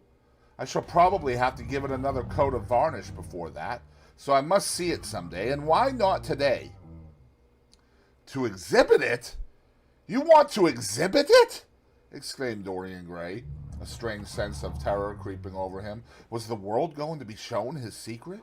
Were people to gape at the mystery of his life? That was impossible. Something, he did not know what, had to be done at once. "Yes, I don't suppose you will object to that. Georges Petit is going to collect all my best pictures for a special exhibition in the Rue de Sèze, which will open the first week in October. The portrait will only be away a month. I should think you could easily spare it for that time. In fact, you are sure to be out of town, and if you keep it always behind a screen, you can't care much about it." Dorian Gray passed his hand over his forehead. There were beads of perspiration there. He felt that he was on the brink of a horrible danger. "You told me a month ago that you would never exhibit it," he cried. "Why have you changed your mind? You people who go in for being consistent have just as many moods as others have. The only difference is that your moods are rather meaningless. You can't have forgotten that you assured me most solemnly that nothing in the world would induce you to send it to any exhibition. You told Harry exactly the same thing." He stopped suddenly, and a gleam of light came into his eyes. He remembered that Lord Henry had said to him once, half seriously and half in jest, "If you want to have a strange quarter of an hour, get Basil to tell you why he won't exhibit your picture. He told me why he wouldn't, and it was a revelation to me." Yes, perhaps Basil, too, had his secret. He would ask him and try. "Basil," he said, coming over quite close and looking him straight in the face, "we have each of us a secret. Let me know yours, and I shall tell you mine. What was your reason for refusing to exhibit my picture?" The painter shuddered in spite of himself. "Dorian, if I told you, you might like me less than you do, and you would certainly laugh at me. I could not bear your doing either of those two things. If you wish me never to look at your picture again, I am content. I have always you to look at. If you wish the best work I have ever done to be hidden from the world, I am satisfied. Your friendship is dearer to me than any fame or reputation." "No, Basil, you must tell me," insisted Dorian Gray. "I think I have a right to know." His feeling of terror had passed away, and curiosity had taken its place. He was determined to find out Basil Hallward's mystery. "Let us sit down, Dorian," said the painter, looking troubled. "Let us sit down, and just answer me one question. Have you noticed in the picture something curious? Something that probably at first did not strike you, but that revealed itself to you suddenly?" "Basil!" cried the lad, clutching the arms of his chair with trembling hands and gazing at him with wild, startled eyes. "I see you did. Don't speak. Wait till you hear what I have to say. Dorian, from the moment I met you, your personality had the most extraordinary influence over me. I was dominated, soul, brain, and power, by you. You became to me the visible incarnation of that unseen ideal whose memory haunts us artists like an exquisite dream. I worshipped you. I grew jealous of everyone to whom you spoke. I wanted to have you all to myself. I was only happy when I was with you. When you were away from me, you were still present in my art. Of course, I never let you know anything about this. It would have been impossible. You would not have understood it. I hardly understood it myself. I only knew that I had seen perfection face to face, and that the world had become wonderful to my eyes. Too wonderful, perhaps, for in such mad worships there is peril, the peril of losing them, no less than the peril of keeping them. Weeks and weeks went on, and I grew more and more absorbed in you. Then came a new development. I had drawn you as Paris in dainty armor, and as Adonis with huntsman's cloak and polished boar spear. Crowned with heavy lotus blossoms, you had sat on the prow of Adrian's barge, gazing across the green turbid Nile. You had leaned over the still pool of some Greek woodland, and seen in the water's silent silver the marvel of your own face. And it had all been what art should be, unconscious, ideal, and remote. One day, a fatal day, I sometimes think, I determined to paint a wonderful portrait of you as you actually are, not in the costume of dead ages, but in your own dress and in your own time. Whether it was the realism of the method or the mere wonder of your own personality, thus directly presented to me without mist or veil, I cannot tell. But I know that as I worked at it, every flake and every film of color seemed to me to reveal my secret. I grew afraid that others would know of my idolatry. I felt, Dorian, that I had told too much, that I had put too much of myself into it. Then it was that I resolved never to allow the picture to be exhibited. You were a little annoyed, but then you did not realize all that it meant to me. Harry, to whom I talked about it, laughed at me, but I did not mind that. When the picture was finished and I sat alone with it, I felt that I was right.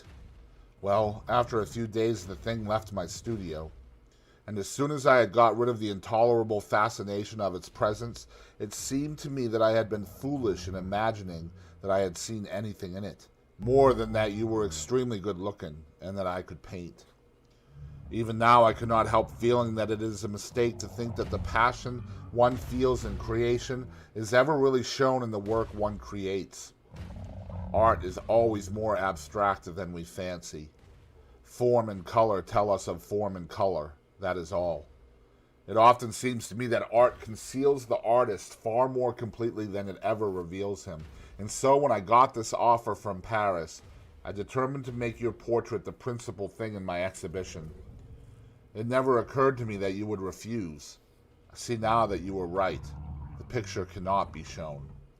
You must not be angry with me, Dorian, for what I have told you. As I said to Harry once, you are made to be worshipped. Dorian Gray drew a long breath. Color came back to his cheeks, and a smile played about his lips. The peril was over. He was safe for the time. Yet he could not help feeling infinite pity for the painter who had just made this strange confession to him, and wondered if he himself would ever be so dominated by the personality of a friend. Lord Henry had the charm of being very dangerous, but that was all. He was too clever and too cynical to be really fond of. Would there ever be someone who would fill him with strange idolatry? Was that one of the things that life had in store?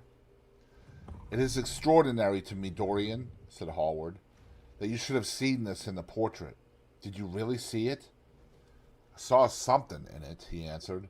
Something that seemed to me very curious. Well, you don't mind my looking at the thing now? Dorian shook his head. You must not ask me that, Basil. I could not possibly let you stand in front of that picture. You will some day, surely. Never. Well, perhaps you are right. And now, goodbye, Dorian. You have been the one person in my life who has really influenced my art. Whatever I have done that is good, I owe to you. You don't know what it cost me to tell you all that I have told you. My dear Basil, said Dorian, what have you told me? Simply that you felt that you admired me too much? That is not even a compliment. It was not intended as a compliment. It was a confession. Now that I have made it, something seems to have gone out of me. Perhaps one should never put one's worship into words. It was a very disappointing confession. Why? What did you expect, Dorian? You didn't see anything else in the picture, did you? There was nothing else to see. No, there was nothing else to see. Why do you ask? But you mustn't talk about worship. It is foolish. You and I are friends, Basil, and we must always remain so. You have got Harry, said the painter sadly.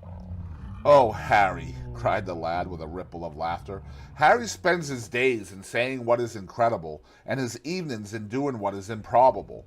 Just the sort of life I would like to lead, but still, I don't think I would go to Harry if I were in trouble. I would sooner go to you, Basil. You will sit to me again? Impossible! You spoil my life as an artist by refusing, Dorian? No man comes across two ideal things. Few come across one. I can't explain it to you, Basil, but I must never sit to you again. There's something fatal about a portrait. It has a life of its own. I will come and have tea with you. That will be just as pleasant.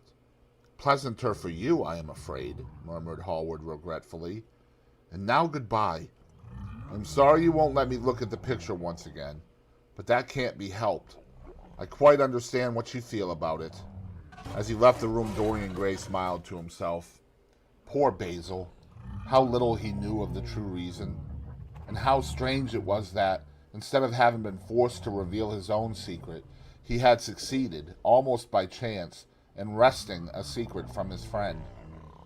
How much that strange confession explained to him. The painter's absurd fits of jealousy, his wild devotion, his extravagant panegyrics, his curious reticences. He understood them all now, and he felt sorry. There seemed to him to be something tragic in a friendship so colored by romance. He sighed and touched the bell. The portrait must be hidden away at all costs. He could not run such a risk of discovery again. It had been mad of him to have allowed the thing to remain, even for an hour, in a room to which any of his friends had access. Chapter 10. When his servant entered, he looked at him steadfastly and wondered if he had thought of peering behind the screen. The man was quite impassive and waited for his orders. Dorian lit a cigarette and walked over to the glass and glanced into it. He could see the reflection of Victor's face perfectly. It was like a placid mask of servility. There was nothing to be afraid of there. Yet he thought it best to be on his guard. Speaking very slowly, he told him to tell the housekeeper that he wanted to see her, and then to go to the frame-maker and ask him to send 2 of his men round at once. It seemed to him that as the man left the room, his eyes wandered in the direction of the screen. Was that merely his own fancy? After a few moments, in her black silk dress, with old-fashioned thread mittens on her wrinkled hands, Mrs. Leaf bustled into the library. He asked her for the key of the schoolroom. "The old schoolroom, Mr. Dorian," she exclaimed. "Why, it is full of dust. I must get it arranged and put straight before you go into it. It is not fit for you to see, sir. It is not, indeed."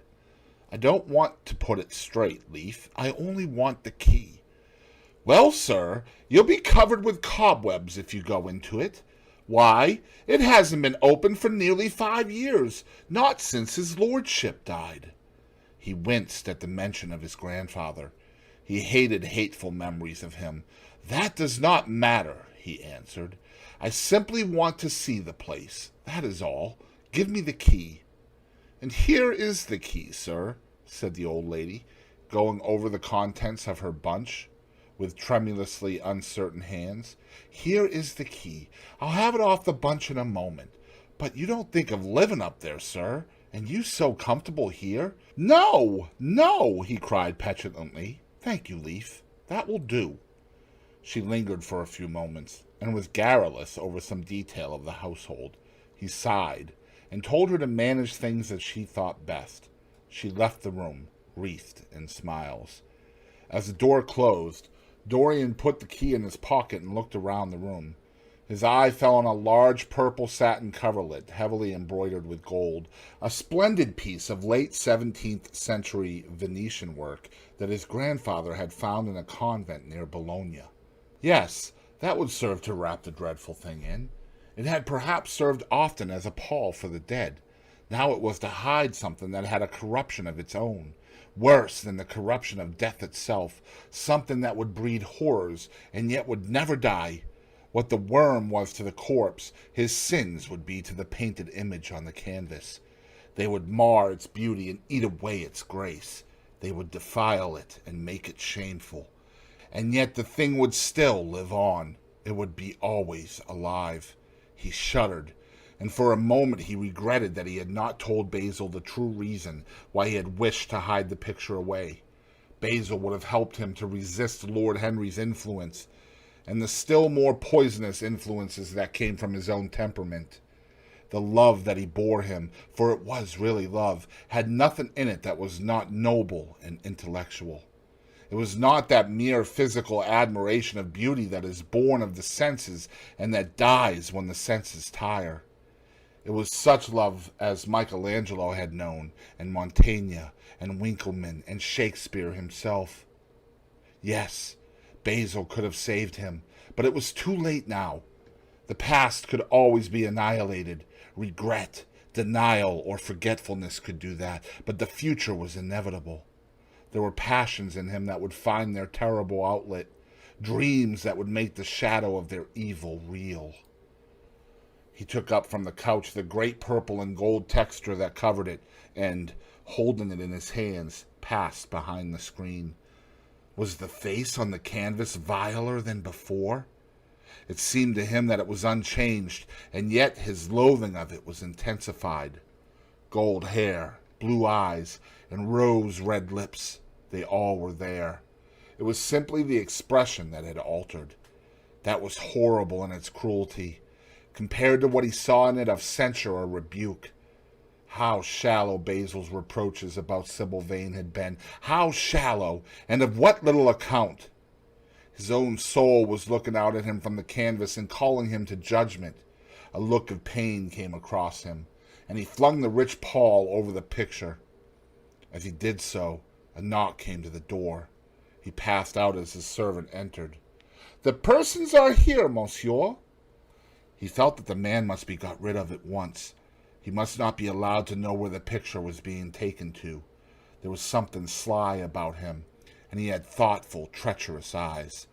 Sitting down at the writing table, he scribbled a note to Lord Henry, asking him to send him round something to read, and reminding him that they were to meet at 8:15 that evening.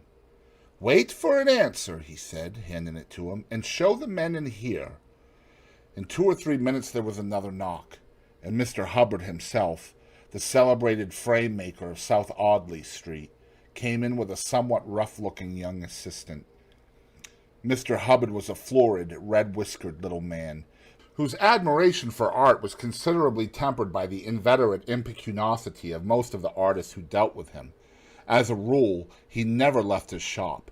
He waited for people to come to him, but he always made an exception in favor of Dorian Gray. There was something about Dorian that charmed everybody. It was a pleasure even to see him. "What can I do for you, Mr. Gray?" he said, rubbing his fat, freckled hands. "I thought I would do myself the honor of coming round in person. I have just got a beauty of a frame, sir.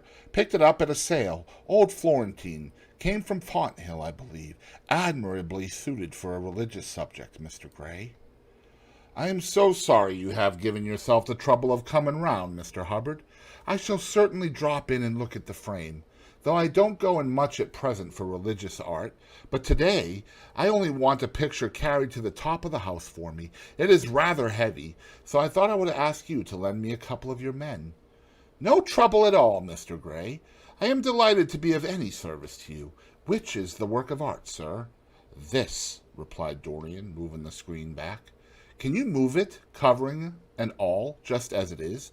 I don't want it to get scratched going upstairs." "There will be no difficulty, sir," said the genial frame-maker, beginning, with the aid of his assistant, to unhook the picture from the long brass chains by which it was suspended.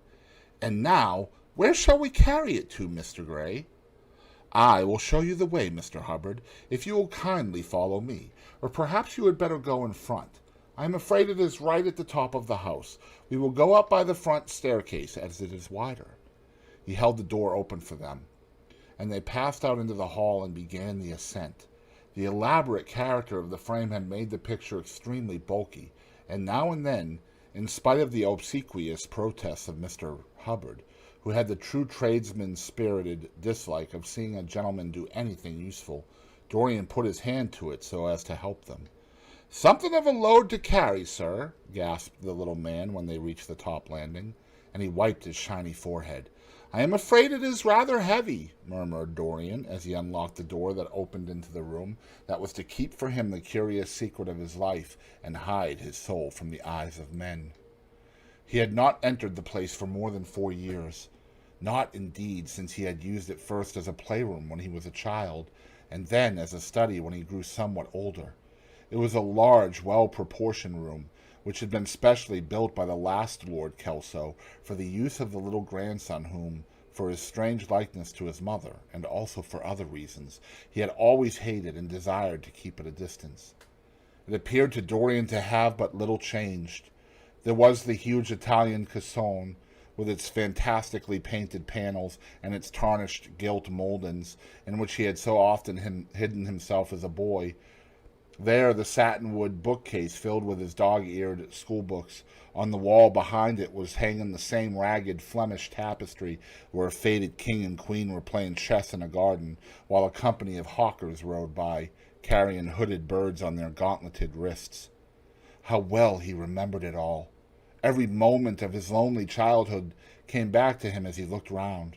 He recalled the stainless purity of his boyish life, and it seemed horrible to him that it was here the fatal portrait was to be hidden away. How little he had thought, in those dead days, of all that was in store for him. But there was no other place in the house so secure from prying eyes as this. He had the key, and no one else could enter it. Beneath its purple pall, the face painted on the canvas could grow bestial, sodden, and unclean. What did it matter? No one could see it. He himself would not see it. Why should he watch the hideous corruption of his soul? He kept his youth. That was enough. And besides, might not his nature grow finer, after all? There was no reason that the future should be so full of shame. Some love might come across his life and purify him, and shield him from those sins that seemed to be already stirring in spirit and in flesh, those curious, unpictured sins whose very mystery lent them their subtlety and their charm. Perhaps some day the cruel look would have passed away from the scarlet's sensitive mouth, and he might show to the world Basil Hallward's masterpiece. No, that was impossible. Hour by hour, and week by week, the thing upon the canvas was growing old.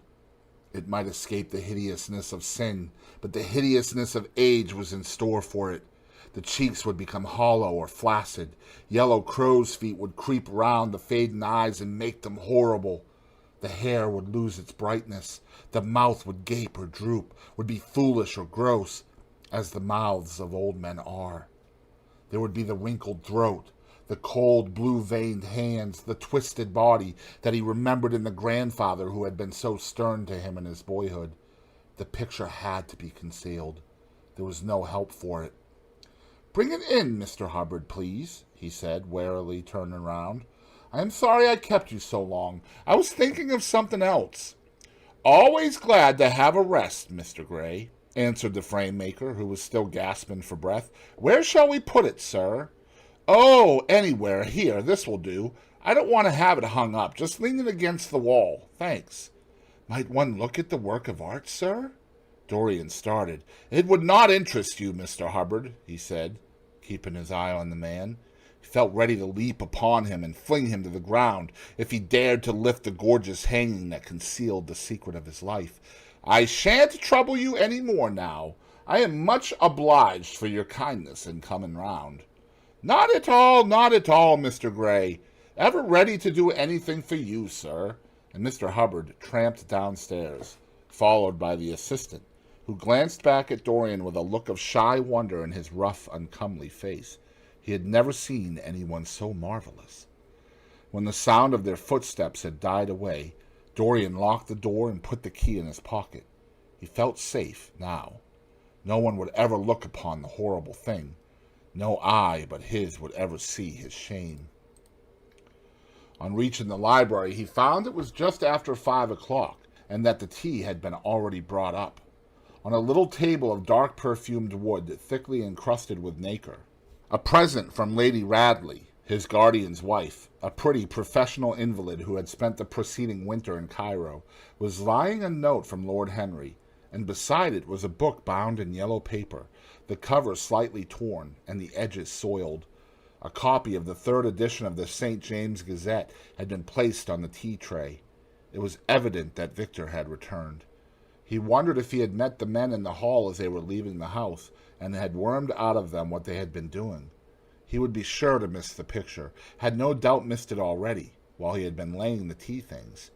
The screen had not been set back, and a blank space was visible on the wall. Perhaps some night he might find him creeping upstairs and trying to force the door of the room.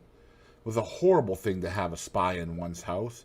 He had heard of rich men who had been blackmailed all their lives by some servant who had read a letter, or overheard a conversation, or picked up a card with an address, or found beneath a pillow a withered flower or a shred of crumpled lace.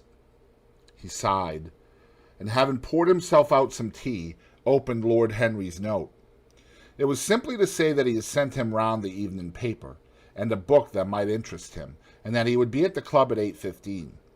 He opened the St. James languidly, and looked through it. A red pencil mark on the 5th page caught his eye. It drew attention to the following paragraph. Inquest on an actress. An inquest was held this morning at the Bell Tavern, Hoxton Road, by Mr. Danby, the district coroner, on the body of Sybil Vane, a young actress recently engaged at the Royal Theatre, Holborn. A verdict of death by misadventure was returned. Considerable sympathy was expressed for the mother of the deceased, who was greatly affected during the giving of her own evidence, and that of Dr. Birrell, who had made the post-mortem examination of the deceased. He frowned, and tearing the paper in two, went across the room and flung the pieces away. How ugly it all was, and how horribly real ugliness made things. He felt a little annoyed with Lord Henry for having sent him the report, and it was certainly stupid of him to have marked it with red pencil. Victor might have read it. The man knew more than enough English for that. Perhaps he had read it, and had begun to suspect something. And yet, what did it matter? What had Dorian Gray to do with Sybil Vane's death? There was nothing to fear. Dorian Gray had not killed her. His eye fell on the yellow book that Lord Henry had sent him. What was it? He wondered. He went towards the little pearl-colored octagonal stand that had always looked to him like the work of some strange Egyptian bees that wrought in silver, and taking up the volume, flung himself into an armchair and began to turn over the leaves. After a few minutes he became absorbed. It was the strangest book that he had ever read. It seemed to him that in exquisite raiment and to the delicate sound of flutes, the sins of the world were passing in dumb show before him. Things that he had dimly dreamed of were suddenly made real to him. Things of which he had never dreamed were gradually revealed. It was a novel without a plot, and with only one character, being indeed simply a psychological study of a certain young Parisian who spent his life trying to realize in the 19th century all the passions and modes of thought that belonged to every century except his own, and to sum up, as it were, in himself the various moods through which the world spirit had ever passed, loving for their mere artificiality those renunciations that men have unwisely called virtue, as much as those natural rebellions that wise men still call sin. The style in which it was written was that curious jeweled style, vivid and obscure at once, full of argot and of archaisms, of technical expressions and of elaborate paraphrases, that characterizes the work of some of the finest artists of the French school of symbolists. There were in it metaphors as monstrous as orchids and as subtle in color. The life of the senses was described in the terms of mystical philosophy. One hardly knew at times whether one was reading the spiritual ecstasies of some medieval saint or the morbid confessions of a modern sinner. It was a poisonous book. The heavy odor of incense seemed to cling about its pages and to trouble the brain. The mere cadence of the sentences, the subtle monotony of their music, so full as it was of complex refrains and movements elaborately repeated, produced in the mind of the lad, as he passed from chapter to chapter, a form of reverie, a malady of dreaming that made him unconscious of the falling day and creeping shadows. Cloudless and pierced by one solitary star, a copper-green sky gleamed through the windows. He read on by its wan light. He could read no more. Then, after his valet had reminded him several times of the lateness of the hour, he got up, and going into the next room, placed the book on the little Florentine table that always stood at his bedside and began to dress for dinner. It was almost 9 o'clock before he reached the club, where he found Lord Henry sitting alone in the morning room, looking very much bored. "I am so sorry, Harry," he cried, "but really it is entirely your fault. That book you sent me so fascinated me that I forgot how the time was going." "Yes, I thought you would like it," replied his host, rising from his chair. "I didn't say I liked it, Harry. I said it fascinated me. There is a great difference." "Ah, you have discovered that," murmured Lord Henry, and they passed into the dining room.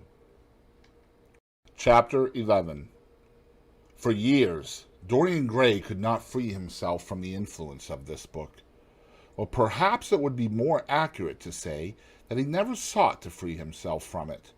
He procured from Paris no less than 9 large paper copies of the first edition, and had them bound in different colors, so that they might suit his various moods and the changing fancies of a nature over which he seemed, at times, to have almost entirely lost control.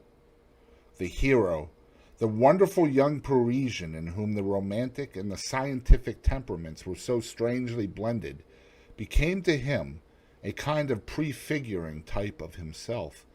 And indeed, the whole book seemed to him to contain the story of his own life, written before he had lived it. In one point he was more fortunate than the novel's fantastic hero. He never knew, never indeed had any cause to know, that somewhat grotesque dread of mirrors, and polished metal surfaces, and still water which came upon the young Parisian so early in his life, and was occasioned by the sudden decay of a beau that had once, apparently, been so remarkable. It was with an almost cruel joy, and perhaps in nearly every joy, as certainly in every pleasure cruelty has its place, that he used to read the latter part of the book, with its really tragic, if somewhat overemphasized, account of the sorrow and despair of one who had himself lost what in others and the world he had most dearly valued. For the wonderful beauty that had so fascinated Basil Hallward and many others besides him seemed never to leave him. Even those who had heard the most evil things against him, and from time to time strange rumors about his mode of life crept through London and became the chatter of the clubs, could not believe anything to his dishonor when they saw him. He had always the look of one who had kept himself unspotted from the world. Men who talked grossly became silent when Dorian Gray entered the room. There was something in the purity of his face that rebuked them. His mere presence seemed to recall to them the memory of the innocence that they had tarnished. They wondered how one so charming and graceful as he was could have escaped the stain of an age that was at once sordid and sensual. Often, on returning home from one of those mysterious and prolonged absences that gave rise to such strange conjecture among those who were his friends, or thought that they were so, he himself would creep upstairs to the locked room, open the door with the key that never left him now, and stand, with a mirror, in front of the portrait that Basil Hallward had painted of him, looking now at the evil and aging face on the canvas, and now at the fair young face that laughed back at him from the polished glass. The very sharpness of the contrast used to quicken his sense of pleasure. He grew more and more enamored of his own beauty, more and more interested in the corruption of his own soul. He would examine with minute care, and sometimes with a monstrous and terrible delight, the hideous lines that seared the wrinkling forehead or crawled around the heavy, sensual mouth, wondering sometimes which were the more horrible, the signs of sin or the signs of age. He would place his white hands beside the coarse, bloated hands of the picture and smile. He mocked the misshapen body and the failing limbs. There were moments, indeed, at night, when lying sleepless in his own delicately scented chamber, or in the sordid room of the little ill-famed tavern, near the docks which, under an assumed name and in disguise, it was his habit to frequent, he would think of the ruin he had brought upon his soul with a pity that was all the more poignant because it was purely selfish. But moments such as these were rare. The curiosity about life which Lord Henry had first stirred in him as they sat together in the garden of their friend seemed to increase with gratification. The more he knew, the more he desired to know. He had mad hungers that grew more ravenous as he fed them. Yet he was not really reckless, at any rate in his relations to society. Once or twice every month during the winter, and on each Wednesday evening while the season lasted, he would throw open to the world his beautiful house and have the most celebrated musicians of the day to charm his guests with the wonders of their art.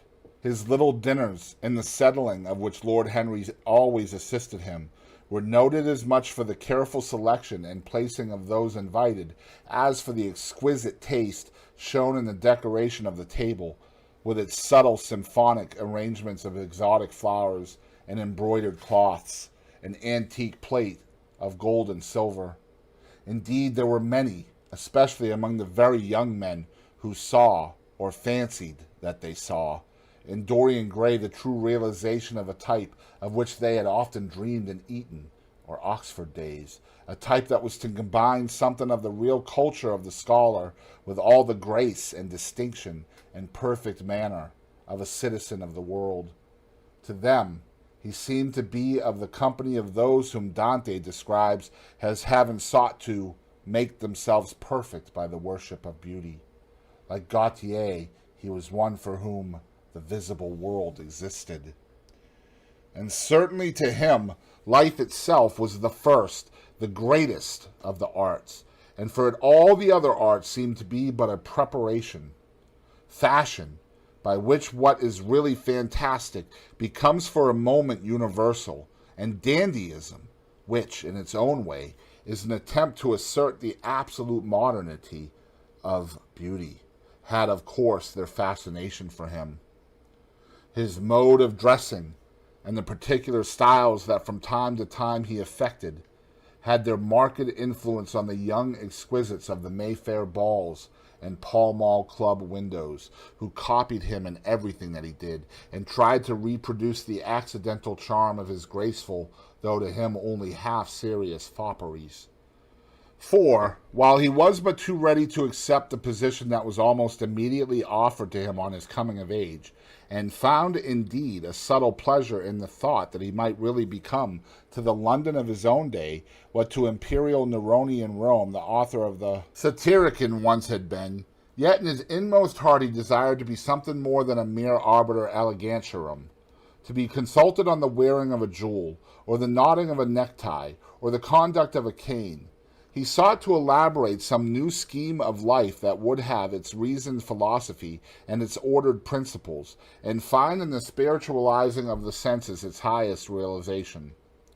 The worship of the senses has often, and with much justice, been decried, men feeling a natural instinct of terror about passions and sensations that seem stronger than themselves, and that they are conscious of sharing with the less highly organized forms of existence. But it appeared to Dorian Gray that the true nature of the senses had never been understood, and that they had remained savage and animal merely because the world had sought to starve them into submission or to kill them by pain, instead of aiming at making them elements of a new spirituality, of which a fine instinct for beauty was to be the dominant characteristic. As he looked back upon man moving through history, he was haunted by a feeling of loss. So much had been surrendered, and to such little purpose.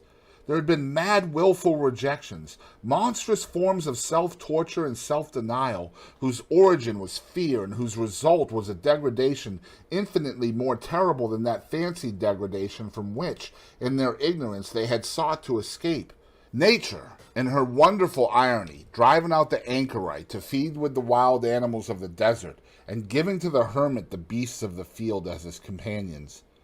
Yes, there was to be, as Lord Henry had prophesied, a new hedonism that was to recreate life and to save it from the harsh, uncomely Puritanism that is having, in our own day, its curious revival.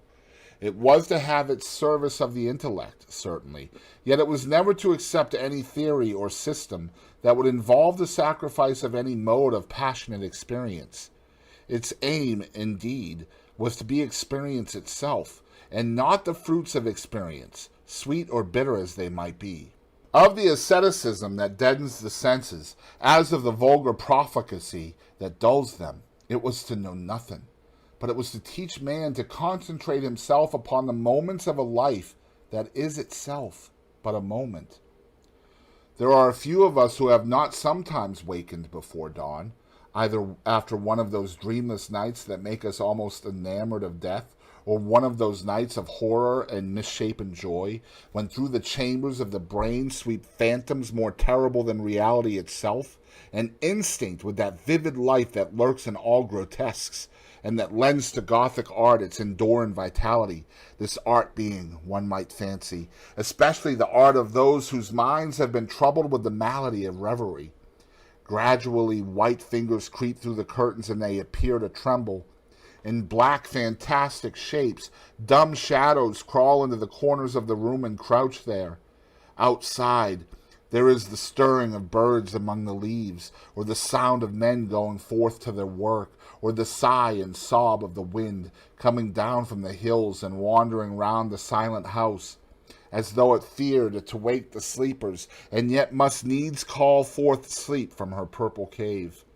Veil after veil of thin, dusky gauze is lifted, and by degrees the forms and colors had left them, and beside them lies the half-cut book that we had been studying, or the wired flower that we had worn at the ball, or the letter that we had been afraid to read, or that we had read too often. Nothing seems to us changed. Out of the unreal shadows of the night comes back the real life that we had known. We have to resume it where we had left off, and there steals over us a terrible sense of the necessity for the continuance of energy in the same wearisome round of stereotyped habits, or a wild longing, it may be, that our eyelids might open some morning upon a world that had been refashioned anew in the darkness for our pleasure, a world in which things would have fresh shapes and colors and be changed, or have other secrets, a world in which the past would have little or no place, or survive, at any rate, in no conscious form of obligation or regret, the remembrance even of joy having its bitterness, and the memories of pleasure their pain. It was the creation of such worlds as these that seemed to Dorian Gray to be the true object, or amongst the true objects, of life. And in his search for sensations that would be at once new and delightful, and possess that element of strangeness that is so essential to romance, he would often adopt certain modes of thought that he knew to be really alien to his nature, abandon himself to their subtle influences, and then, having, as it were, caught their color, and satisfied his intellectual curiosity, leave them with that curious indifference that is not incompatible with a real ardor of temperament, and that, indeed, according to certain modern psychologists, is often a condition of it. It was rumored of him once that he was about to join the Roman Catholic communion, and certainly the Roman ritual had always a great attraction for him. The daily sacrifice, more awful really than all the sacrifices of the antique world, stirred him as much by its superb rejection of the evidence of the senses as by the primitive simplicity of its elements and the internal pathos of the human tragedy that it sought to symbolize. He loved to kneel down on the cold marble pavement and watch the priest, in his stiff-flowered dalmatic, slowly and with white hands moving aside the veil of the tabernacle, or raising aloft a jeweled, lantern-shaped monstrance with that pallid wafer that at times one would fain think is indeed the panis Cialistus, the bread of angels, or, robed in the garments of the Passion of Christ, breaking the host into the chalice and smiting his breast for his sins. The fuming censers that the grave boys, in their lace and scarlet, tossed into the air like great gilt flowers, had their subtle fascination for him. As he passed out, he used to look with wonder at the black confessionals, and longed to sit in the dim shadow of one of them and listen to the men and women whispering through the worn grating the true story of their lives. But he never fell into the error of arresting his intellectual development by any formal acceptance of creed or system, or of mistaking, for a house in which to live, an inn that is but suitable for the sojourn of a night, or for a few hours of a night in which there are no stars and the moon is in travail. Mysticism, with its marvelous power of making common things strange to us, and the subtle antinomianism that always seems to accompany it, moved him for a season, and for a season he inclined to the materialistic doctrines of the Darwinismus movement in Germany, and found a curious pleasure in tracing the thoughts and passions of men to some pearly cell in the brain, or some white nerve in the body, delighting in the conception of the absolute dependence of the spirit on certain physical conditions, morbid or healthy, normal or deceased. Yet, as has been said of him before, no theory of life seemed to him to be of any importance compared with life itself. He felt keenly conscious of how barren all intellectual speculation is when separated from action and experiment. He knew that the senses, no less than the soul, had their spiritual mysteries to reveal. And so he would now study perfumes and the secrets of their manufacture, distilling heavily scented oils and burning odorous gums from the East. He saw that there was no mood of the mind that had not its counterpart in the sensuous life, and set himself to discover their true relations, wondering what there was in frankincense that made one mystical, and in ambergris that stirred one's passions, and in violets that woke the memory of dead romances, and in musk that troubled the brain, and in champak that stained the imagination, and seeking often to elaborate a real psychology of perfumes, and to estimate the several influences of sweet-smelling roots and scented, pollen-laden flowers, of aromatic balms and of dark and fragrant woods, of spikenard that thickens, of havania that makes men mad, and of aloes that are said to be able to expel melancholy from the soul. At another time he devoted himself entirely to music, and in a long latticed room with a vermilion and gold ceiling and walls of olive-green lacquer, he used to give curious concerts in which mad gypsies tore wild music from little zithers, or grave, yellow-shawled Tunisians plucked at the strained strings of monstrous lutes, while grinning Negroes beat monotonously upon copper drums, and crouching upon scarlet mats, slim turbaned Indians blew through long pipes of reed or brass, and charmed, or feigned to charm, great hooded snakes and horrible horned adders. The harsh intervals and shrill discords of barbaric music stirred him at times when Schubert's Grace and Chopin's Beautiful Sorrows and the mighty harmonies of Beethoven himself fell unheeded on his ear. He collected together from all parts of the world the strangest instruments that could be found, either in the tombs of dead nations or among the few savage tribes that have survived contact with Western civilizations, and loved to touch and try them.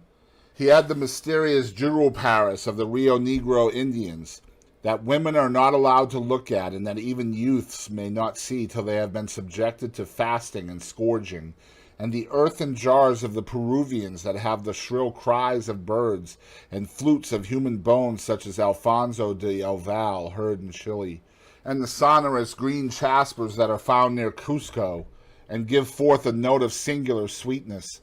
He had painted gourds filled with pebbles that rattled when they were shaken, the long clarin of the Mexicans into which the performer does not blow, but through which he inhales the air, the harsh tura of the Amazon tribes that is sounded by the sentinels who sit all day long in high trees, and can be heard, it is said, at a distance of 3 leagues. The Teponatzli, that has 2 vibrating tongues of wood and is beaten with sticks that are smeared with an elastic gum obtained from the milky juice of plants.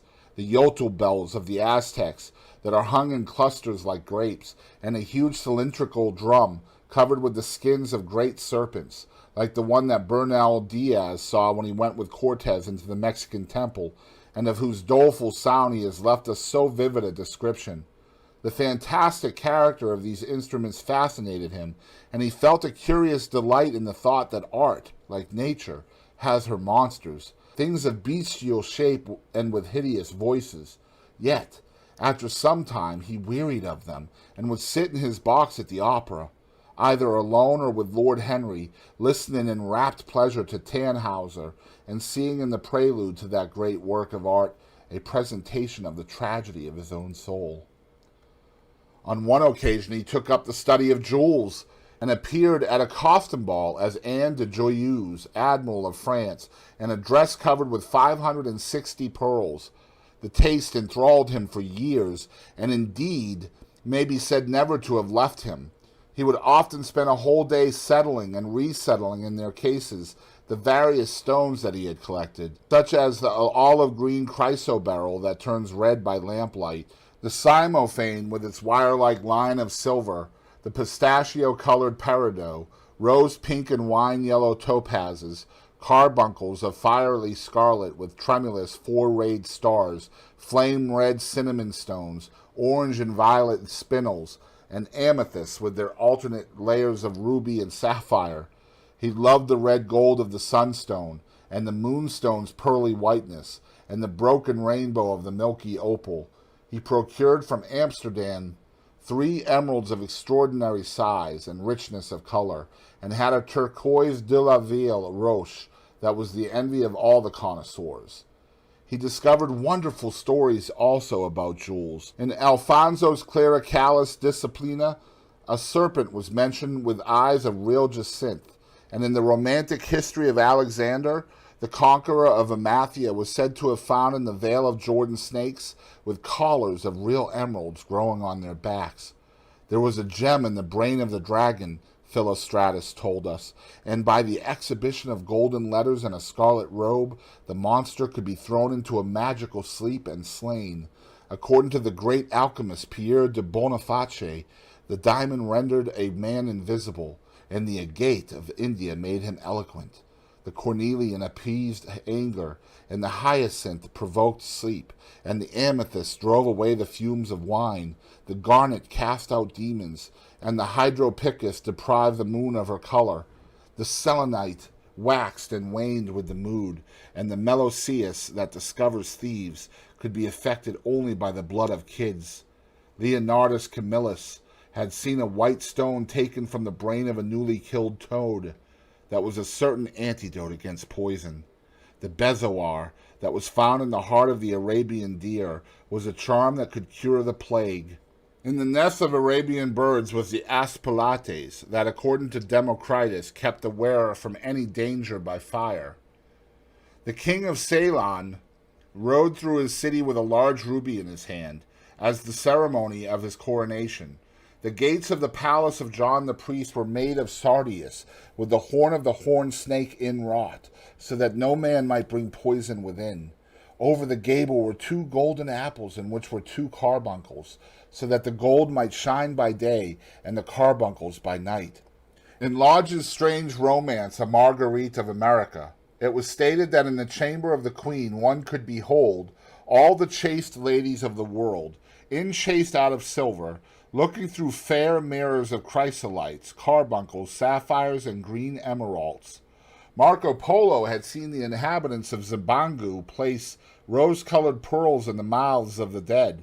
A sea monster had been enamored of the pearl that the diver brought to King Perozes, and had slain the thief, and mourned for 7 moons over its loss. When the Huns lured the king into the great pit, he flung it away, Procopius tells the story, nor was it ever found again, though the Emperor Anastasius offered 500 weight of gold pieces for it.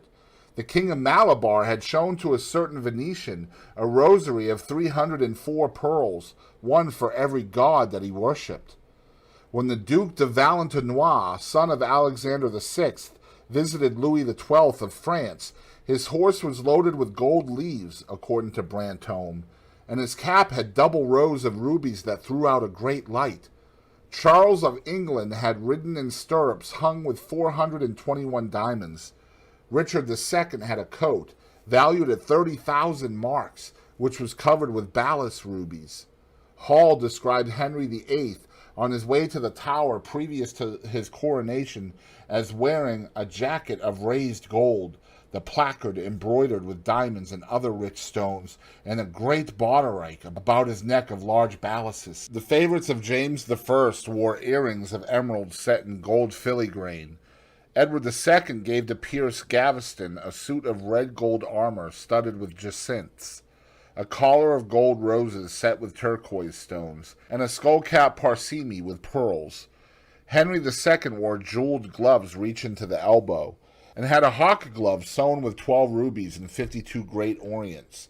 The ducal hat of Charles the Rash, the last Duke of Burgundy of his race, was hung with pierce-shaped pearls and studded with sapphires. How exquisite life had once been!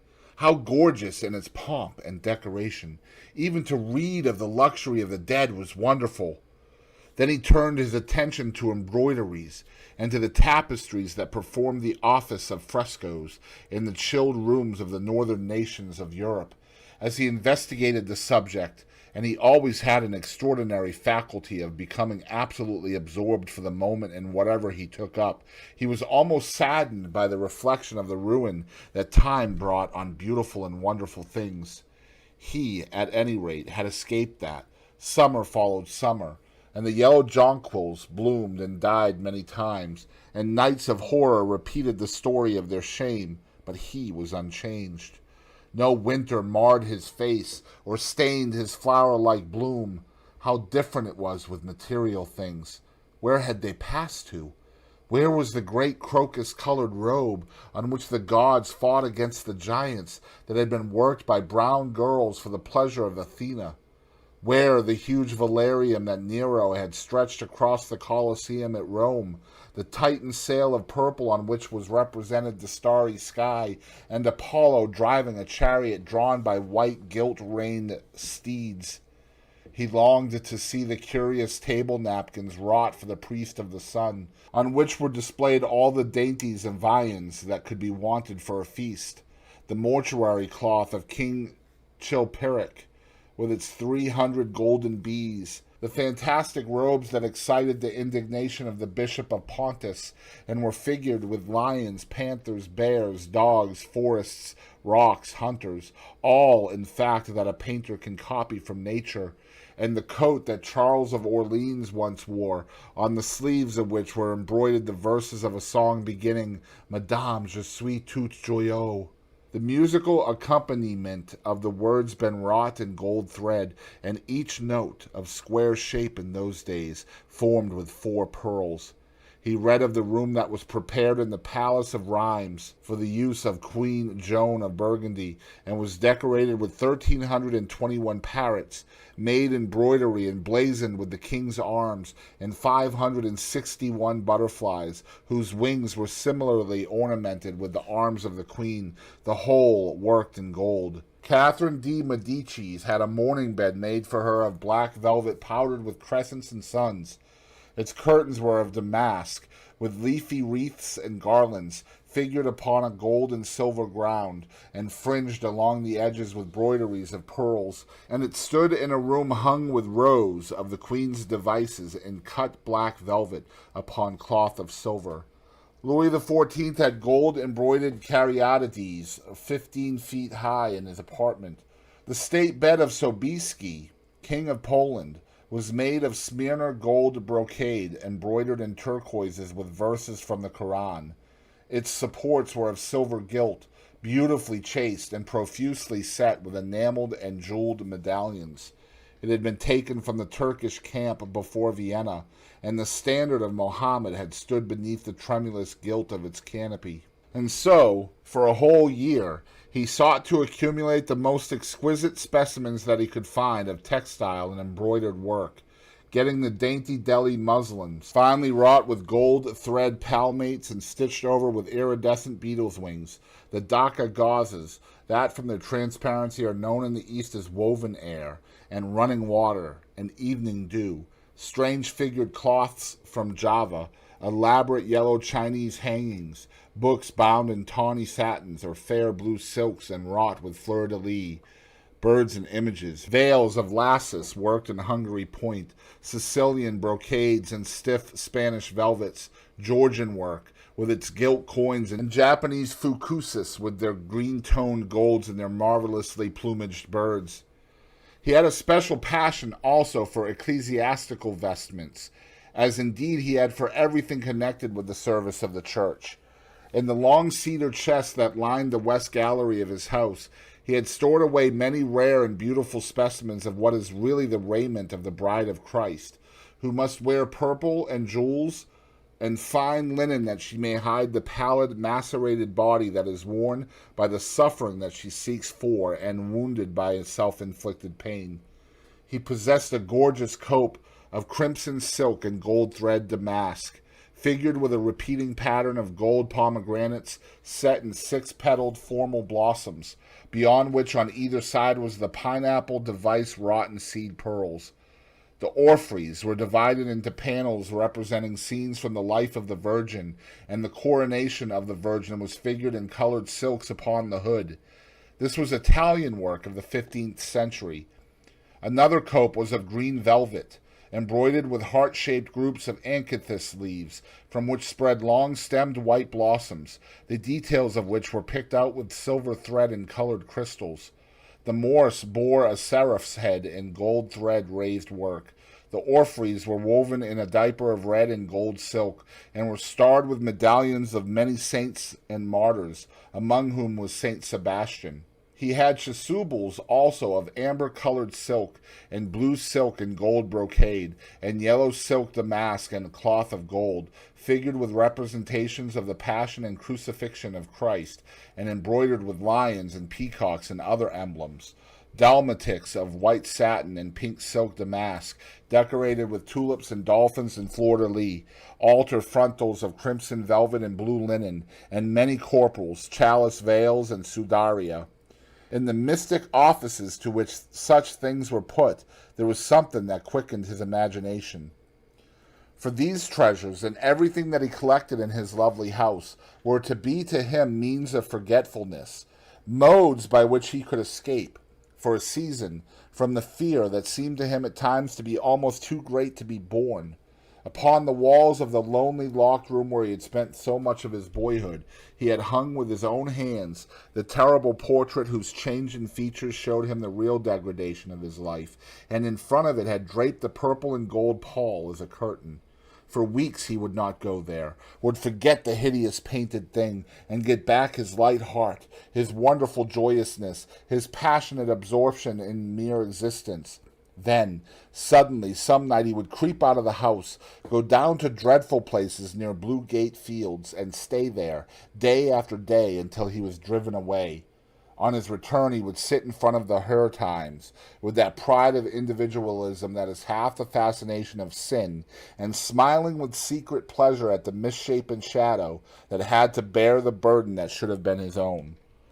After a few years he could not endure to be long out of England, and gave up the villa that he had shared at Trouville with Lord Henry, as well as the little white-walled inn-house at Algiers, where they had more than once spent the winter.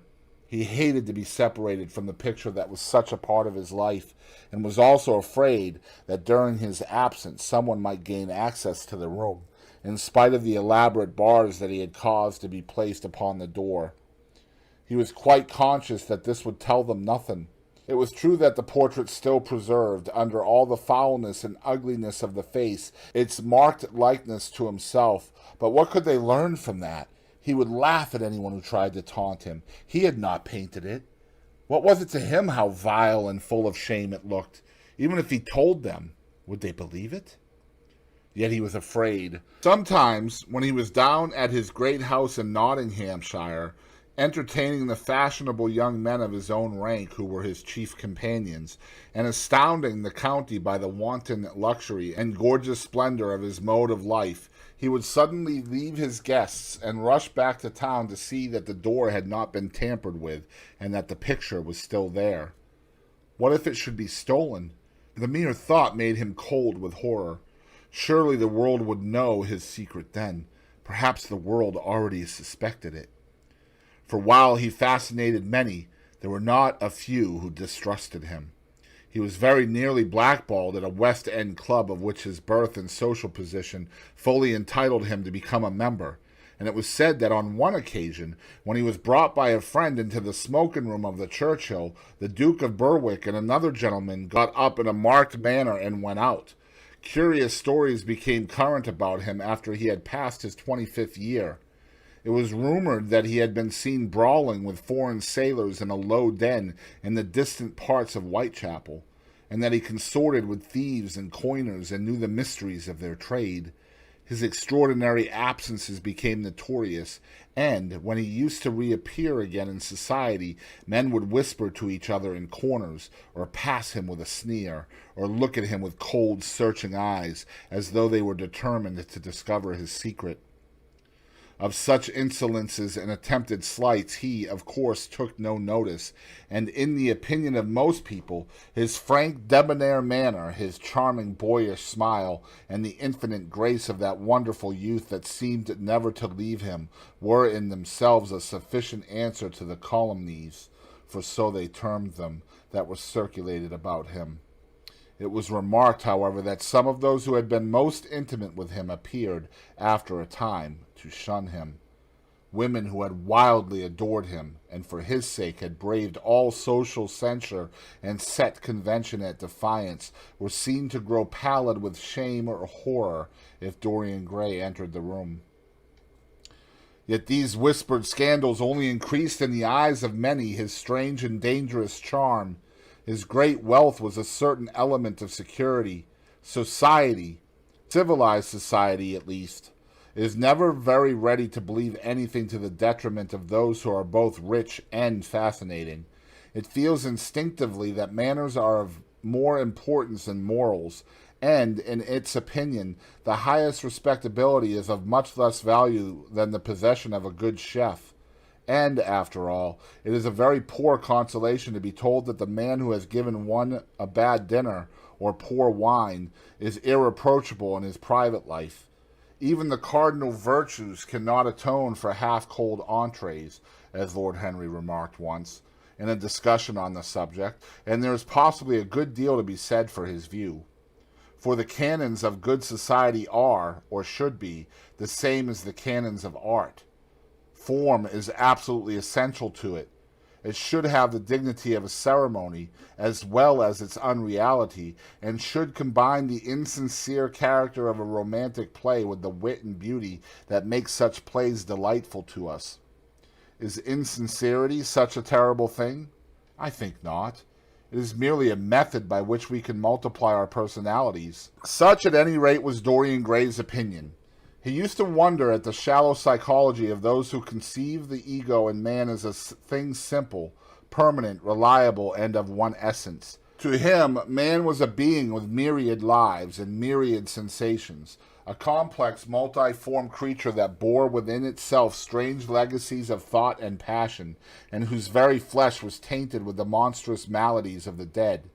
He loved to stroll through the gaunt, cold picture gallery of his country house and look at the various portraits of those whose blood flowed in his veins. Here was Philip Herbert, described by Francis Osborne in his memoirs on the reigns of Queen Elizabeth and King James as one who was caressed by the court for his handsome face, which kept him not long company. Was it young Herbert's life that he sometimes led? Had some strange poisonous germ crept from body to body till it had reached his own? Was it some dim sense of that ruined grace that had made him so suddenly, and almost without cause, give utterance in Basil Hallward's studio to the mad prayer that had so changed his life? Here, in gold-embroidered red doublet, jeweled surcoat, and gilt-edged ruff and wristbands, stood Sir Anthony Sherard, with his silver and black armor piled at his feet. What had this man's legacy been? Had the lover of Giovanna of Naples bequeathed him some inheritance of sin and shame? Were his own actions merely the dreams that the dead man had not dared to realize? Here, from the fading canvas, smiled Lady Elizabeth Devereux, in her gauze hood, pearl stomacher, and pink-slashed sleeves. A flower was in her right hand, and her left clasped an enameled collar of white and damask roses. On a table by her side lay a mandolin and an apple. There were large green rosettes upon her little pointed shoes. He knew her life, and the strange stories that were told about her lovers. Had he something of her temperament in him? These oval, heavy-lidded eyes seemed to look curiously at him. What of George Willoughby, with his powdered hair and fantastic patches? How evil he looked! The face was saturnine and swarthy, and the sensual lips seemed to be twisted with disdain. Delicate lace ruffles fell over the lean yellow hands that were so overladen with rings. He had been a macaroni of the 18th century, and the friend, in his youth, of Lord Ferrars. What of the second Lord Beckenham, the companion of the Prince Regent in his wildest days, and one of the witnesses at the secret marriage with Mrs. Fitzherbert? How proud and handsome he was, with his chestnut curls and insolent pose. What passions had he bequeathed? The world had looked upon him as infamous. He had led the orgies at Carlton House. The Star of the Garter glittered upon his breast.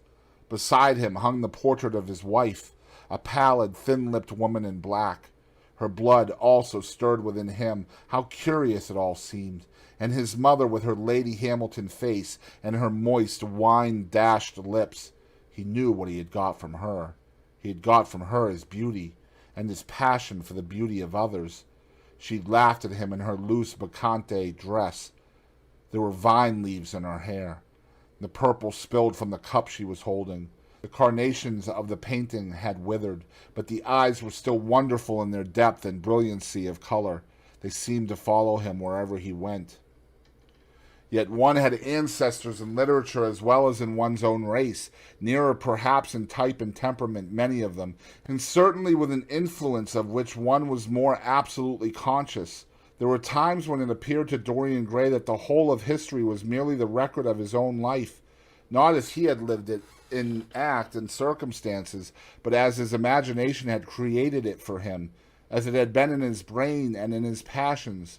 He felt that he had known them all, those strange, terrible figures that had passed across the stage of the world and made sin so marvelous and evil so full of subtlety. It seemed to him that in some mysterious way their lives had been his own. The hero of the wonderful novel that had so influenced his life had himself known his curious fancy. In the 7th chapter he tells how, crowned with laurel, lest lightning might strike him, he had sat, as Tiberius, in a garden at Capri, reading the shameful books of Elephantis, while dwarfs and peacocks strutted around him and the flute player mocked the swinger of the censer, and as Caligula had caroused with the green-shirted jockeys in their stables, and supped in an ivory manger with a jewel-frontleted horse, and as Domitian had wandered through a corridor lined with marble mirrors, looking round with haggard eyes for the reflection of the dagger that was to end his days, and sick with that ennui, that terrible tedium vitae that comes on those to whom life denies nothing, and had peered through a clear emerald at the red shambles of the circus, and then, in a litter of pearl and purple drawn by silver-shod mules, been carried through the street of pomegranates to a house of gold, and heard men cry on Nero Caesar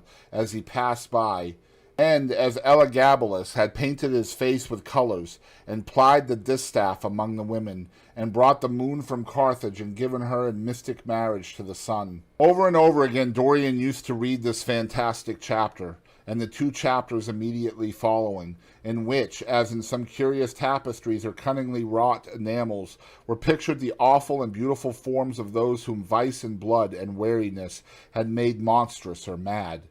Filippo, Duke of Milan, who slew his wife and painted her lips with a scarlet poison that her lover might suck death from the dead thing he fondled.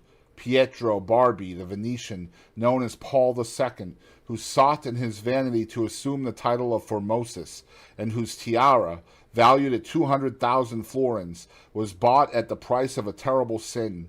Gian Maria Visconti, who used hounds to chase living men, and whose murdered body was covered with roses by a harlot who had loved him. The Borgia, on his white horse, with fratricide riding beside him, and his mantle stained with the blood of Perato. Pietro Riario, the young cardinal archbishop of Florence, child and minion of Sixtus IV, whose beauty was equaled only by his debauchery, and who received Leonora of Aragon in a pavilion of white and crimson silk, filled with nymphs and centaurs, and gilded a boy that he might serve at the feast as Ganymede or Hylas. Ezeline, whose melancholy could be cured only by the spectacle of death, and who had a passion for red blood, as other men have for red wine.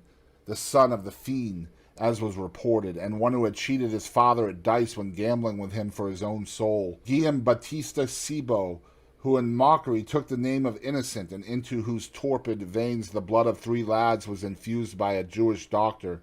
Sigismondo Malatesta, the lover of Isotta and the lord of Rimini, whose effigy was burned at Rome as the enemy of God and man, who strangled Polissena with a napkin and gave poison to Ginevra d'Este in a cup of emerald, and in honor of a shameful passion built a pagan church for Christian worship. Charles VI, who had so wildly adored his brother's wife that a leper had warned him of the insanity that was coming on him, and who, when his brain had sickened and grown strange, could only be soothed by Saracen cards painted with the images of love and death and madness. In his trimmed jerkin and jeweled cap and acanthus-like curls, Griffinetto Baglioni, who slew Astor with his bride and Simonetto with his page, and whose comeliness was such that, as he lay dying in the yellow piazza of Perugia, those who had hated him could not choose but weep, and Atalanta, who had cursed him, blessed him. There was a horrible fascination in them all. He saw them at night, and they troubled his imagination in the day. The Renaissance knew of strange manners of poisoning by a helmet and a lighted torch, by an embroidered glove and a jeweled fan, by a gilded pomander and by an amber chain. Dorian Gray had been poisoned by a book. There were moments when he looked on evil simply as a mode through which he could realize his conception of the beautiful.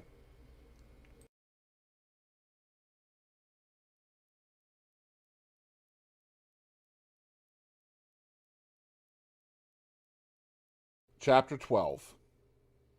It was on the 9th of November, the eve of his own 38th birthday, as he often remembered afterwards. He was walking home about 11 o'clock from Lord Henry's, where he had been dining, and was wrapped in heavy furs, as the night was cold and foggy. At the corner of Grosvenor Square and South Audley Street, a man passed him in the mist, walking very fast and with the collar of his grey ulster turned up. He had a bag in his hand. Dorian recognized him. It was Basil Hallward. A strange sense of fear, for which he could not account, came over him. He made no sign of recognition, and went on quickly in the direction of his own house. But Hallward had seen him. Dorian heard him first stopping on the pavement, and then hurrying after him. In a few moments his hand was on his arm. "Dorian! What an extraordinary piece of luck! I have been waiting for you in your library ever since 9 o'clock. Finally, I took pity on your tired servant and told him to go to bed, as he let me out. I am off to Paris by the midnight train, and I particularly wanted to see you before I left. I thought it was you, or rather your fur coat, as you passed me, but I wasn't quite sure. Didn't you recognize me?" "In this fog, my dear Basil? Why, I can't even recognize Grosvenor Square.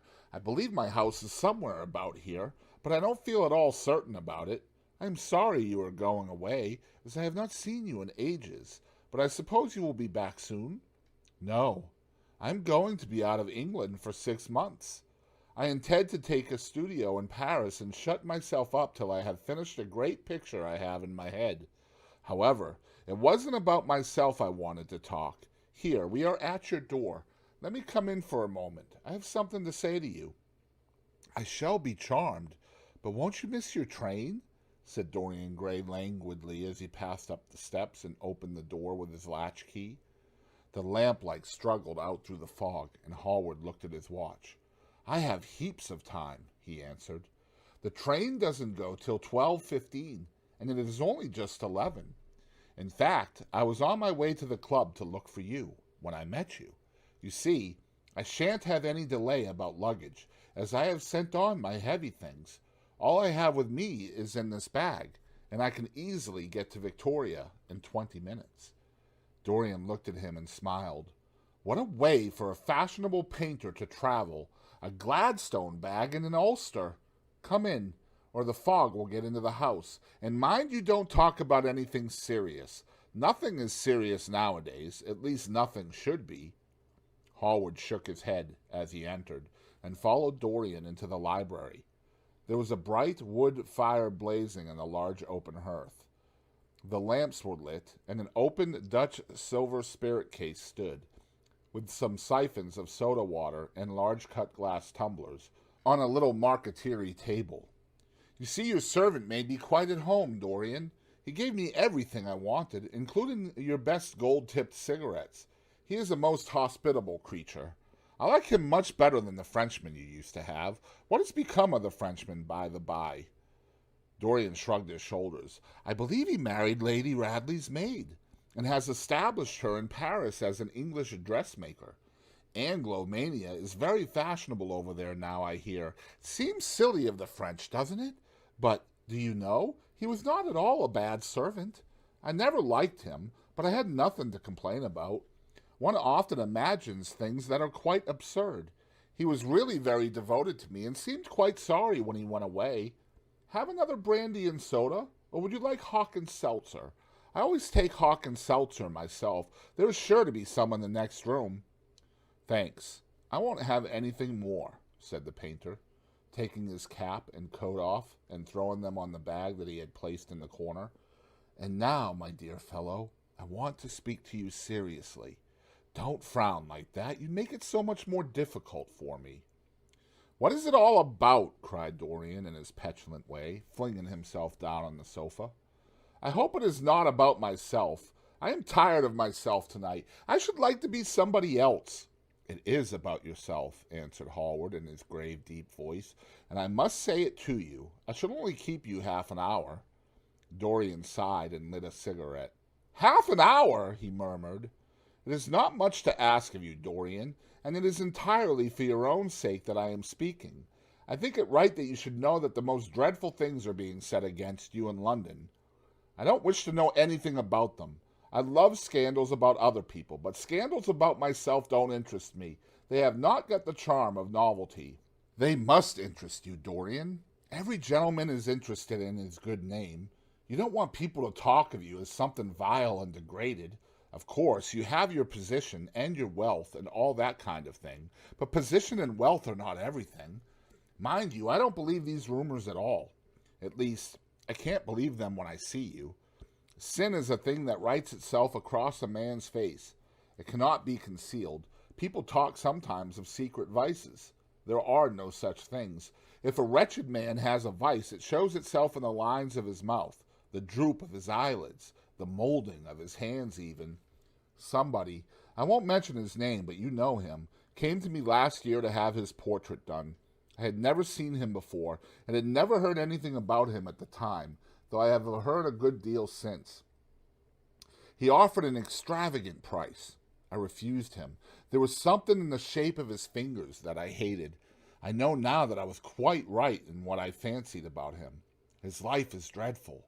But you, Dorian, with your pure, bright, innocent face and your marvelous, untroubled youth, I can't believe anything against you.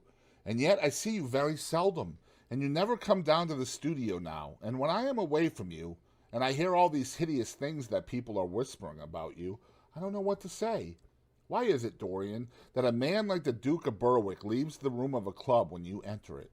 Why is it that so many gentlemen in London will neither go to your house or invite you to theirs? You used to be a friend of Lord Staveley. I met him at dinner last week. Your name happened to come up in conversation. in connection with the miniatures you have lent to the exhibition at the Dudley. Staveley curled his lip and said that you might have the most artistic tastes, but that you were a man whom no pure-minded girl should be allowed to know, and whom no chaste woman should sit in the same room with. I reminded him that I was a friend of yours, and asked him what he meant. He told me. He told me right out before everybody. It was horrible. Why is your friendship so fatal to young men? There was that wretched boy in the Guards who committed suicide. You were his great friend. There was Sir Henry Ashton, who had to leave England with a tarnished name. You and he were inseparable. What about Adrian Singleton and his dreadful end? What about Lord Kent's only son and his career? I met his father yesterday in St. James's Street. He seemed broken with shame and sorrow. What about the young Duke of Perth? What sort of life has he got now? What gentleman will associate with him? Stop, Basil. You are talking about things of which you know nothing, said Dorian Gray, biting his lip, and with a note of infinite contempt in his voice. You ask me why Berwick leaves a room when I enter it? It is because I know everything about his life, not because he knows anything about mine. With such blood as he has in his veins, how could his record be clean? You ask me about Henry Ashton and young Perth? Did I teach the one his vices and the other his debauchery? If Kent's silly son takes his wife from the streets, what is it that to me? If Adrian Singleton writes his friend's name across a bill, am I his keeper? I know how people chatter in England. The middle classes air their moral prejudices over their gross dinner tables and whisper about what they call the profligacies of their betters in order to try and pretend that they are in smart society and on intimate terms with the people they slander. In this country, it is enough for a man to have distinction and brains for every common tongue to wag against him. And what sort of lives do these people, who pose as being moral, lead themselves? My dear fellow, you forget that we are in the native land of the hypocrite. Dorian, cried Hallward, that is not the question. England is bad enough, I know, and English society is all wrong. That is the reason why I want you to be fine. You have not been fine. One has a right to judge of a man by the effect he has over his friends. Yours seem to lose all sense of honor, of goodness, of purity. You have filled them with a madness for pleasure. They have gone down into the depths. You led them there. Yes, you led them there. And yet you can smile, as you are smiling now, and there is worse behind. I know you and Harry are inseparable. Surely for that reason, if for none other, you should not have made his sister's name a byword. Take care, Basil. You go too far. I must speak, and you must listen. You shall listen. When you met Lady Gwendolen, not a breath of scandal had ever touched her. Is there a single decent woman in London now who would drive with her in the park? Why, even her children are not allowed to live with her. Then there are other stories that you have been seen creeping at dawn out of dreadful houses and slinking in disguise into the foulest dens in London. Are they true? Can they be true? When I first heard them, I laughed. I hear them now, and they make me shudder. What about your country house and the life that is led there? Dorian, you don't know what is said about you. I won't tell you that I don't want to preach to you. I remember Harry saying once that every man who turned himself into an amateur curate for the moment always began by saying that, and then proceeded to break his word. I do want to preach to you. I want you to lead such a life as will make the world respect you. I want you to have a clean name and a fair record. I want you to get rid of the dreadful people you associate with. Don't shrug your shoulders like that. Don't be so indifferent. You have a wonderful influence. Let it be for good, not for evil. They say that you corrupt everyone with whom you become intimate, and that it is quite sufficient for you to enter a house for shame of some kind to follow after. I don't know whether it is so or not. How should I know? But it is said of you. I am told things that it seems impossible to doubt. Lord Gloucester was one of my greatest friends at Oxford. He showed me a letter that his wife had written to him when she was dying alone in her villa at Mentone. Your name was implicated in the most terrible confession I have ever heard. I told him that it was absurd, that I knew you thoroughly, and that you were incapable of anything of the kind. Know you? I wonder, do I know you? Before I could answer that, I should have to see your soul. To see my soul, muttered Dorian Gray. starting up from the sofa and turning almost white from fear. "Yes," answered Hallward gravely, and with deep-toned sorrow in his voice, "to see your soul, but only God can do that." A bitter laugh of mockery broke from the lips of the younger man. "You shall see it yourself, tonight," he cried, seizing a lamp from the table. "Come, it is your own handiwork. Why shouldn't you look at it? You can tell the world all about it afterwards if you choose. Nobody would believe you. If they did believe you, they would like me all the better for it. I know the age better than you do, though you will prate about it so tediously. Come, I tell you, you have chattered enough about corruption. Now you shall look on it face to face." There was the madness of pride in every word he uttered. He stamped his foot upon the ground in his boyish, insolent manner. He felt a terrible joy at the thought that someone else was to share his secret, and that the man who had painted the portrait that was the origin of all his shame was to be burdened for the rest of his life with the hideous memory of what he had done. "Yes," he continued, coming closer to him and looking steadfastly into his stern eyes, "I shall show you my soul. You shall see the thing that you fancy only God can see." Hallward started back. "This is blasphemy, Dorian," he cried. "You must not say things like that. They are horrible, and they don't mean anything." "You think so?" he laughed again. "I know so. As for what I said to you tonight, I said it for your good. You know I have been always a staunch friend to you. Don't touch me. Finish what you have to say." A twisted flash of pain shot across the painter's face. He paused for a moment, and a wild feeling of pity came over him. After all, what right had he to pry into the life of Dorian Gray? If he had done a tithe of what was rumored about him, how much he must have suffered. Then he straightened himself up, walked over to the fireplace, and stood there, looking at the burning logs with their frost-like ashes and their throbbing cores of flame. "I am waiting, Basil," said the young man in a hard, clear voice. He turned round. "What I have to say is this," he cried. "You must give me some answer to these horrible charges that are made against you.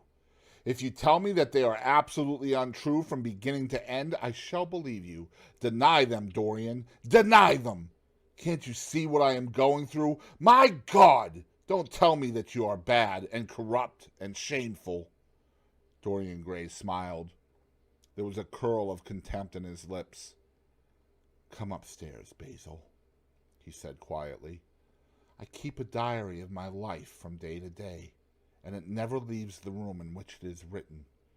I shall show it to you if you come with me. I shall come with you, Dorian, if you wish it. I see I've missed my train. That makes no matter. I can go tomorrow, but don't ask me to read anything tonight. All I want is a plain answer to my question. That shall be given to you upstairs. I could not give it here.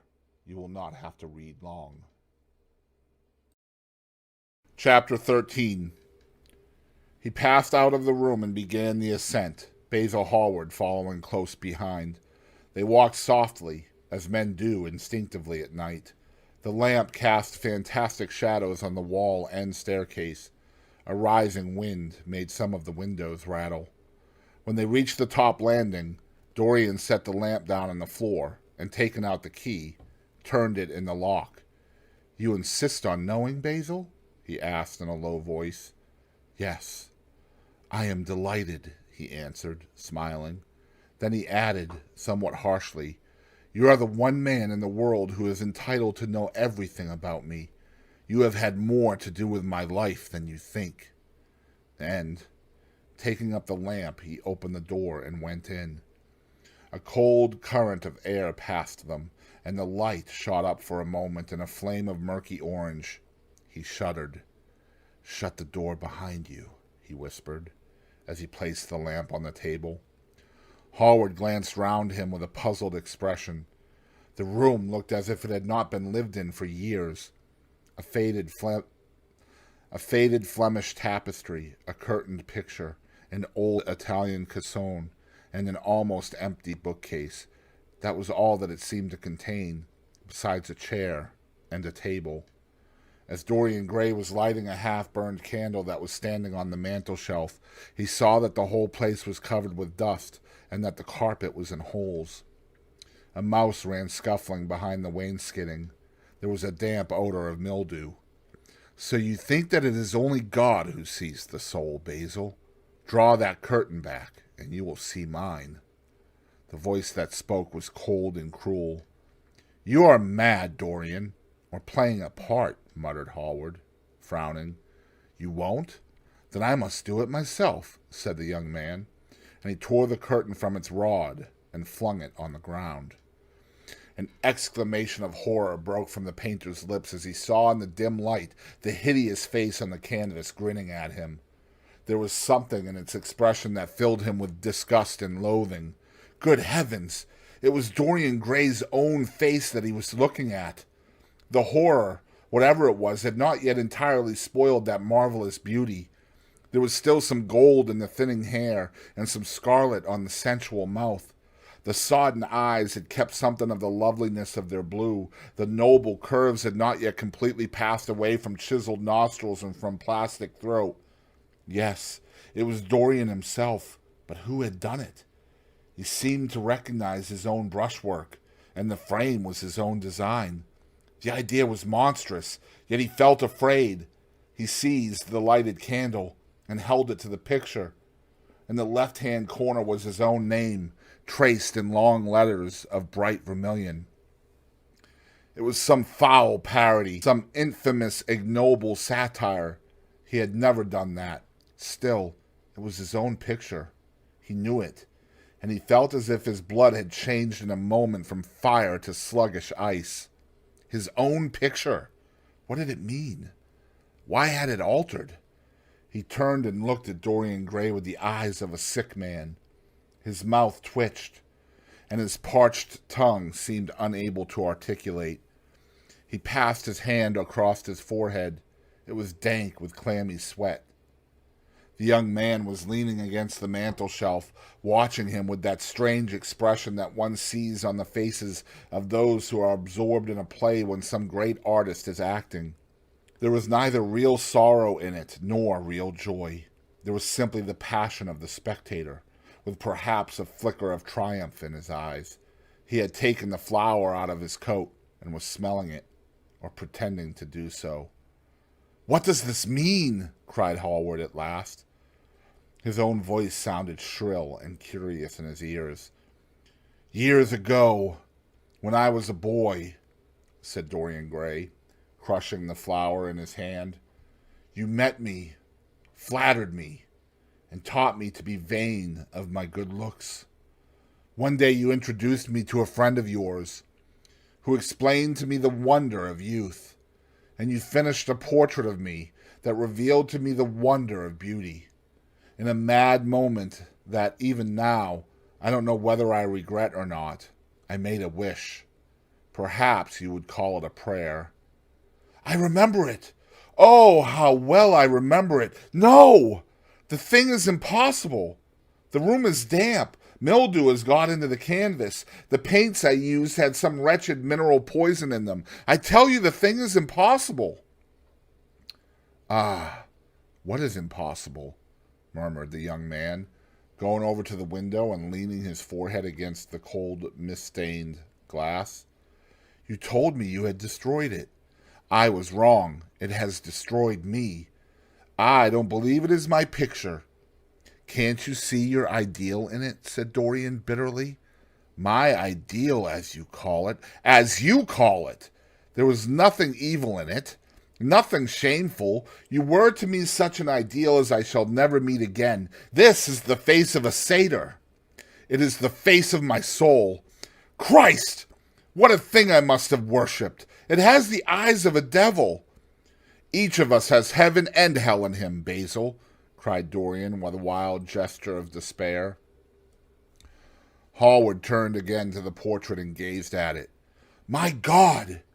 If it is true," he exclaimed, "and this is what you have done with your life, why, you must be worse even than those who talk against you fancy you to be."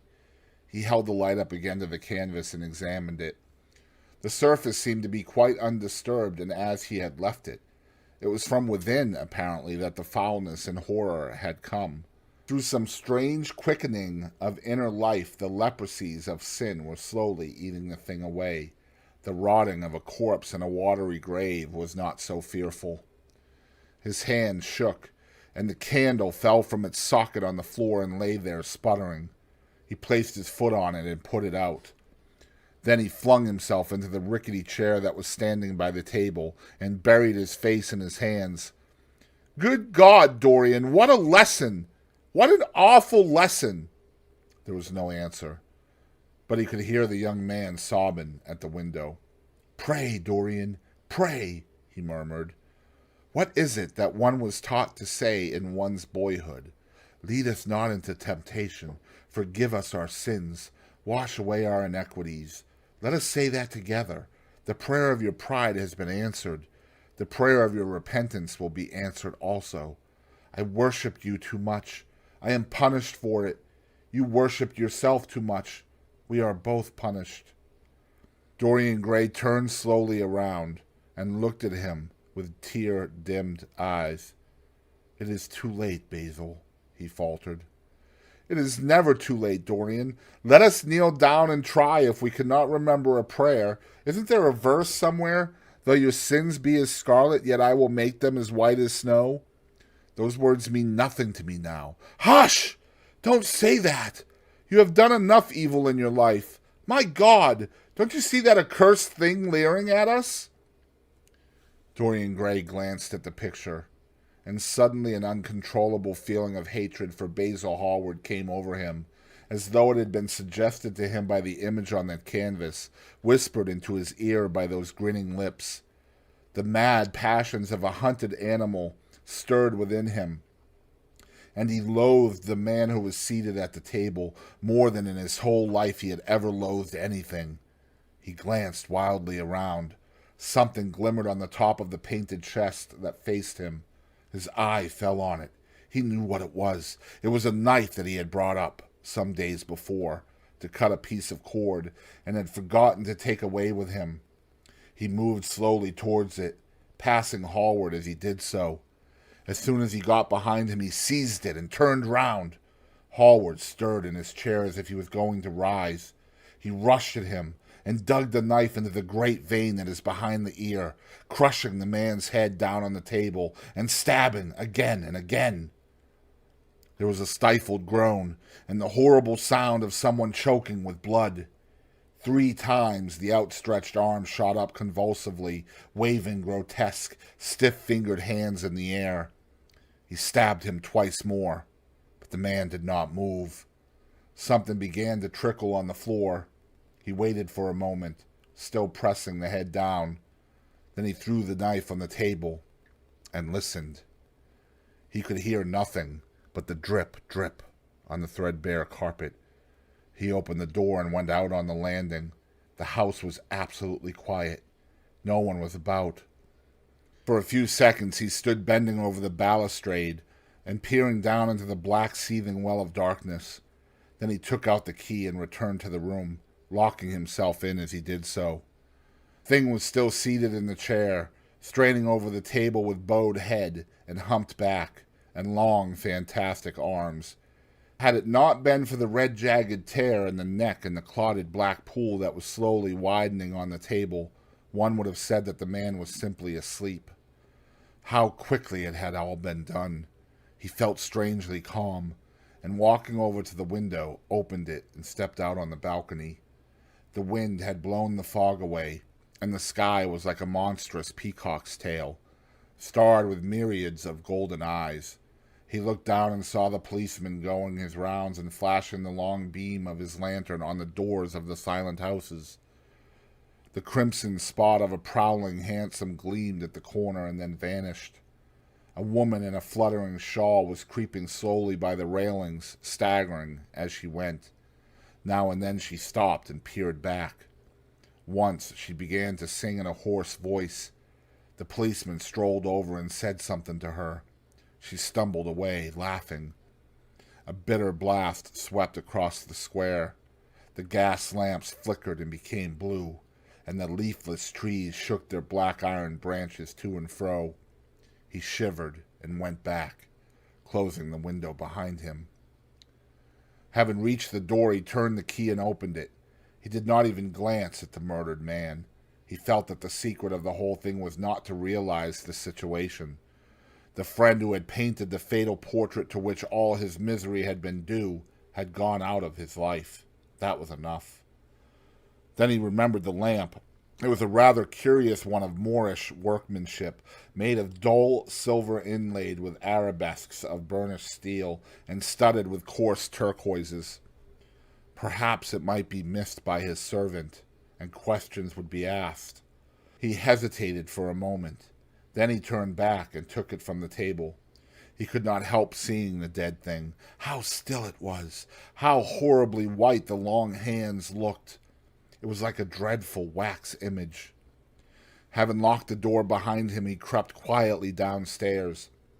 The woodwork creaked and seemed to cry out as if in pain. He stopped several times and waited. No, everything was still. It was merely the sound of his own footsteps. When he reached the library, he saw the bag and coat in the corner. They must be hidden away somewhere. He unlocked a secret press that was in the wainscoting, a press in which he kept his own curious disguises, and put them into it. He could easily burn them afterwards. Then he pulled out his watch. It was 20 minutes to 2. He sat down and began to think. Every year, every month almost, men were strangled in England for what he had done. There had been a madness of murder in the air. Some red star had come too close to the earth, and yet what evidence was there against him? Basil Hallward had left the house at 11. No one had seen him come in again.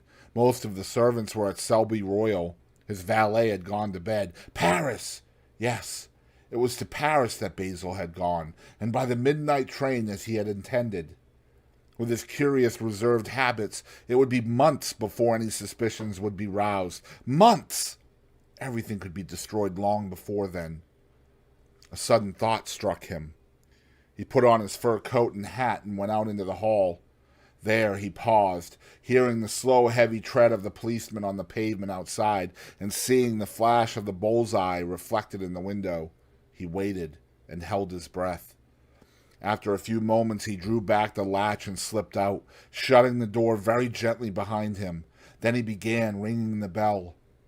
In about 5 minutes his valet appeared, half-dressed and looking very drowsy. "I am sorry to have had to wake you up, Francis," he said, stepping in, "but I had forgotten my latchkey. What time is it?" 10 minutes past 2, sir," answered the man, looking at the clock and blinking. 10 minutes past 2? How horribly late!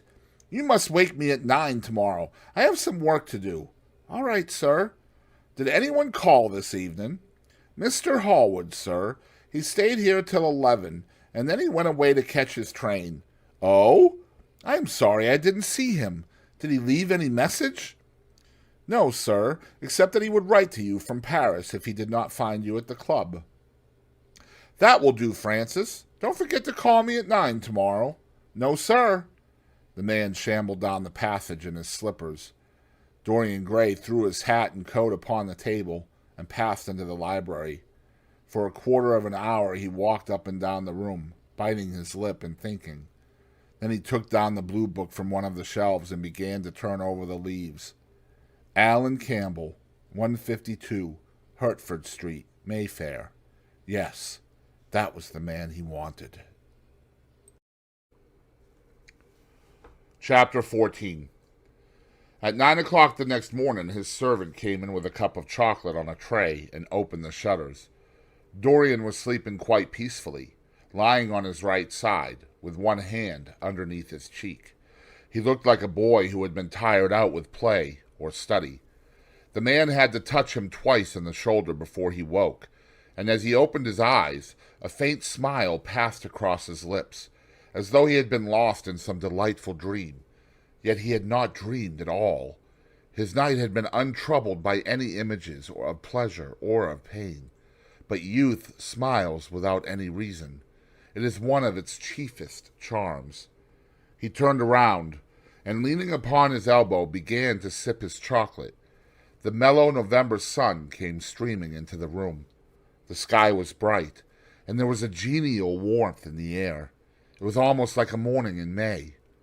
Gradually, the events of the preceding night crept, with silent, blood-stained feet, into his brain, and reconstructed themselves there with terrible distinctness.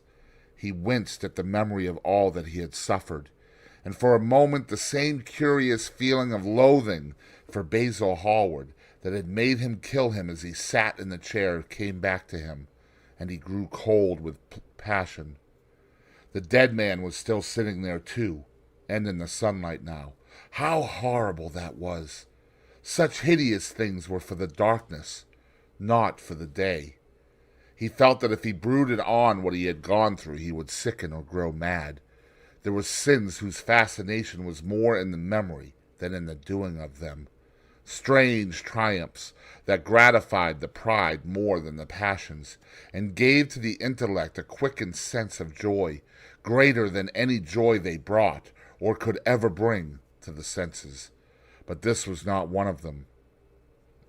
It was a thing to be driven out of the mind, to be drugged with poppies, to be strangled lest it might strangle one itself. When the half-hour struck, he passed his hand across his forehead, and then got up hastily and dressed himself with even more than his usual care, giving a good deal of attention to the choice of his necktie and scarf pin, and changing his rings more than once.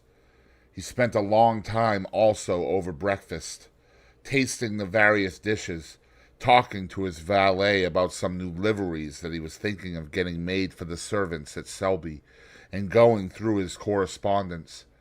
At some of the letters he smiled. 3 of them bored him.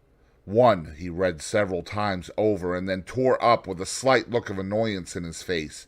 That awful thing, a woman's memory, as Lord Henry had once said. After he had drunk his cup of black coffee, he wiped his lips slowly with a napkin, motioned to his servant to wait, and going over to the table, sat down and wrote 2 letters. One he put in his pocket. The other he handed to the valet. "Take this round to 152 Hertford Street, Francis, and if Mr. Campbell is out of town, get his address." As soon as he was alone, he lit a cigarette and began sketching upon a piece of paper, drawing first flowers and bits of architecture, and then human faces. Suddenly he remarked that every face that he drew seemed to have a fantastic likeness to Basil Hallward. He frowned, and getting up, went over to the bookcase and took out a volume at hazard. He was determined that he would not think about what had happened until it became absolutely necessary that he should do so. When he had stretched himself on the sofa, he looked at the title page of the book. It was Gautier's Imo et Camille, Charpentier's Japanese paper edition, with the Jacques Martre etching. The binding was of citron green leather, with a design of gilt trellis work and dotted pomegranates. It had been given to him by Adrian Singleton. As he turned over the pages, his eye fell on the poem about the land of Lacenere. The cold yellow hand, "Du supplice encore mal la vie," with its downy red hairs and its doigts de faune. He glanced at his own white taper fingers, shuddering slightly in spite of himself, and passed on till he came to those lovely stanzas about Venice.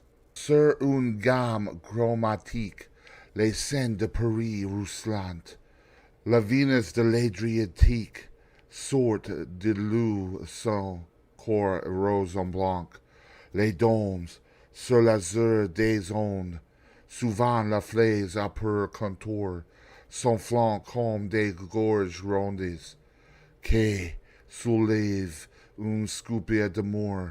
Les skiffs à bord me déposent, j'entends son amar orpilia, devant une façade rose, sur le marbre d'une escalier. How exquisite they were! As one read them, one seemed to be floating down the green waterways of the pink and pearl city, seated in a black gondola with silver prow and trailing curtains. The mere lines looked to him like those straight lines of turquoise blue that follow one as one pushes out to the Lido. The sudden flashes of color reminded him of the gleam of the opal and iris-throated birds that flutter round the tail honeycombed campanile or stalk with such stately grace through the dim, dust-stained arcades. Leaning back with half-closed eyes, he kept saying over and over to himself, "Devant une façade rose, sur le marbre d'une escalier." The whole of Venice was in those two lines. He remembered the autumn that he had passed there, and a wonderful love that had stirred him to mad, delightful follies. There was romance in every place, but Venice, like Oxford, had kept the background for romance, and, to the true romantic, background was everything, or almost everything. Basil had been with him part of the time, and had gone wild over Tintoret. Poor Basil! What a horrible way for a man to die! He sighed, and took up the volume again, and tried to forget. He read of the swallows that fly in and out of the little cafe at Smyrna, where Hajis sit counting their amber beads, and the turbaned merchants smoke their long tasseled pipes and talk gravely to each other. He read of the obelisk in the Place de la Concorde, that weeps tears of granite in its lonely, sunless exile, and longs to be back by the hot, lotus-covered Nile, where there are sphinxes, and rose-red ibises, and white vultures with gilded claws, and crocodiles with small beryl eyes that crawl over the green steaming mud.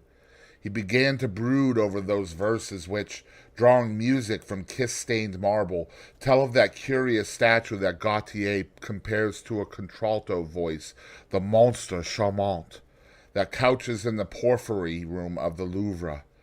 But after a time the book fell from his hand. He grew nervous, and a horrible fit of terror came over him. What if Alan Campbell should be out of England? Days would elapse before he could come back. Perhaps he might refuse to come. What could he do then? Every moment was of vital importance. They had been great friends once, 5 years before, almost inseparable indeed. Then the intimacy had come suddenly to an end. When they met in society now, it was only Dorian Gray who smiled. Alan Campbell never did. He was an extremely clever young man, though he had no real appreciation of the visible arts, and whatever little sense of the beauty of poetry he possessed, he had gained entirely from Dorian. His dominant intellectual passion was for science.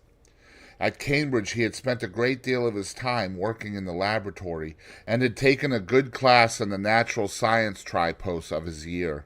Indeed, he was still devoted to the study of chemistry, and had a laboratory of his own in which he used to shut himself up all day long, greatly to the annoyance of his mother, who had set her heart on his standing for Parliament, and had a vague idea that a chemist was a person who made up prescriptions. He was an excellent musician, however, as well, and played both the violin and the piano better than most amateurs. In fact, it was music that had first brought him and Dorian Gray together. Music and that indefinable attraction that Dorian seemed to be able to exercise whenever he wished, and indeed exercised often without being conscious of it. They had met at Lady Berkshire's the night that Rubinstein played there, and after that used to be always seen together at the opera and wherever good music was going on. For 18 months their intimacy lasted.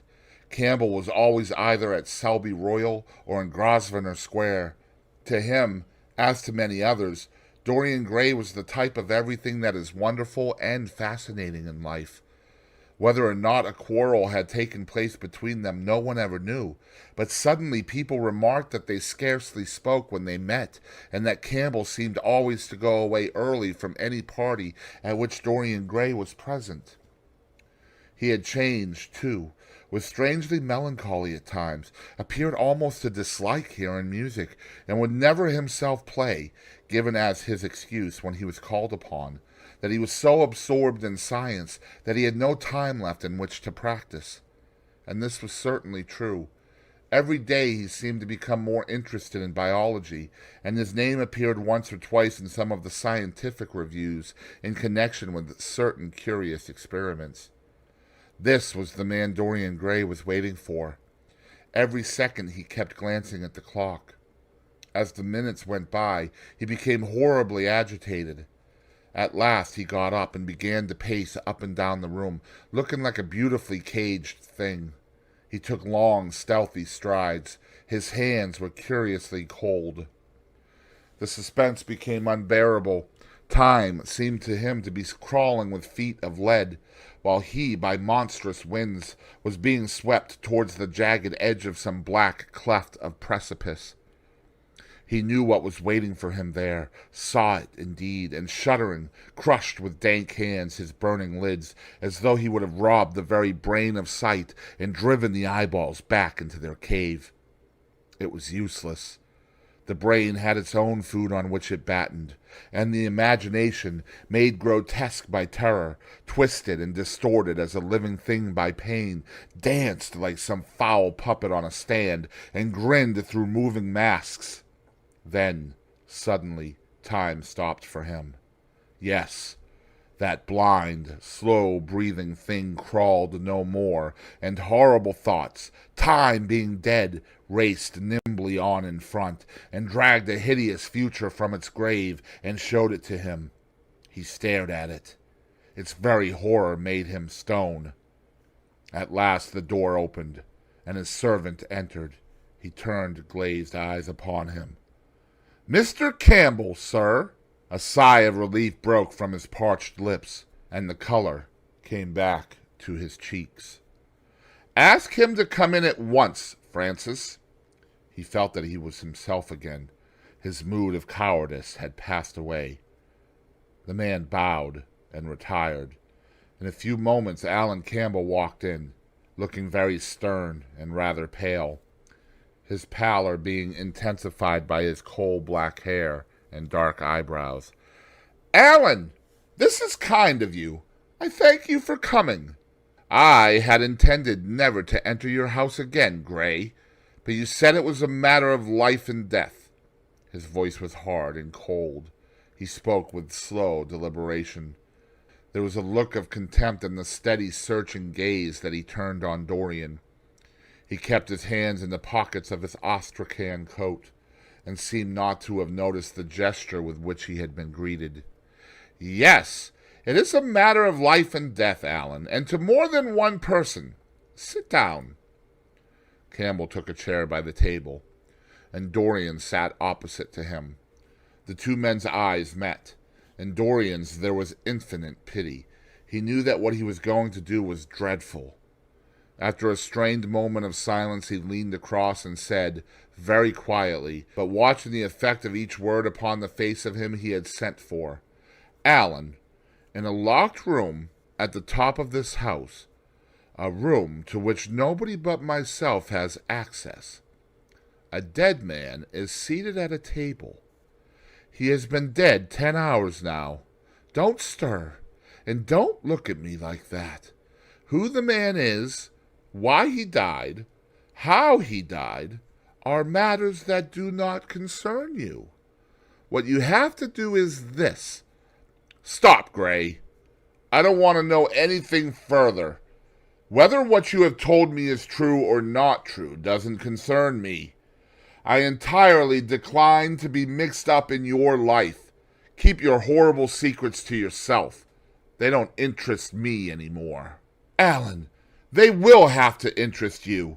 This one will have to interest you.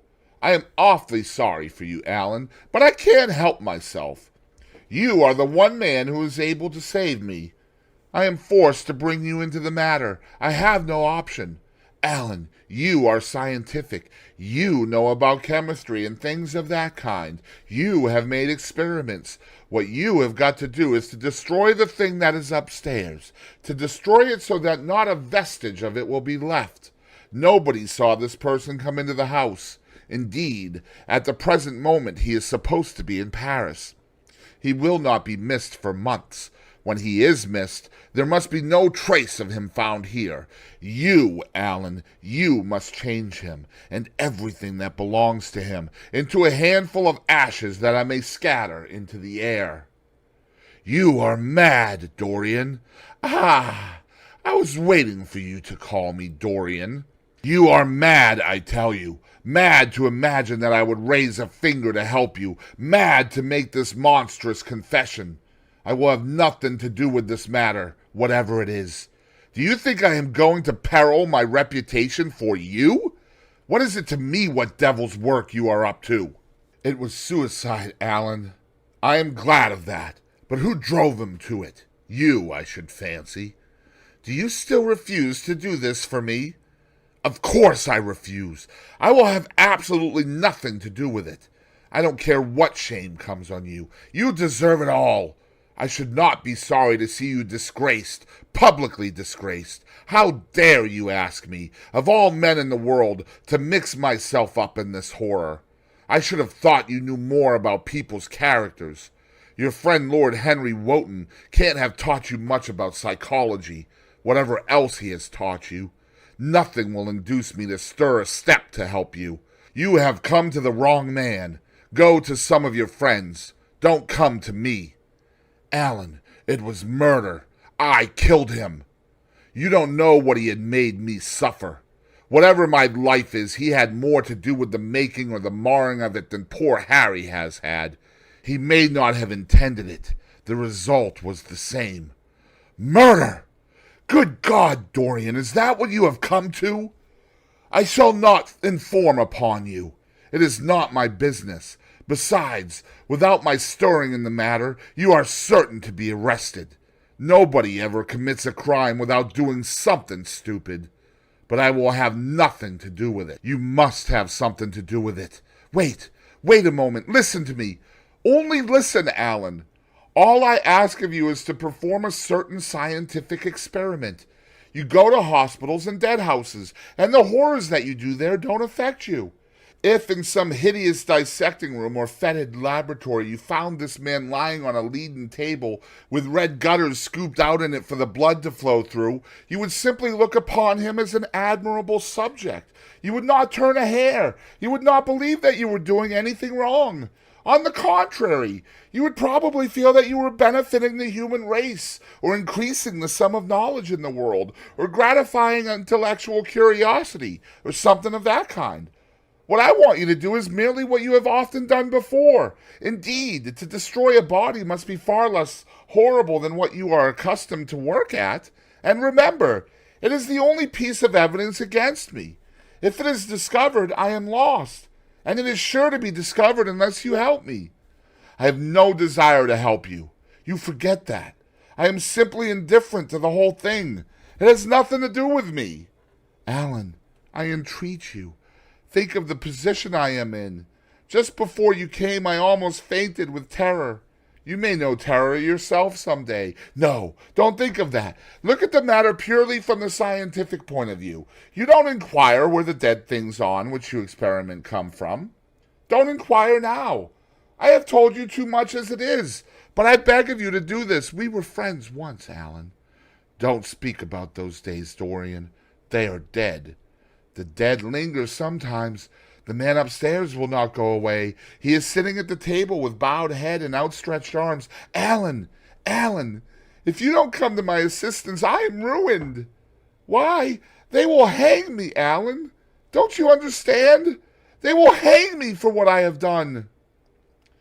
There is no good in prolonging this scene. I absolutely refuse to do anything in the matter.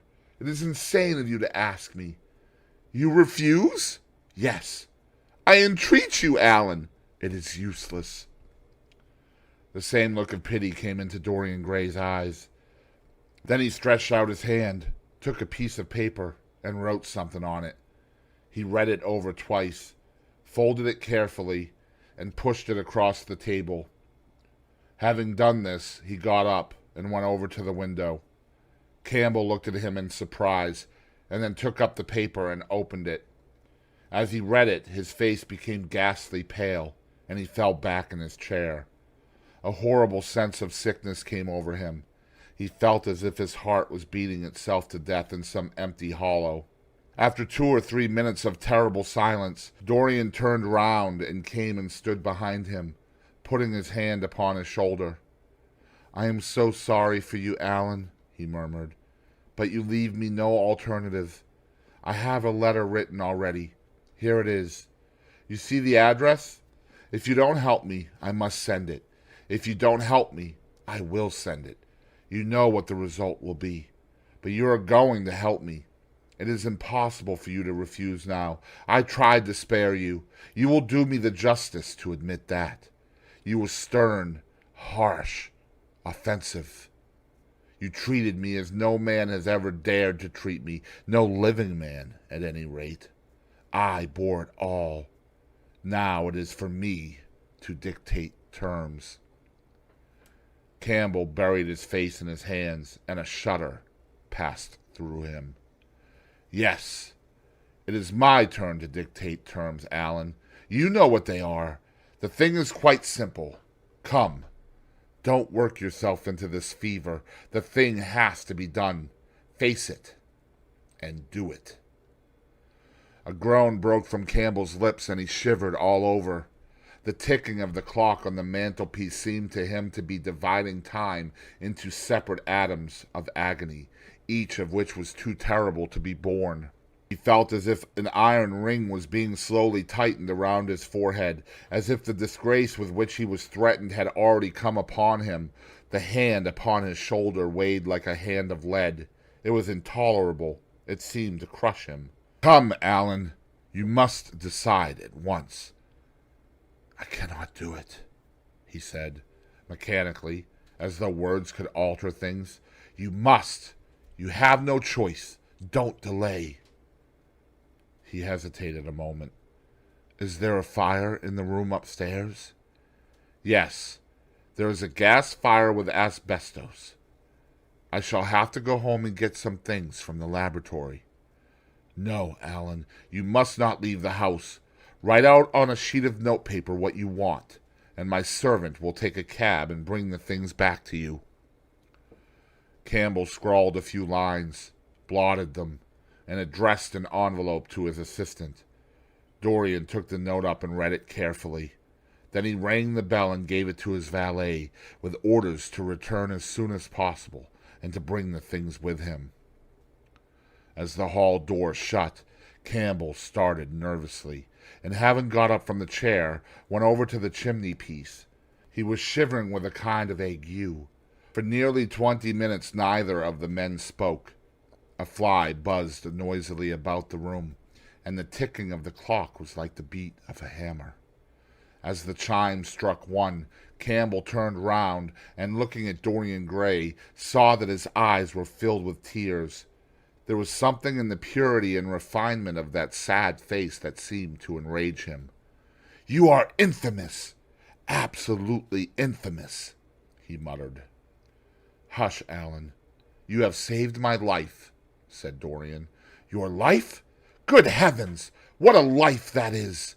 You have gone from corruption to corruption, and now you have culminated in crime. In doing what I am going to do, what you force me to do, it is not of your life that I am thinking." "Ah, Alan," murmured Dorian with a sigh. "I wish you had 1,000th part of the pity for me that I have for you." He turned away as he spoke, and stood looking out at the garden. Campbell made no answer. "Shall I leave the things here, sir?" he asked Campbell. No, I missed the spot. After about 10 minutes, a knock came to the door, and the servant entered, carrying a large mahogany chest of chemicals, with a long coil of steel and platinum wire and 2 rather curiously shaped iron clamps. "Shall I leave the items here, sir?" he asked Campbell. "Yes," said Dorian, "and I am afraid, Francis, that I have another errand for you. What is the name of the man at Richmond who supplies Selby with orchids?" "Harden, sir. Yes, Hardin. You must go down to Richmond at once. See Hardin personally, and tell him to send twice as many orchids as I ordered, and to have as few white ones as possible. In fact, I don't want any white ones. It is a lovely day, Francis, and Richmond is a very pretty place. Otherwise, I wouldn't bother you about it. No trouble, sir. At what time shall I be back? Dorian looked at Campbell. How long will your experiment take, Alan? He said in a calm, indifferent voice. The presence of a third person in the room seemed to give him extraordinary courage. Campbell frowned and bit his lip. It will take about 5 hours, he answered.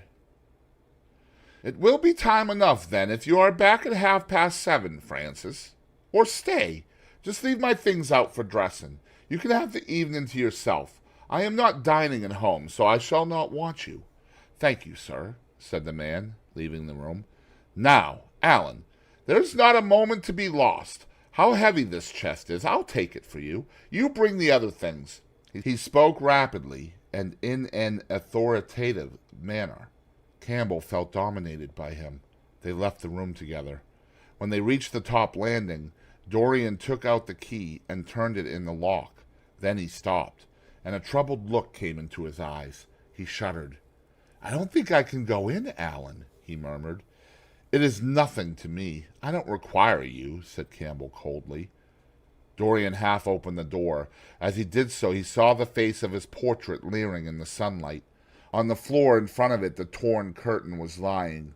He remembered that the night before he had forgotten, for the first time in his life, to hide the fatal canvas, and was about to rush forward when he drew back with a shudder.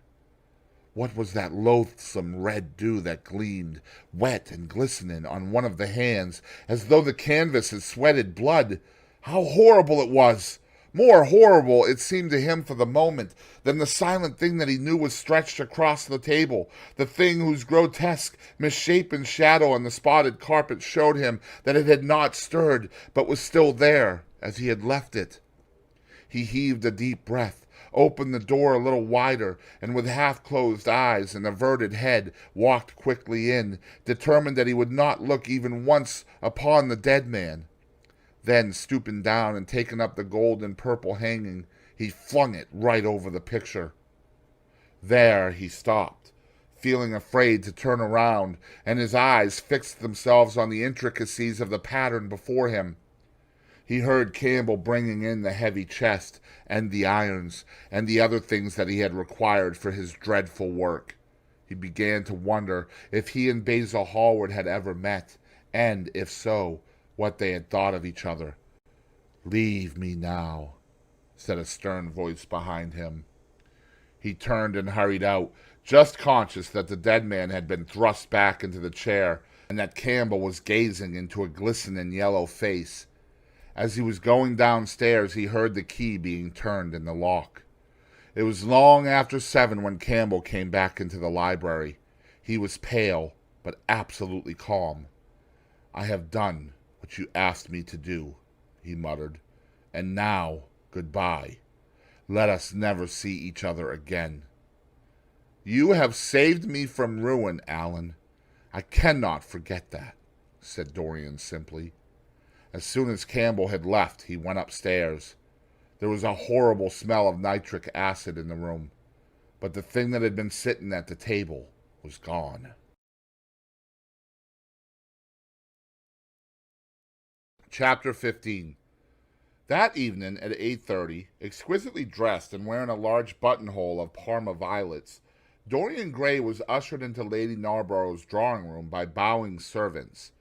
His forehead was throbbing with maddened nerves, and he felt wildly excited, but his manner as he bent over his hostess's hand was as easy and graceful as ever.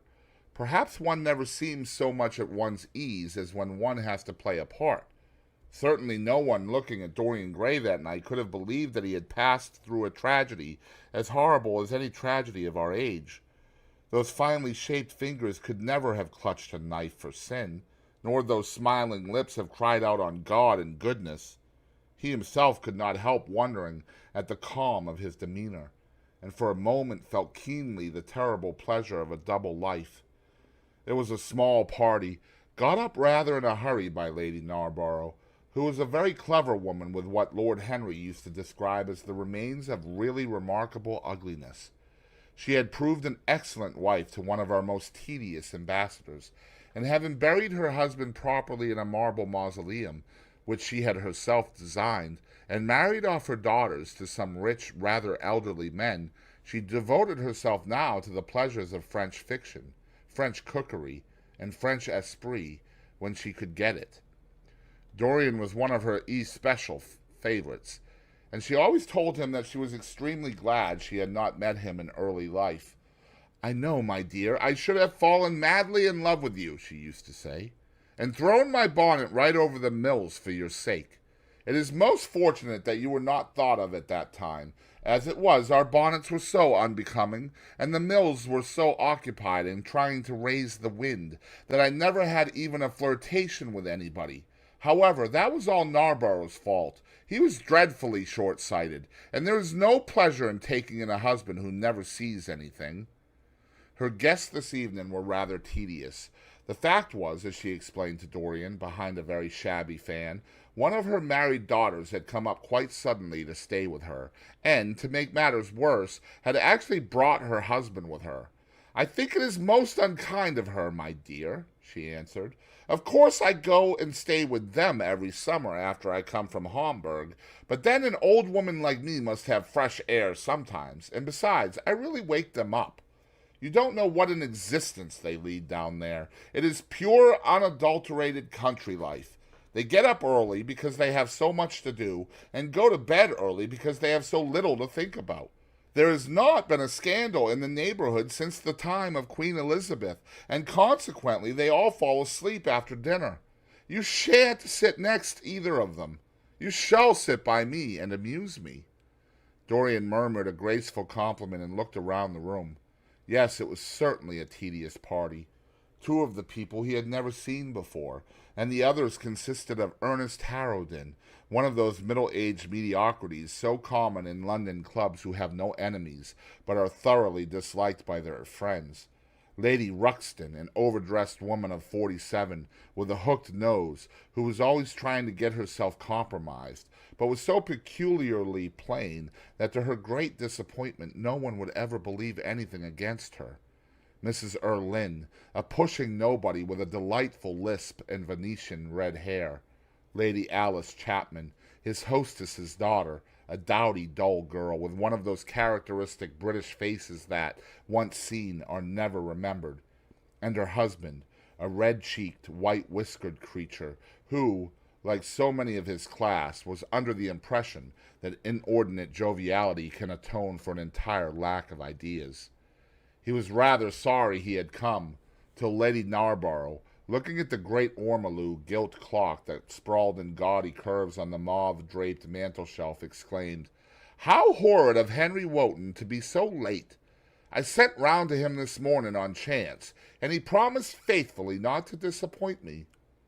It was some consolation that Harry was to be there, and when the door opened and he heard his slow musical voice lending charm to some insincere apology, he ceased to feel bored.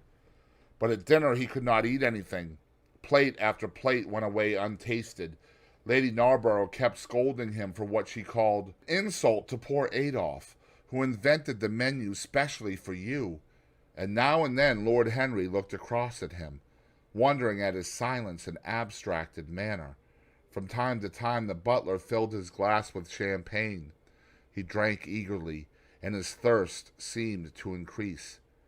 "Dorian," said Lord Henry at last, as his Chaud-froid was being handed round, "what is the matter with you tonight? You are quite out of sorts." "I believe he is in love," cried Lady Narborough, "and that he is afraid to tell me for fear I shall be jealous. He is quite right. I certainly should." "Dear Lady Narborough," murmured Dorian, smiling, "I have not been in love for a whole week. Not, in fact, since Madame de Ferrol left town." "How you men can fall in love with that woman!" exclaimed the old lady. "I really cannot understand it." "It is simply because she remembers you when you were a little girl, Lady Narborough," said Lord Henry. "She is the one link between us and your short frocks." "She does not remember my short frocks at all, Lord Henry. But I remember her very well at Vienna 30 years ago, and how décolletée she was then. She is still décolletée, he answered, taking an olive in his long fingers. And when she is in a very smart gown, she looks like an edition du luxe of a bad French novel. She is really wonderful and full of surprises. Her capacity for family affection is extraordinary. When her third husband died, her hair turned quite gold from grief. "How can you, Harry?" cried Dorian. "It is a most romantic explanation," laughed the hostess. "But her third husband, Lord Henry? You don't mean to say Farrell is the fourth?" "Certainly, Lady Narborough." "I don't believe a word of it." "Well, ask Mr. Gray. He is one of her most intimate friends." "Is it true, Mr. Gray?" "She assures me so, Lady Narborough," said Dorian. "I asked her whether, like Marguerite de Navarre, she had their hearts embalmed and hung at her girdle. She told me she didn't, because none of them had had any hearts at all. 4 husbands! Upon my word, that is trop de zèle." "Trop d'audace, I tell her," said Dorian. "Oh, she is audacious enough for anything, my dear. And what is Farrell like? I don't know him." "The husbands of very beautiful women belong to the criminal classes," said Lord Henry, sipping his wine. Lady Narborough hit him with her fan. "Lord Henry, I am not at all surprised that the world says that you are extremely wicked." "But what world says that?" asked Lord Henry, elevating his eyebrows. "It can only be the next world. This world and I are on excellent terms." "Everybody I know says you are very wicked," cried the old lady, shaking her head. Lord Henry looked serious for some moments. "It is perfectly monstrous," he said, at last, "the way people go about nowadays saying things against one behind one's back that are absolutely and entirely true." "Isn't he incorrigible?" cried Dorian, leaning forward in his chair. "I hope so," said his hostess, laughing. "But really, if you all worship Madame de Ferrol in this ridiculous way, I shall have to marry again so as to be in the fashion." "You will never marry again, Lady Narborough," broke in Lord Henry. "You were far too happy. When a woman marries again, it is because she detested her first husband. When a man marries again, it is because he adored his first wife. Women try their luck. Men risk theirs." "Narborough wasn't perfect," cried the old lady. "If he had been, you would not have loved him, my dear lady," was the rejoinder. "Women love us for our defects. If we have enough of them, they will forgive us everything, even our intellects. You will never ask me to dinner again after saying this, I am afraid, Lady Narborough, but it is quite true." "Of course it is true, Lord Henry. If we women did not love you for your defects, where would you all be? Not one of you would ever be married. You would be a set of unfortunate bachelors. Not, however, that that would alter you much. Nowadays all the married men live like bachelors, and all the bachelors live like married men." "Fin de siècle," murmured Lord Henry. "Fin du globe," answered his hostess.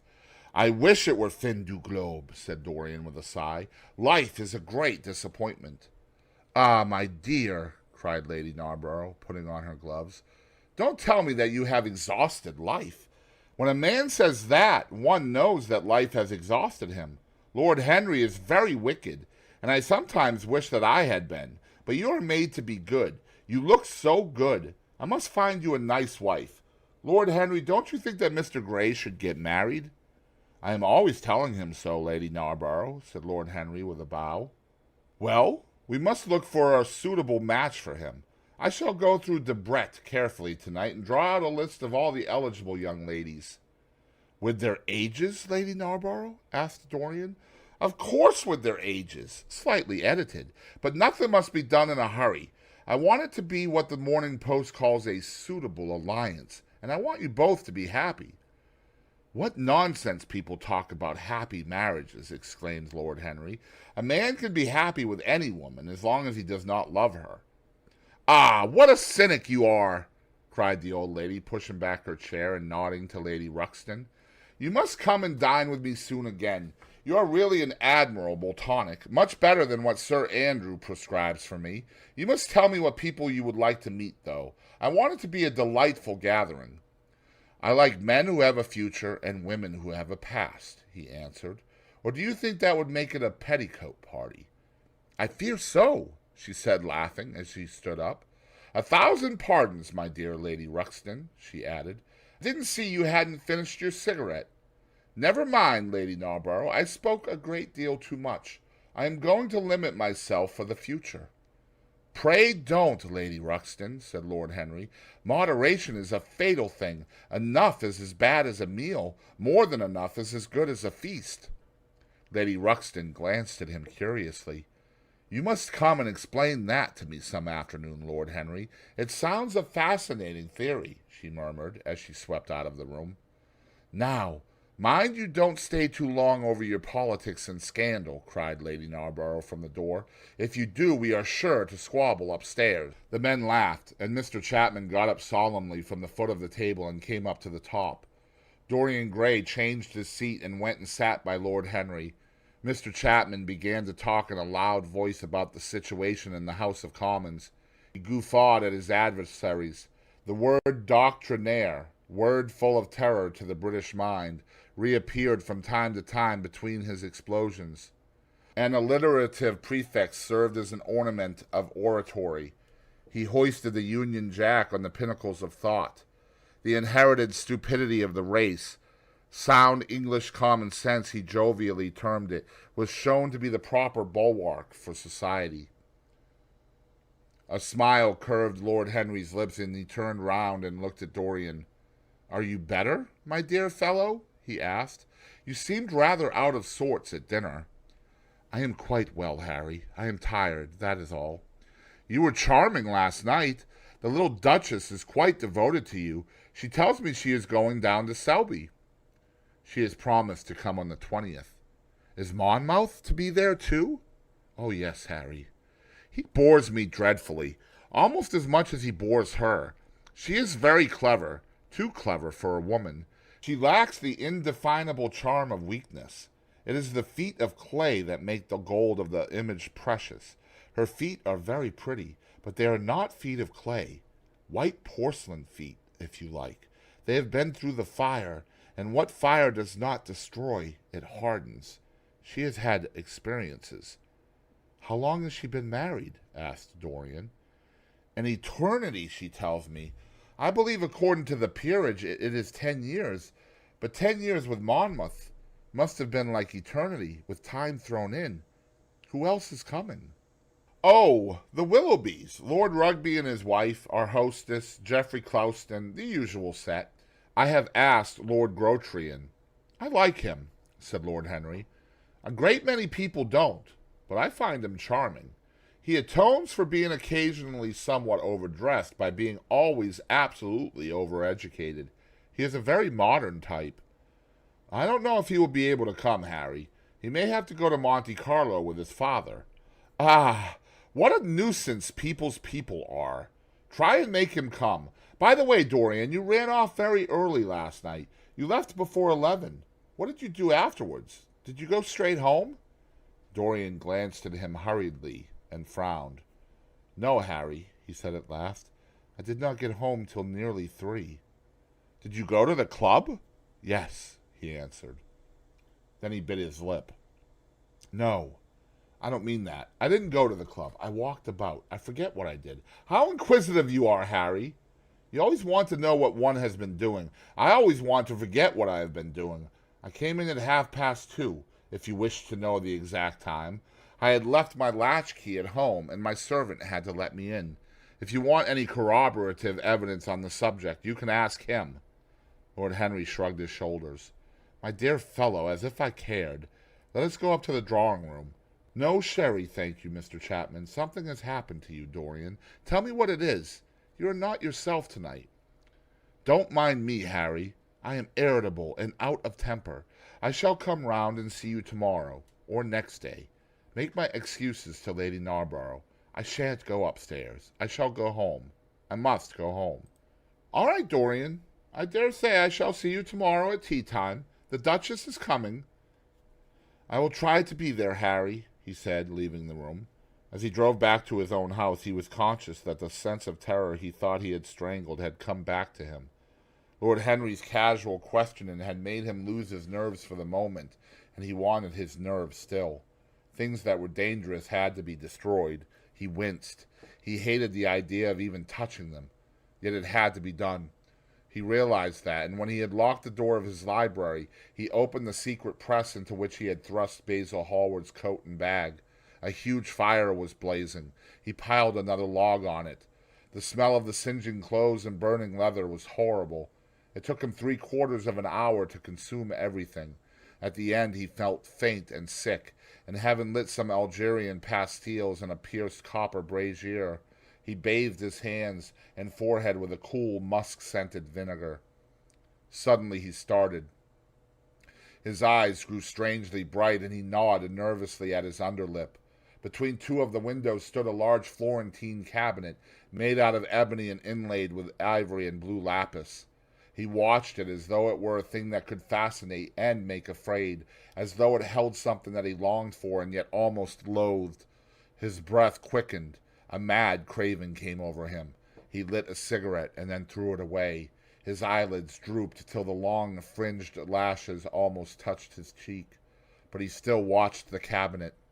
At last he got up from the sofa on which he had been lying, went over to it, and having unlocked it, touched some hidden spring. A triangular drawer passed slowly out. His fingers moved instinctively towards it, dipped in, and closed on something. It was a small Chinese box of black and gold dust lacquer, elaborately wrought, the sides patterned with curved waves, and the silken cords hung with round crystals and tasseled and plaited metal threads. He opened it. Inside was a green paste, waxy and luster, the odor curiously heavy and persistent. He hesitated for some moments, with a strange immobile smile upon his face. Then, shivering, though the atmosphere of the room was terribly hot, he drew himself up and glanced at the clock. It was 20 minutes to 12. He put the box back, shutting the cabinet doors as he did so, and went into his bedroom. As midnight was striking bronze blows upon the dusky air, Dorian Gray, dressed commonly, and with a muffler wrapped round his throat, crept quietly out of his house. In Bond Street he found a hansom with a good horse. He hailed it, and in a low voice gave the driver an address. The man shook his head. "It is too far for me," he muttered. "Here is a sovereign for you," said Dorian. "You shall have another if you drive fast." "All right, sir," answered the man. "You will be there in an hour." And after his fare had got in, he turned his horse round and drove rapidly towards the river.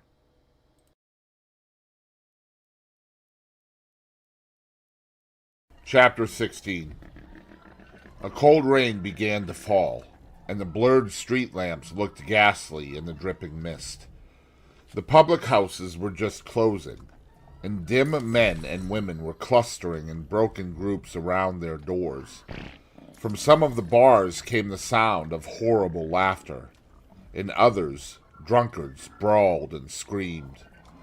Lying back in the hansom, with his hat pulled over his forehead, Dorian Gray watched with listless eyes the sordid shame of the great city, and now and then he repeated to himself the words that Lord Henry had said to him on the first day they had met: "To cure the soul by means of the senses, and the senses by means of the soul." Yes, that was the secret. He had often tried it, and would try it again now. There were opium dens where one could buy oblivion, dens of horror where the memory of old sins could be destroyed by the madness of sins that were new. The moon hung low in the sky like a yellow skull. From time to time a huge misshapen cloud stretched a long arm across and hid it. The gas lamps grew fewer, and the streets more narrow and gloomy. Once the man lost his way and had to drive back 1/2 mile. A steam rose from the horse as it splashed up the puddles. The side windows of the hansom were clogged with a gray flannel mist. To cure the soul by means of the senses, and the senses by means of the soul. How the words rang in his ears! His soul certainly was sick to death. Was it true that the senses could cure it? Innocent blood had been spilled. What could atone for that? Ah!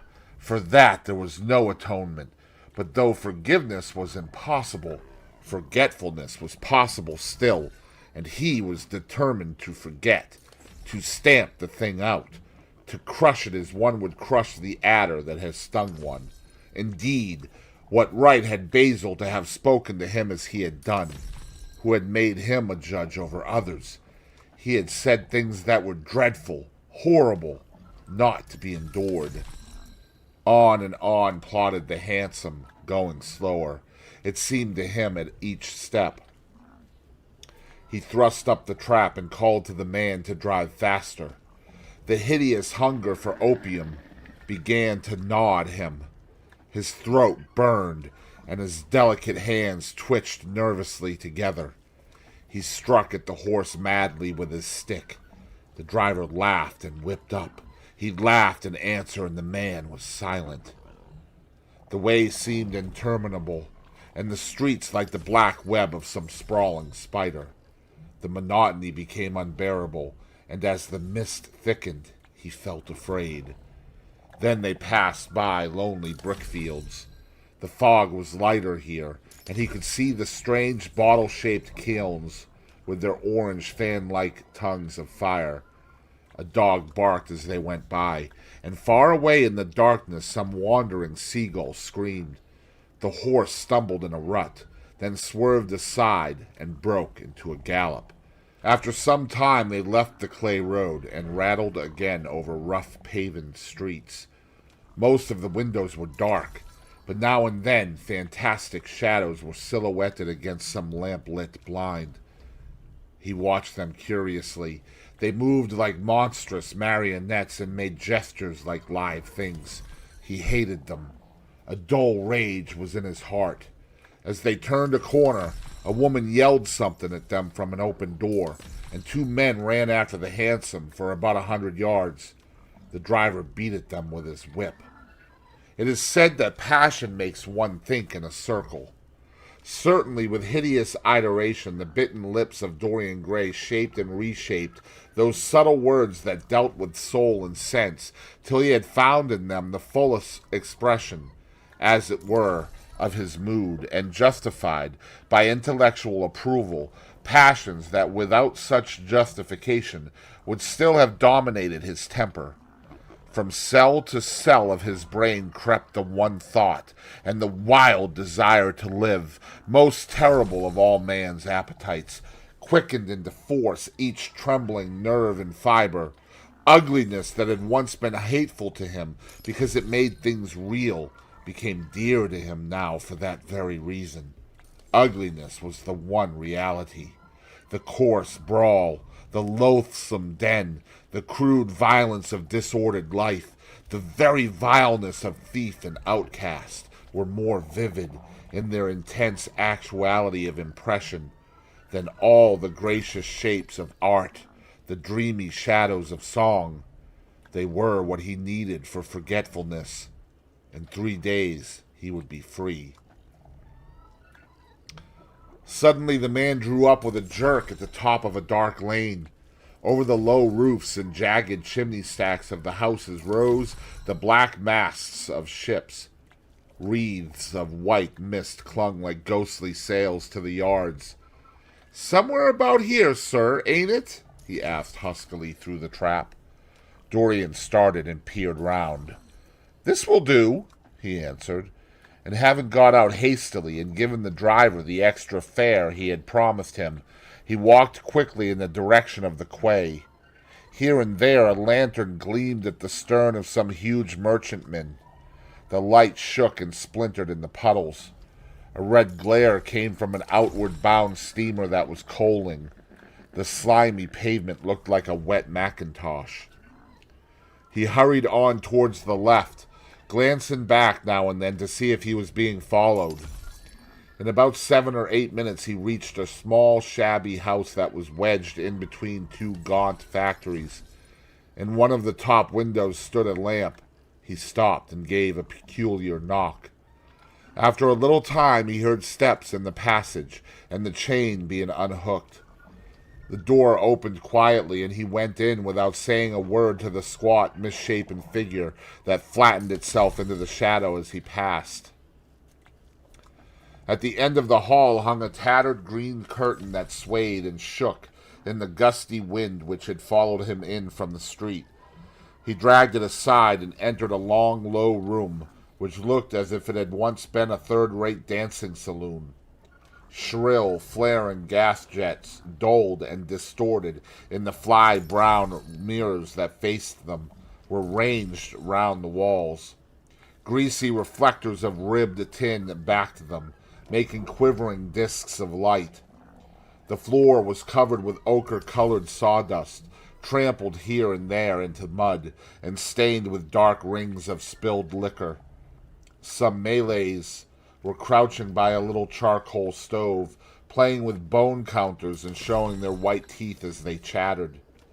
In one corner, with his head buried in his arms, a sailor sprawled over a table, and by the tawdrily painted bar that ran across one complete side stood two haggard women, mocking an old man who was brushing the sleeves of his coat with an expression of disgust.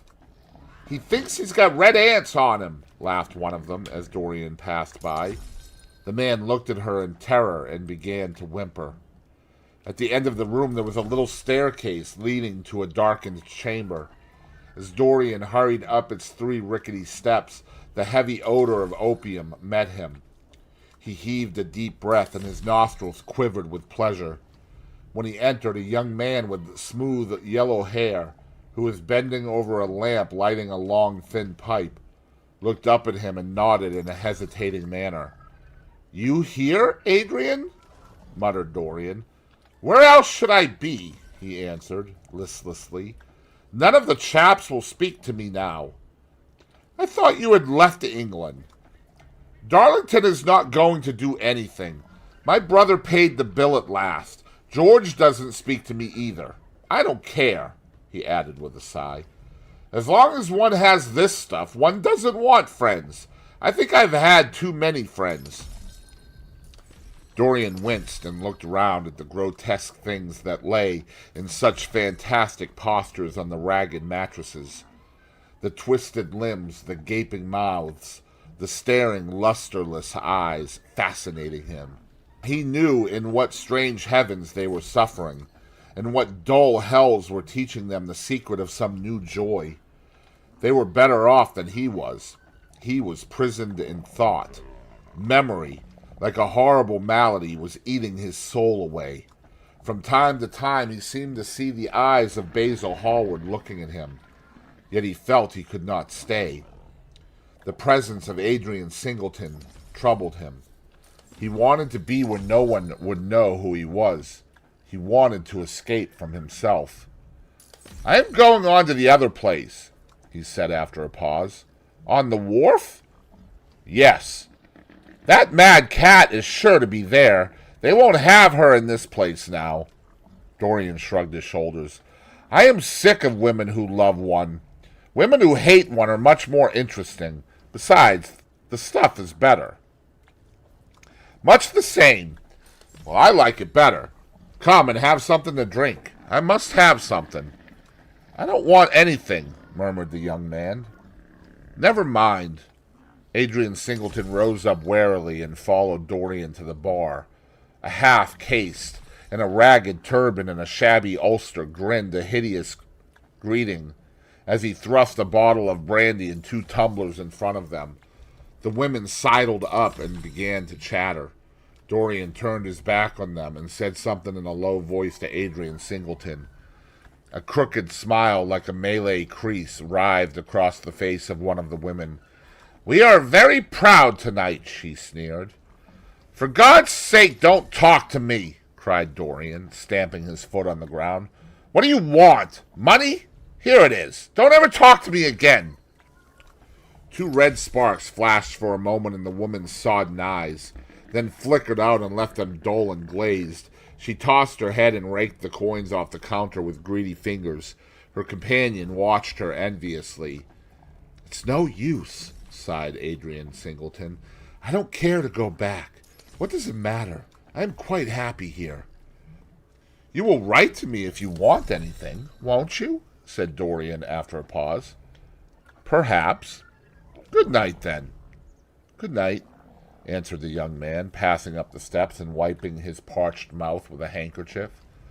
Dorian walked to the door with a look of pain in his face. As he drew the curtain aside, a hideous laugh broke from the painted lips of the woman who had taken his money. There goes the devil's bargain, she hiccoughed in a hoarse voice. Curse you, he answered. Don't call me that. She snapped her fingers. Prince Charming is what you like to be called, ain't it? She yelled after him. The drowsy sailor leaped to his feet as she spoke and looked wildly round. The sound of the shutting of the hall door fell on his ear. He rushed out as if in pursuit. Dorian Gray hurried along the quay through the drizzling rain. His meeting with Adrian Singleton had strangely moved him, and he wondered if the ruin of that young life was really to be laid at his door, as Basil Hallward had said to him with such infamy of insult. He bit his lip, and for a few seconds his eyes grew sad. Yet, after all, what did it matter to him? One's days were too brief to take the burden of another's errors on one's shoulders. Each man lived his own life and paid his own price for living it. The only pity was one had to pay so often for a single fault. One had to pay over and over again, indeed. In her dealings with man, destiny never closed her accounts. There are moments, psychologists tell us, when the passion for sin, or for what the world calls sin, so dominates a nature that every fiber of the body, as every cell of the brain, seems to be instinct with fearful impulses. Men and women at such moments lose the freedom of their will. They move to their terrible end as automatons move. Choice is taken from them, and conscience is either killed or, if it lives at all, lives but to give rebellion its fascination and disobedience its charm.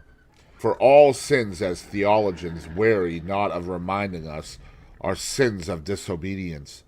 When that high spirit, that morning star of evil, fell from heaven, it was as a rebel that he fell. Callous, concentrated on evil, with stained mind and soul hungry for rebellion, Dorian Gray hastened on, quickening his step as he went. But as he darted aside into a dim archway that had served him often as a shortcut to the ill-famed place where he was going, he felt himself suddenly seized from behind, and before he had time to defend himself, he was thrust back against the wall with a brutal hand round his throat. He struggled madly for life, and by a terrible effort wrenched the tightening fingers away. In a second he heard the click of a revolver and saw the gleam of a polished barrel pointing straight at his head and the dusky form of a short, thick-set man facing him. "What do you want?" he gasped. "Keep quiet," said the man. "If you stir, I shoot you." "You are mad. What have I done to you?" "You wrecked the life of Sybil Vane," was the answer. "And Sybil Vane was my sister. She killed herself. I know it. Her death is at your door. I swore I would kill you in return. For years I have sought you. I had no clue, no trace. The two people who could have described you were dead. I knew nothing of you but the pet name she used to call you. I heard it tonight by chance. Make your peace with God, for tonight you are going to die." Dorian Gray grew sick with fear. "I never knew her," he stammered. "I never heard of her. You are mad." "You had better confess your sin, for as sure as I am James Vane, you are going to die." There was a horrible moment. Dorian did not know what to say or do. "Down on your knees," growled the man. "I give you 1 minute to make your peace, no more. I go on board tonight for India, and I must do my job first. 1 minute, that's all." Dorian's arms fell to his side. Paralyzed with terror, he did not know what to do.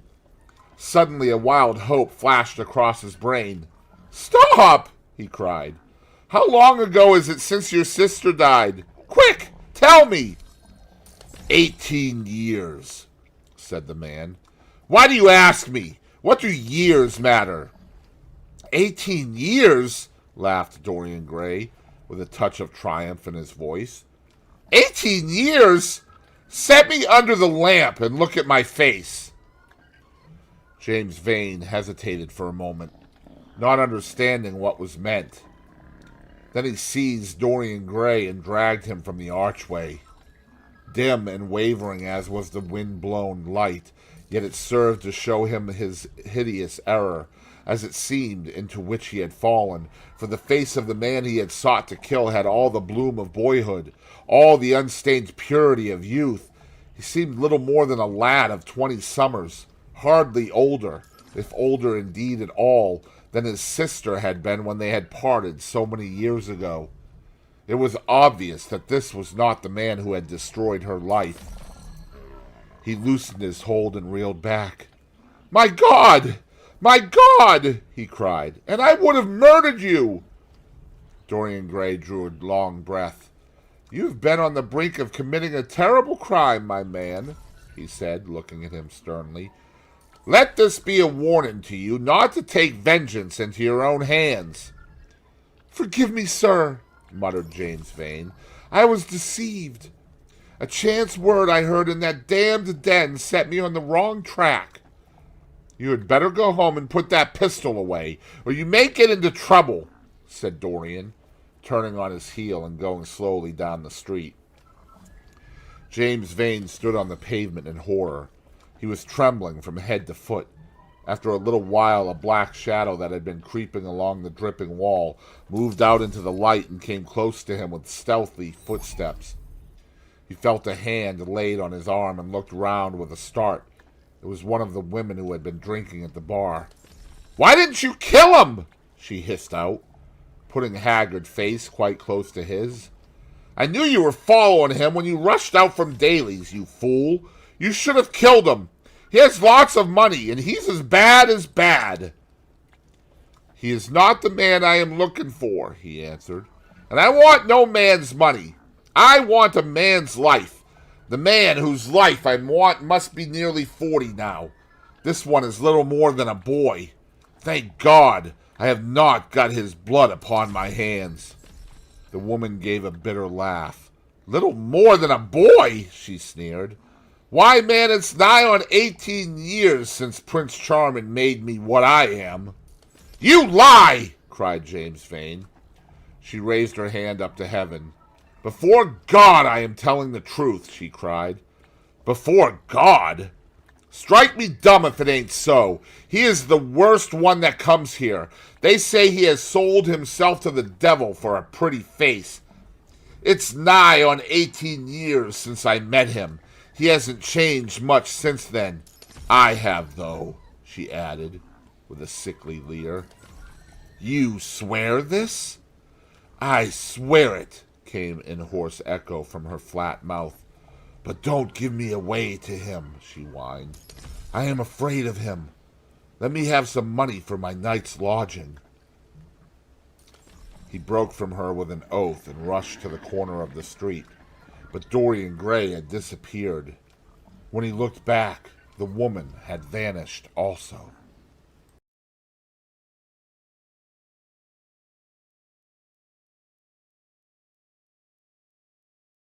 Chapter 17.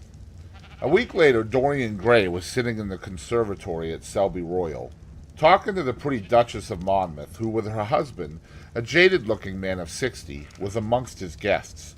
It was tea-time, and the metal light of the huge lace-covered lamp that stood on the table lit up the delicate china and hammered silver of the service at which the Duchess was presiding. Her white hands were moving daintily among the cups, and her full red lips were smiling at something that Dorian had whispered to her. Lord Henry was lying back in a silk-draped wicker chair, looking at them. On a peach-colored divan sat Lady Narborough, pretending to listen to the Duke's description of the last Brazilian beetle that he had added to his collection. 3 young men in elaborate smoking suits were handing tea cakes to some of the women. The house party consisted of 12 people, and there were more expected to arrive on the next day.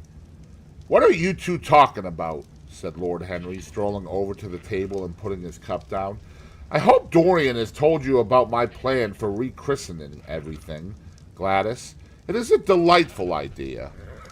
"But I don't want to be rechristened, Harry," rejoined the Duchess, looking up at him with her wonderful eyes. "I am quite satisfied with my own name, and I am sure Mr. Gray should be satisfied with his." "My dear Gladys, I would not alter either name for the world. They are both perfect. I was thinking chiefly of flowers. Yesterday I cut an orchid for my buttonhole. It was a marvelous spotted thing, as effective as the 7 deadly sins. In a thoughtless moment I asked one of the gardeners what it was called. He told me it was a fine specimen of Robinsoniana, or something dreadful of that kind. It is a sad truth, but we have lost the faculty of giving lovely names to things. Names are everything. I never quarrel with actions. My one quarrel is with words. That is the reason I hate vulgar realism in literature. The man who could call a spade should be compelled to use one. It's the only thing he is fit for." "Then what should we call you, Harry?" she asked. "His name is Prince Paradox," said Dorian. "I recognize him in a flash," exclaimed the Duchess. "I won't hear of it," laughed Lord Henry, sinking into a chair. "From a label there is no escape. I refuse the title." "Royalties may not abdicate," fell as a warning from pretty lips. "You wish me to defend my throne, then?"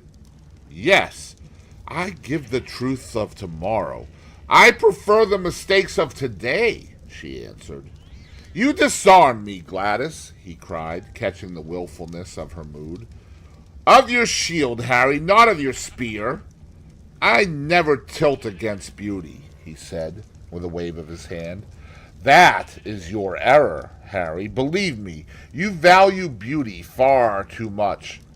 "How can you say that? I admit that I think that it is better to be beautiful than to be good. But on the other hand, no one is more ready than I am to acknowledge that it is better to be good than to be ugly." "Ugliness is one of the 7 deadly sins, then?" cried the Duchess. "What becomes of your simile about the orchid?" "Ugliness is one of the 7 deadly sins. Ugliness is one of the 7 deadly virtues, Gladys. You, as a good Tory, must not underrate them. Beer, the Bible, and the 7 deadly virtues have made our England what she is." "You don't like your country, then?" she asked. "I live in it." "That you may censure it better." "Would you have me take the verdict of Europe on it?" he inquired. "What do they say of us?" "That Tartuffe has emigrated to England and opened a shop." "Is that yours, Harry?" "I give it to you." "I could not use it. It is too true." "You need not be afraid. Our countrymen never recognize a description. They are practical. They are more cunning than practical. When they make up their ledger, they balance stupidity by wealth and vice by hypocrisy. Still, we have done great things. Great things have been thrust on us, Gladys. We have carried their burden. Only as far as the stock exchange." She shook her head. "I believe in the race," she cried. "It represents the survival of the pushing. It has development. Decay fascinates me more." "What of art?" she asked. "It is a malady. Love, an illusion, religion, the fashionable substitute for belief. You are a skeptic?" "Never. Skepticism is the beginning of faith." "What are you?" "To define is to limit." "Give me a clue." "Threads snap. You would lose your way in the labyrinth." "You bewilder me. Let us talk of someone else." "Our host is a delightful topic. Years ago he was christened Prince Charming." "Ah, don't remind me of that," cried Dorian Gray. Our host is rather horrid this evening, answered the Duchess, coloring. I believe he thinks that Monmouth married me on purely scientific principles as the best specimen he could find of a modern butterfly. Well, I hope he won't stick pins into you, Duchess, laughed Dorian. Oh, my maid does that already, Mr. Gray, when she is annoyed with me. And what does she get annoyed with you about, Duchess? For the most trivial things, Mr. Gray, I assure you. Usually because I come in at 10 minutes to 9 and tell her that I must be dressed by 8:30. How unreasonable of her! You should give her warning. I daren't, Mr. Gray. Why, she invents hats for me. You remember the one I wore at Lady Hillstone's garden party? You don't, but it is nice of you to pretend that you do. Well, she made it out of nothing. All good hats are made out of nothing. Like all good reputations, Gladys, interrupted Lord Henry. Every effect that one produces gives one an enemy. To be popular, one must be a mediocrity. Not with women, said the Duchess, shaking her head. And women rule the world. I assure you, we can't bear mediocrities. We women, as someone says, love with our ears, just as you men love with your eyes, if you ever love at all. It seems to me that we never do anything else, murmured Dorian. Ah, then you never really loved, Mr. Gray, answered the Duchess with mock sadness. My dear Gladys, cried Lord Henry, how can you say that? Romance lives by repetition, and repetition converts an appetite into an art. Besides, each time that one loves is the only time one has ever loved. Difference of object does not alter singleness of passion. It merely intensifies it. We can have in life but one great experience at best, and the secret of life is to reproduce that experience as often as possible. Even when one has been wounded by it, Harry? Asked the Duchess after a pause. Especially when one has been wounded by it, answered Lord Henry. The Duchess turned and looked at Dorian Gray with a curious expression in her eyes.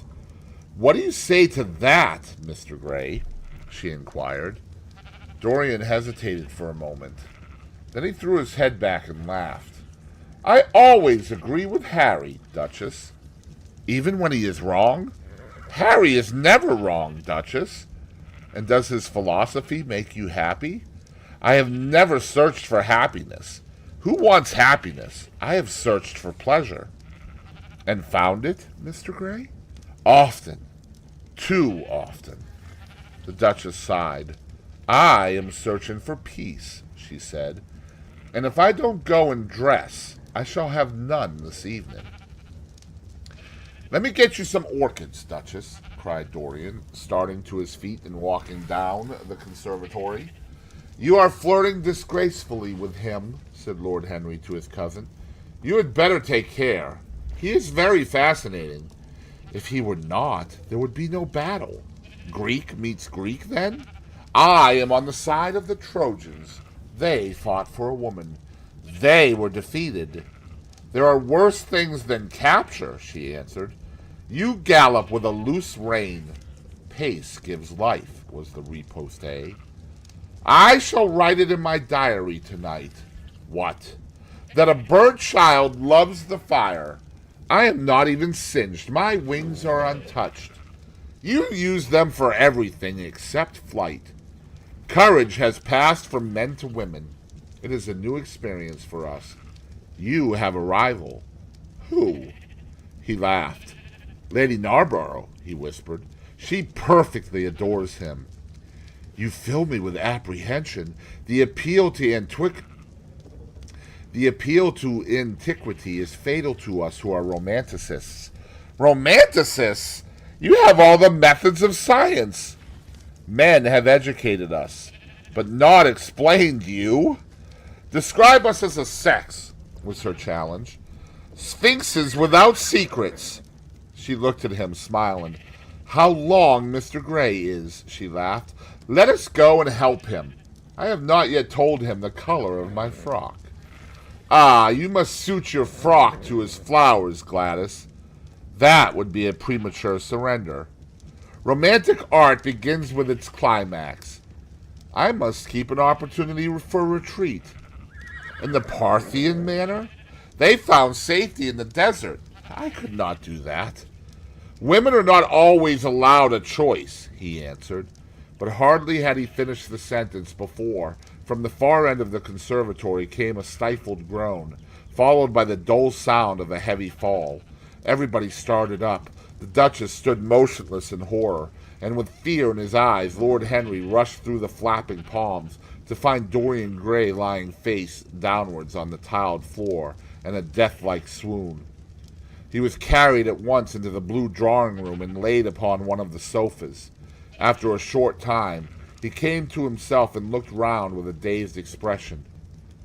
What has happened?" he asked. "Oh, I remember. Am I safe here, Harry?" He began to tremble. "My dear Dorian," answered Lord Henry, "you merely fainted. That was all. You must have overtired yourself. You had better not come down to dinner. I will take your place." "No, I will come down," he said, struggling to his feet. "I would rather come down. I must not be alone." He went to his room and dressed. There was a wild recklessness of gaiety in his manner as he sat at table, but now and then a thrill of terror ran through him when he remembered that, pressed against the window of the conservatory, like a white handkerchief, he had seen the face of James Vane watching him.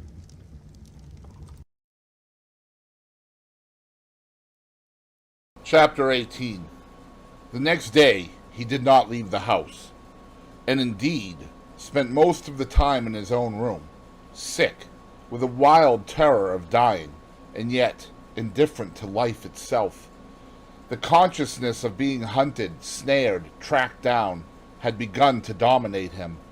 If the tapestry did but tremble in the wind, he shook. The dead leaves that were blown against the leaded panes seemed to him like his own wasted resolutions and wild regrets. When he closed his eyes, he saw again the sailor's face peering through the mist-stained glass, and horror seemed once more to lay its hand upon his heart. But perhaps it had been only his fancy that had called vengeance out of the night and set the hideous shapes of punishment before him. Actual life was chaos, but there was something terribly logical in the imagination. It was the imagination that set remorse to dog the feet of sin. It was the imagination that made each crime bear its misshapen brood. In the common world of fact, the wicked were not punished, nor the good rewarded. Success was given to the strong, failure thrust upon the weak. That was all. Besides, had any stranger been prowling round the house, he would have been seen by the servants or the keepers.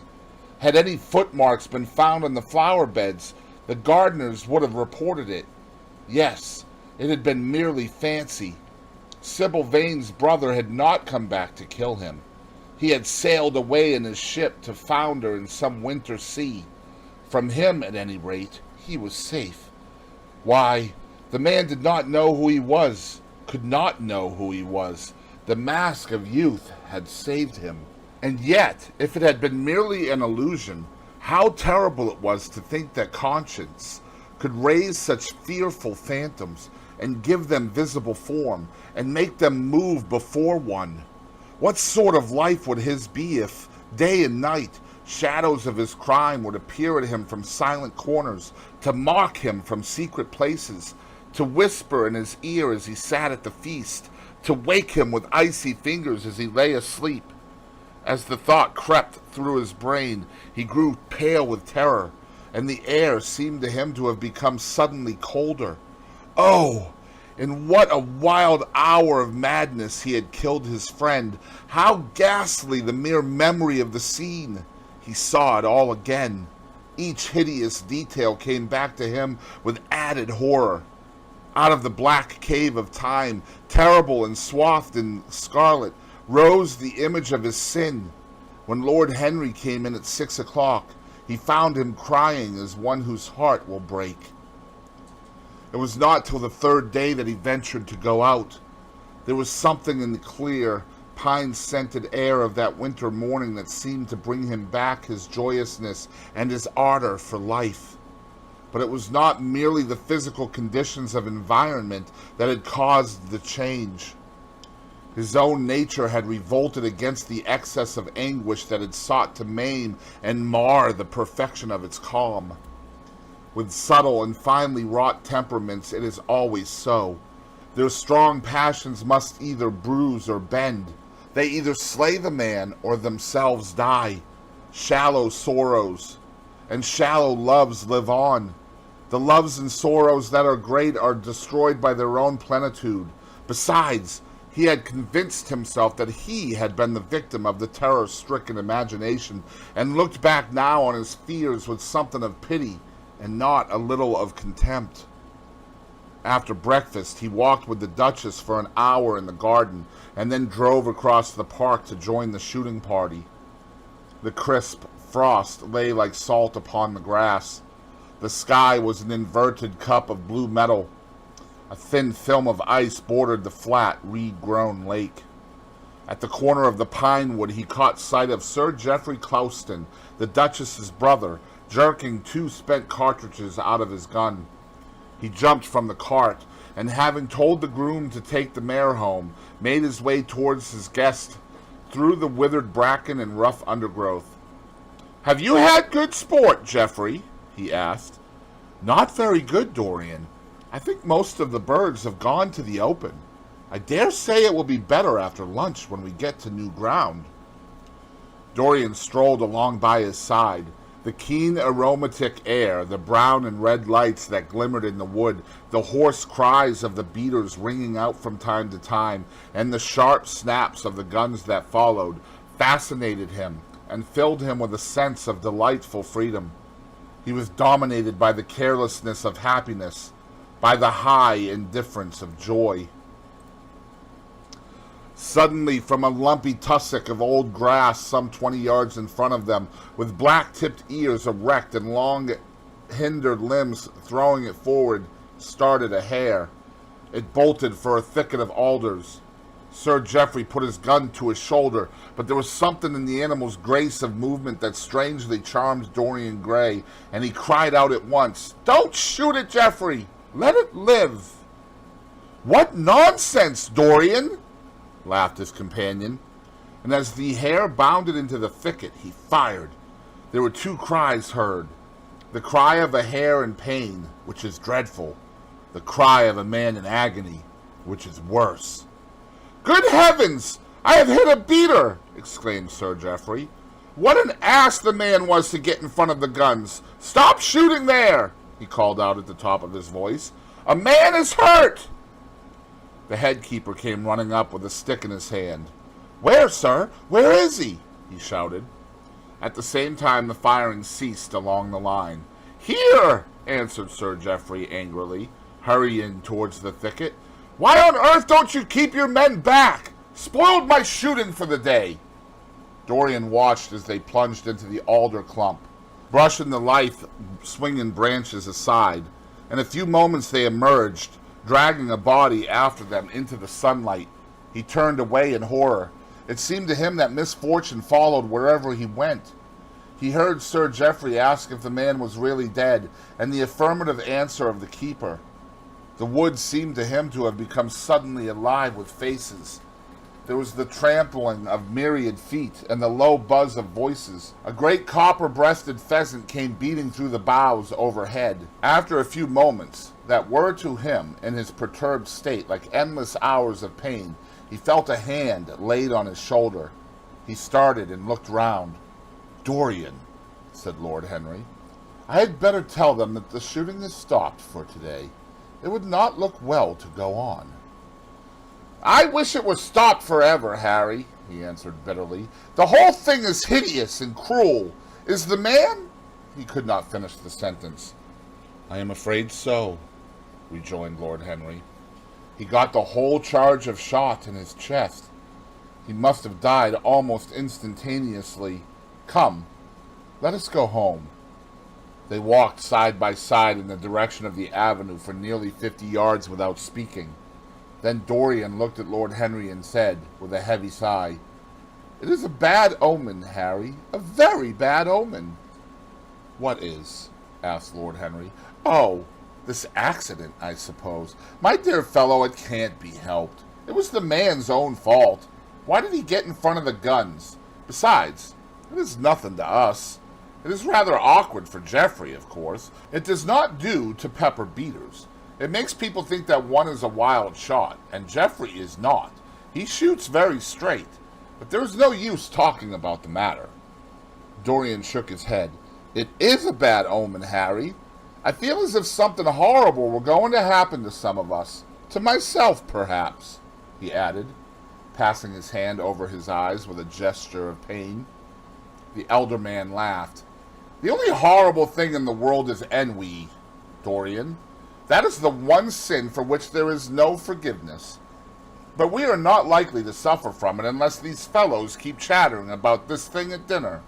I must tell them that the subject is to be tabooed. As for omens, there is no such thing as an omen. Destiny does not send us heralds. She is too wise or too cruel for that. Besides, what on earth could happen to you, Dorian? You have everything in the world that a man can want. There is no one would not be delighted to change places with you."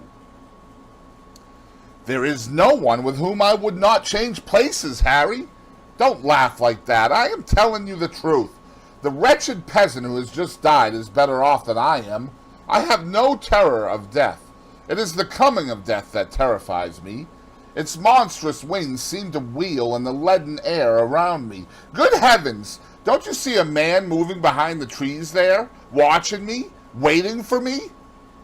Lord Henry looked in the direction in which the trembling gloved hand was pointing. "Yes," he said, smiling.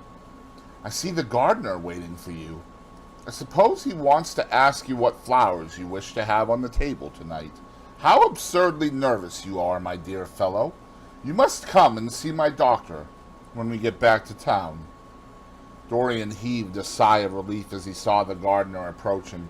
The man touched his hat, glanced for a moment at Lord Henry in a hesitating manner, and then produced a letter, which he handed to his master. "Her Grace told me to wait for an answer," he murmured. Dorian put the letter into his pocket. "Tell her Grace that I am coming in," he said coldly. The man turned round and went rapidly in the direction of the house. "How fond women are of doing dangerous things," laughed Lord Henry. "It is one of the qualities in them that I admire most. A woman will flirt with anybody in the world as long as other people are looking on. How fond you are of saying dangerous things, Harry. In the present instance you are quite astray. I like the Duchess very much, but I don't love her. And the Duchess loves you very much, but she likes you less. So you are excellently matched. You are talking scandal, Harry, and there's never any basis for scandal." "The basis of every scandal is an immoral certainty," said Lord Henry, lighting a cigarette. "You would sacrifice anybody, Harry, for the sake of an epigram." "The world goes to the altar of its own accord," was the answer. "I wish I could love," cried Dorian Gray with a deep note of pathos in his voice, "but I seem to have lost the passion and forgotten the desire. I am too much concentrated on myself. My own personality has become a burden to me. I want to escape, to go away, to forget. It was silly of me to come down here at all. I think I shall send a wire to Harvey to have the yacht got ready. On a yacht one is safe." "Safe from what, Dorian? You are in some trouble. Why not tell me what it is? You know I would help you." "I can't tell you, Harry," he answered sadly, "and I dare say it is only a fancy of mine. This unfortunate accident has upset me. I have a horrible presentiment that something of the kind may happen to me." "What nonsense!" "I hope it is, but I can't help feeling it. Ah, here is the Duchess, looking like Artemis in a tailor-made gown. You see we have come back, Duchess." "I have heard all about it, Mr. Gray," she answered. "Poor Geoffrey is terribly upset, and it seems that you asked him not to shoot the hare." How curious. Yes, it was very curious. I don't know what made me say it. Some whim, I suppose. It looked the loveliest of little live things, but I am sorry they told you about the man. It is a hideous subject. It is an annoying subject, broke in Lord Henry. It has no psychological value at all. Now, if Geoffrey had done the thing on purpose, how interesting he would be. I should like to know someone who had committed a real murder. How horrid of you, Harry, cried the Duchess. Isn't it, Mr. Grey? Harry, Mr. Grey is ill again. He is going to faint. Dorian drew himself up with an effort and smiled. It is nothing, Duchess, he murmured. My nerves are dreadfully out of order. That is all. I am afraid I walked too far this morning. I didn't hear what Harry said. Was it very bad? You must tell me some other time. I think I must go and lie down. You will excuse me, won't you? They had reached the great flight of steps that led from the conservatory on to the terrace. As the glass door closed behind Dorian, Lord Henry turned and looked at the Duchess with his slumberous eyes. Are you very much in love with him? He asked. She did not answer for some time, but stood gazing at the landscape. I wish I knew, she said at last. He shook his head. Knowledge would be fatal. It is the uncertainty that charms one. A mist makes things wonderful. One may lose one's way. Always end at the same point, my dear Gladys. What is that? Disillusion. 'Twas my debut in life, she sighed. It came to you crowned. I am tired of strawberry leaves, but they become you, only in public. You would miss them, said Lord Henry. I will not part with a petal. Monmouth has ears. Old age is dull of hearing. Has he never been jealous? I wish he had been. He glanced about as if in search of something. What are you looking for? She inquired. The button from your foil, he answered. You have dropped it. She laughed. I have still the mask. It makes your eyes lovelier, was his reply. She laughed again. Her teeth showed like white seeds in a scarlet fruit.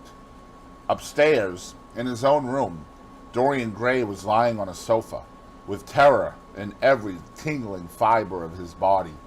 Life had suddenly become too hideous a burden for him to bear. The dreadful death of the unlucky beater, shot in the thicket like a wild animal, had seemed to him to prefigure death for himself also. He had nearly swooned at what Lord Henry had said in a chance mood of cynical jesting. At 5 o'clock he rang his bell for his servant and gave him orders to pack his things for the night express to town and to have the brougham at the door by 8:30. He was determined not to sleep another night at Selby Royal. It was an ill-omened place. Death walked there in the sunlight. The grass of the forest had been spotted with blood. Then he wrote a note to Lord Henry, telling him that he was going up to town to consult his doctor, and asking him to entertain his guests in his absence. As he was putting it into the envelope, a knock came to the door, and his valet informed him that the head-keeper wished to see him. He frowned and bit his lip. "Send him in," he muttered, after some moments' hesitation. As soon as the man entered, Dorian pulled his checkbook out of a drawer and spread it out before him. "I suppose you have come about the unfortunate accident of this morning, Thornton," he said, taking up a pen. "Yes, sir," answered the gamekeeper. "Was the poor fellow married? Had he any people dependent on him?" asked Dorian, looking bored. "If so, I should not like them to be left in want, and will send them any sum of money you may think necessary." "We don't know who he is, sir. That is what I took the liberty of coming to you about." "Don't know who he is?" said Dorian, listlessly. "What do you mean?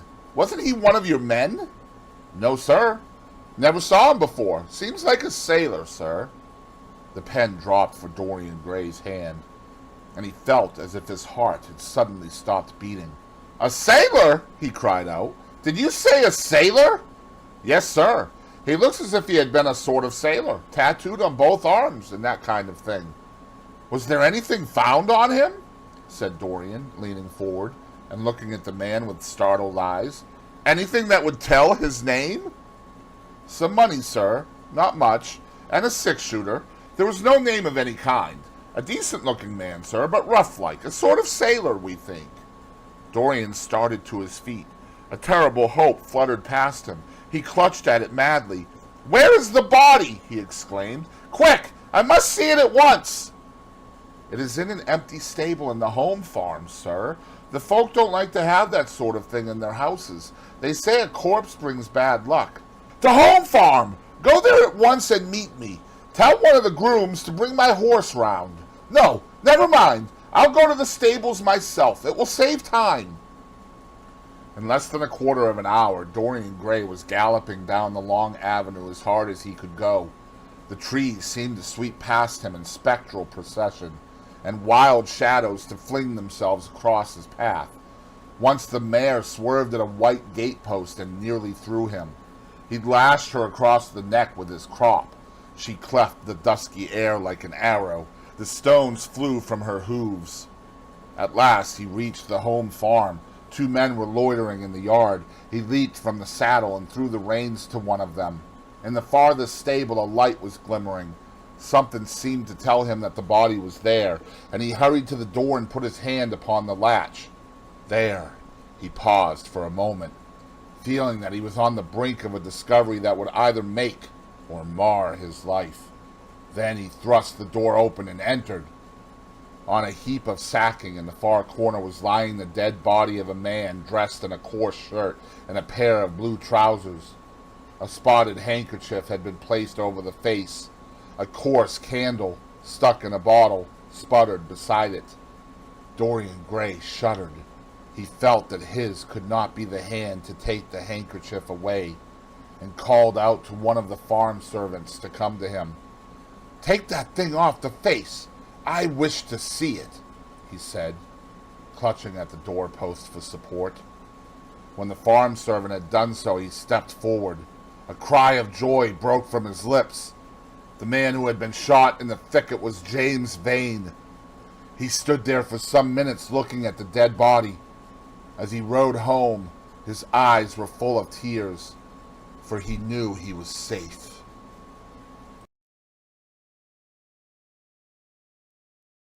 Chapter 19. "There is no use your telling me that you are going to be good," cried Lord Henry, dipping his white fingers into a red copper bowl filled with rose water. "You are quite perfect. Pray don't change." Dorian Gray shook his head. "No, Harry. I have done too many dreadful things in my life. I am not going to do any more. I began my good actions yesterday." "Where were you yesterday?" "In the country, Harry. I was staying at a little inn by myself." "My dear boy," said Lord Henry, smiling, "anybody can be good in the country.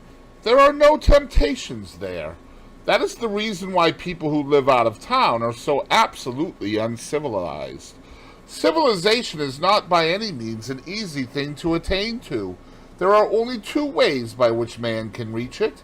One is by being cultured, the other by being corrupt.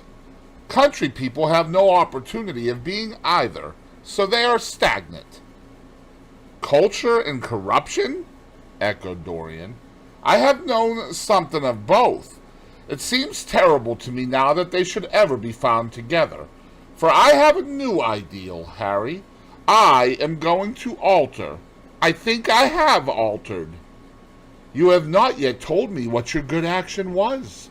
Or did you say you had done more than one?" asked his companion as he spilled into his plate a little crimson pyramid of seeded strawberries, and through a perforated shell-shaped spoon snowed white sugar upon them. "I can tell you, Harry. It is not a story I could tell to anyone else.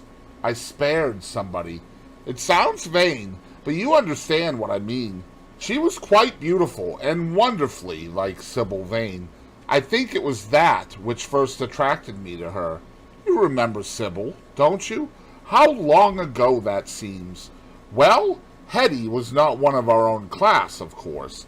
She was simply a girl in a village. But I really loved her. I am quite sure that I loved her. All during this wonderful May that we have been having.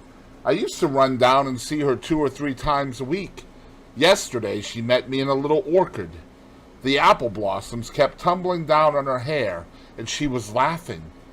We were to have gone away together this morning at dawn. Suddenly I determined to leave her as flower-like as I had found her.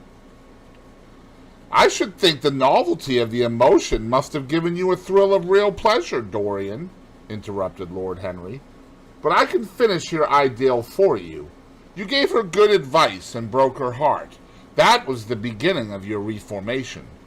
Harry, you are horrible. You mustn't say these dreadful things. Hetty's heart is not broken.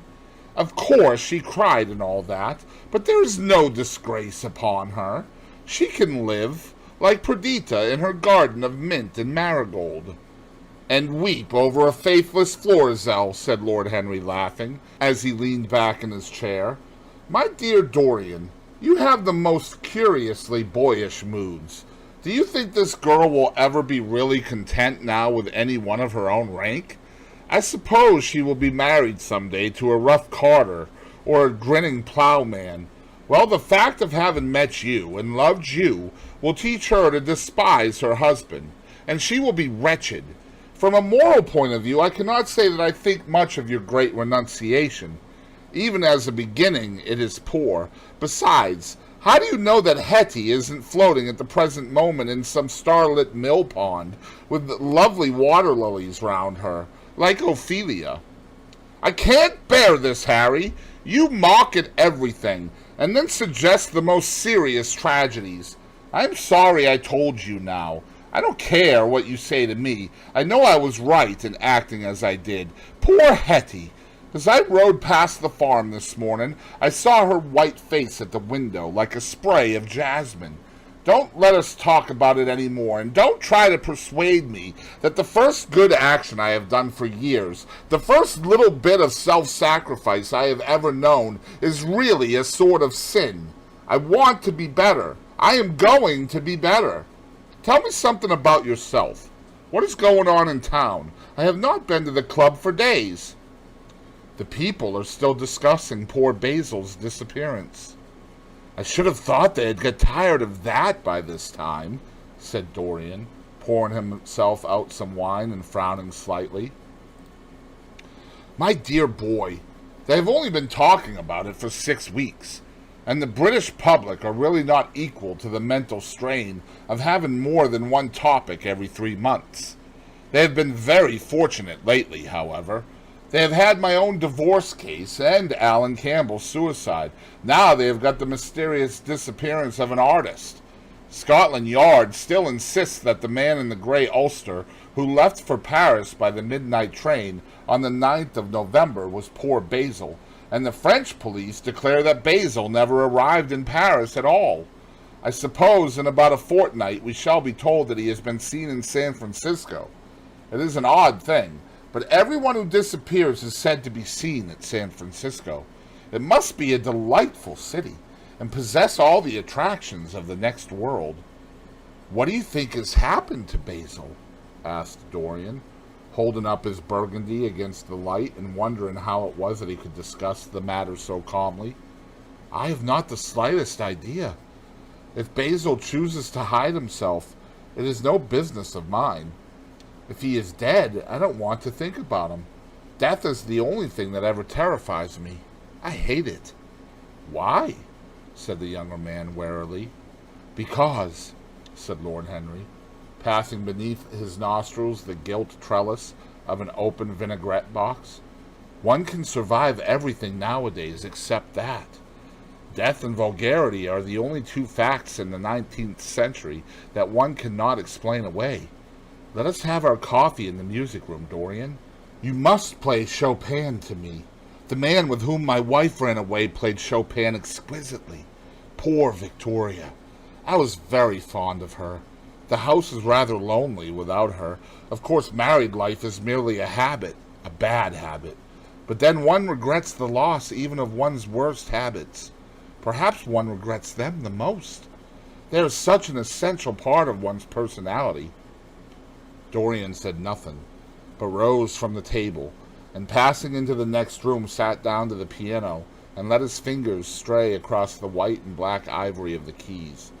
After the coffee had been brought in, he stopped and looked over at Lord Henry and said, "Harry, did it ever occur to you that Basil was murdered?" Lord Henry yawned. Basil was very popular, and always wore a Waterbury watch. Why should he have been murdered? He was not clever enough to have enemies. Of course, he had a wonderful genius for painting, but a man can paint like Velázquez and yet be as dull as possible. Basil was really rather dull. He only interested me once, and that was when he told me, years ago, that he had a wild adoration for you, and that you were the dominant motive of his art. "I was very fond of Basil," said Dorian with a note of sadness in his voice. "But don't people say that he was murdered?" "Oh, some of the papers do. It does not seem to me to be at all probable. I know there are dreadful places in Paris, but Basil was not the sort of man to have gone to them. He had no curiosity. It was his chief defect. What would you say, Harry, if I told you that I had murdered Basil?" said the younger man. He watched him intently after he had spoken. "I would say, my dear fellow, that you were posing for a character that doesn't suit you. All crime is vulgar, just as all vulgarity is crime. It is not in you, Dorian, to commit a murder. I am sorry if I hurt your vanity by saying so, but I assure you it is true. Crime belongs exclusively to the lower orders. I don't blame them in the smallest degree. I should fancy that crime was to them what art is to us, simply a method of procuring extraordinary sensations." "A method of procuring sensations? Do you think, then, that a man who has once committed a murder could possibly do the same crime again? Don't tell me that." "Oh, anything becomes a pleasure if one does it too often," cried Lord Henry, laughing. "That is one of the most important secrets of life. I should fancy, however, that murder is always a mistake. One should never do anything that one cannot talk about after dinner. But let us pass from poor Basil. I wish I could believe that he had come to such a really romantic end as you suggest, but I can't. I dare say he fell into the Seine off an omnibus, and that the conductor hushed up the scandal. Yes, I should fancy that that was his end. I see him lying now on his back under those dull green waters, with the heavy barges floating over him, and long weeds catching in his hair. Do you know, I don't think he would have done much more good work. During the last 10 years his painting had gone off very much." Dorian heaved a sigh, and Lord Henry strolled across the room and began to stroke the head of a curious Java parrot, a large gray-plumaged bird with gray crest and tail, that was balancing itself upon a bamboo perch. As his pointed fingers touched it, it dropped the white scurf of crinkled lids over black, glass-like eyes, and began to sway backwards and forwards. "Yes," he continued, turning round and taking his handkerchief out of his pocket. "His painting had quite gone off. It seemed to me to have lost something, had lost an ideal. When you and he ceased to be great friends, he ceased to be a great artist. What was it separated you? I suppose he bored you. If so, he never forgave you. It's a habit bores have. By the way, what has become of that wonderful portrait he did of you? I don't think I have ever seen it since he finished it. Oh, I remember your telling me years ago that you had sent it down to Selby, and that it had got mislaid or stolen on the way. You never got it back? What a pity! It was really a masterpiece. I remember I wanted to buy it. I wish I had now. It belonged to Basil's best period. Since then, his work was that curious mixture of bad painting and good intentions that always entitles a man to be called a representative British artist. Did you advertise for it?" You should. I forget, said Dorian. I suppose I did, but I never really liked it. I'm sorry I sat for it. The memory of the thing is hateful for me. Why do you talk of it? It used to remind me of those curious lines in some play. Hamlet, I think. How do they run? Like the painting of a sorrow, a face without a heart. Yes, that is what it was like. Lord Henry laughed. If a man treats life artistically, his brain is his heart, he answered, sinking into an armchair. Dorian Gray shook his head and struck some soft chords on the piano. Like the painting of a sorrow, he repeated, a face without a heart. The elder man lay back and looked at him with half-closed eyes. By the way, Dorian, he said after a pause, what does it profit a man if he gain the whole world and lose, how does the quotation run? His own soul. The music jarred, and Dorian Gray started and stared at his friend. Why do you ask me that, Harry? My dear fellow, said Lord Henry, elevating his eyes in surprise, I asked you because I thought you might be able to give me an answer. That is all.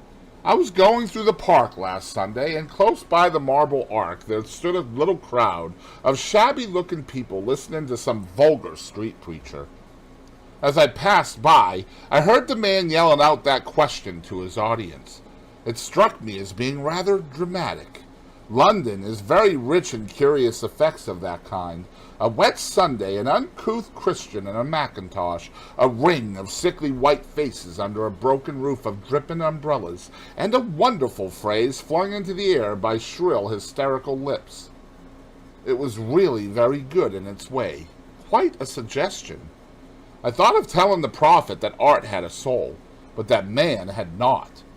I am afraid, however, he would not have understood me. Don't, Harry. The soul is a terrible reality. It can be bought and sold and bartered away. It can be poisoned or made perfect. There is a soul in each one of us. I know it. Do you feel quite sure of that, Dorian? Quite sure. Ah, then it must be an illusion. The things one feels absolutely certain about are never true. That is the fatality of faith and the lesson of romance. How grave you are! Don't be so serious. What have you or I to do with the superstitions of our age? No, we have given up our belief in the soul. Play me something. Play me a nocturne, Dorian, and as you play, tell me in a low voice how you have kept your youth. You must have some secret. I am only 10 years older than you are, and I am wrinkled and worn and yellow. You are really wonderful, Dorian. You have never looked more charming than you do tonight. You remind me of the day I saw you first. You were rather cheeky, very shy, and absolutely extraordinary. You have changed, of course, but not in appearance. I wish you would tell me your secret. To get back my youth, I would do anything in the world except take exercise, get up early, or be respectable. Youth! There is nothing like it. It's absurd to talk of the ignorance of youth. The only people to whose opinions I listen now with any respect are people much younger than myself. They seem in front of me. Life has revealed to them her latest wonder. As for the aged, I always contradict the aged. I do it on principle. If you ask them their opinion on something that happened yesterday, they solemnly give you the opinions current in 1820, when people wore high stocks, believed in everything, and knew absolutely nothing. How lovely that thing you are playing is. I wonder, did Chopin write it at Majorca, with the sea weeping around the villa and the salt spray dashing against the panes? It is marvelously romantic. What a blessing it is that there is one art left to us that is not imitative. Don't stop. I want music tonight. It seems to me that you are the young Apollo, and that I am Marsyas listening to you. I have sorrows, Dorian, of my own, that even you know nothing of. The tragedy of old age is not that one is old, but that one is young. I am amazed sometimes at my own sincerity. Ah, Dorian, how happy you are! What an exquisite life you have had! You have drunk deeply of everything. You have crushed the grapes against your palate. Nothing has been hidden from you, and it has all been to you no more than the sound of music. It has not marred you. You are still the same. I am not the same, Harry. Yes, you are the same. I wonder what the rest of your life will be. Don't spoil it by renunciations. At present, you are a perfect type. Don't make yourself incomplete. You are quite flawless now.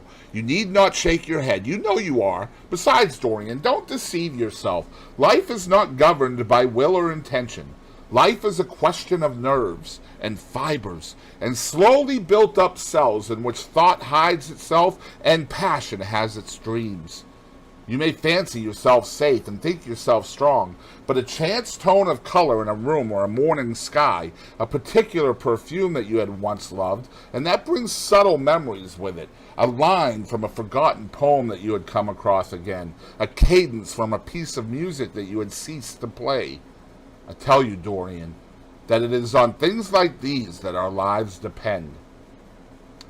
Browning writes about that somewhere, but our own senses will imagine them for us. There are moments when the odor of Lilas Blanc passes suddenly across me, and I have to live the strangest month of my life over again. I wish I could change places with you, Dorian. The world has cried out against us both, but it has always worshipped you. It always will worship you. You are the type of what the age is searching for, and what it is afraid it has found. I am so glad that you have never done anything, never carved a statue, or painted a picture, or produced anything outside of yourself. Life has been your art. You have set yourself to music. Your days are your sonnets. Dorian rose up from the piano and passed his hand through his hair. Yes, life has been exquisite, he murmured. But I am not going to have the same life, Harry. And you must not say these extravagant things to me. You don't know everything about me. I think that if you did, even you would turn from me. You laugh? Don't laugh. Why have you stopped playing, Dorian? Go back and give me the nocturne over again. Look at that great honey-colored moon that hangs in the dusky air. She is waiting for you to charm her, and if you play, she will come closer to the earth. You won't? Let us go to the club, then. It has been a charming evening, and we must end it charmingly. There is someone at White's who wants immensely to know you.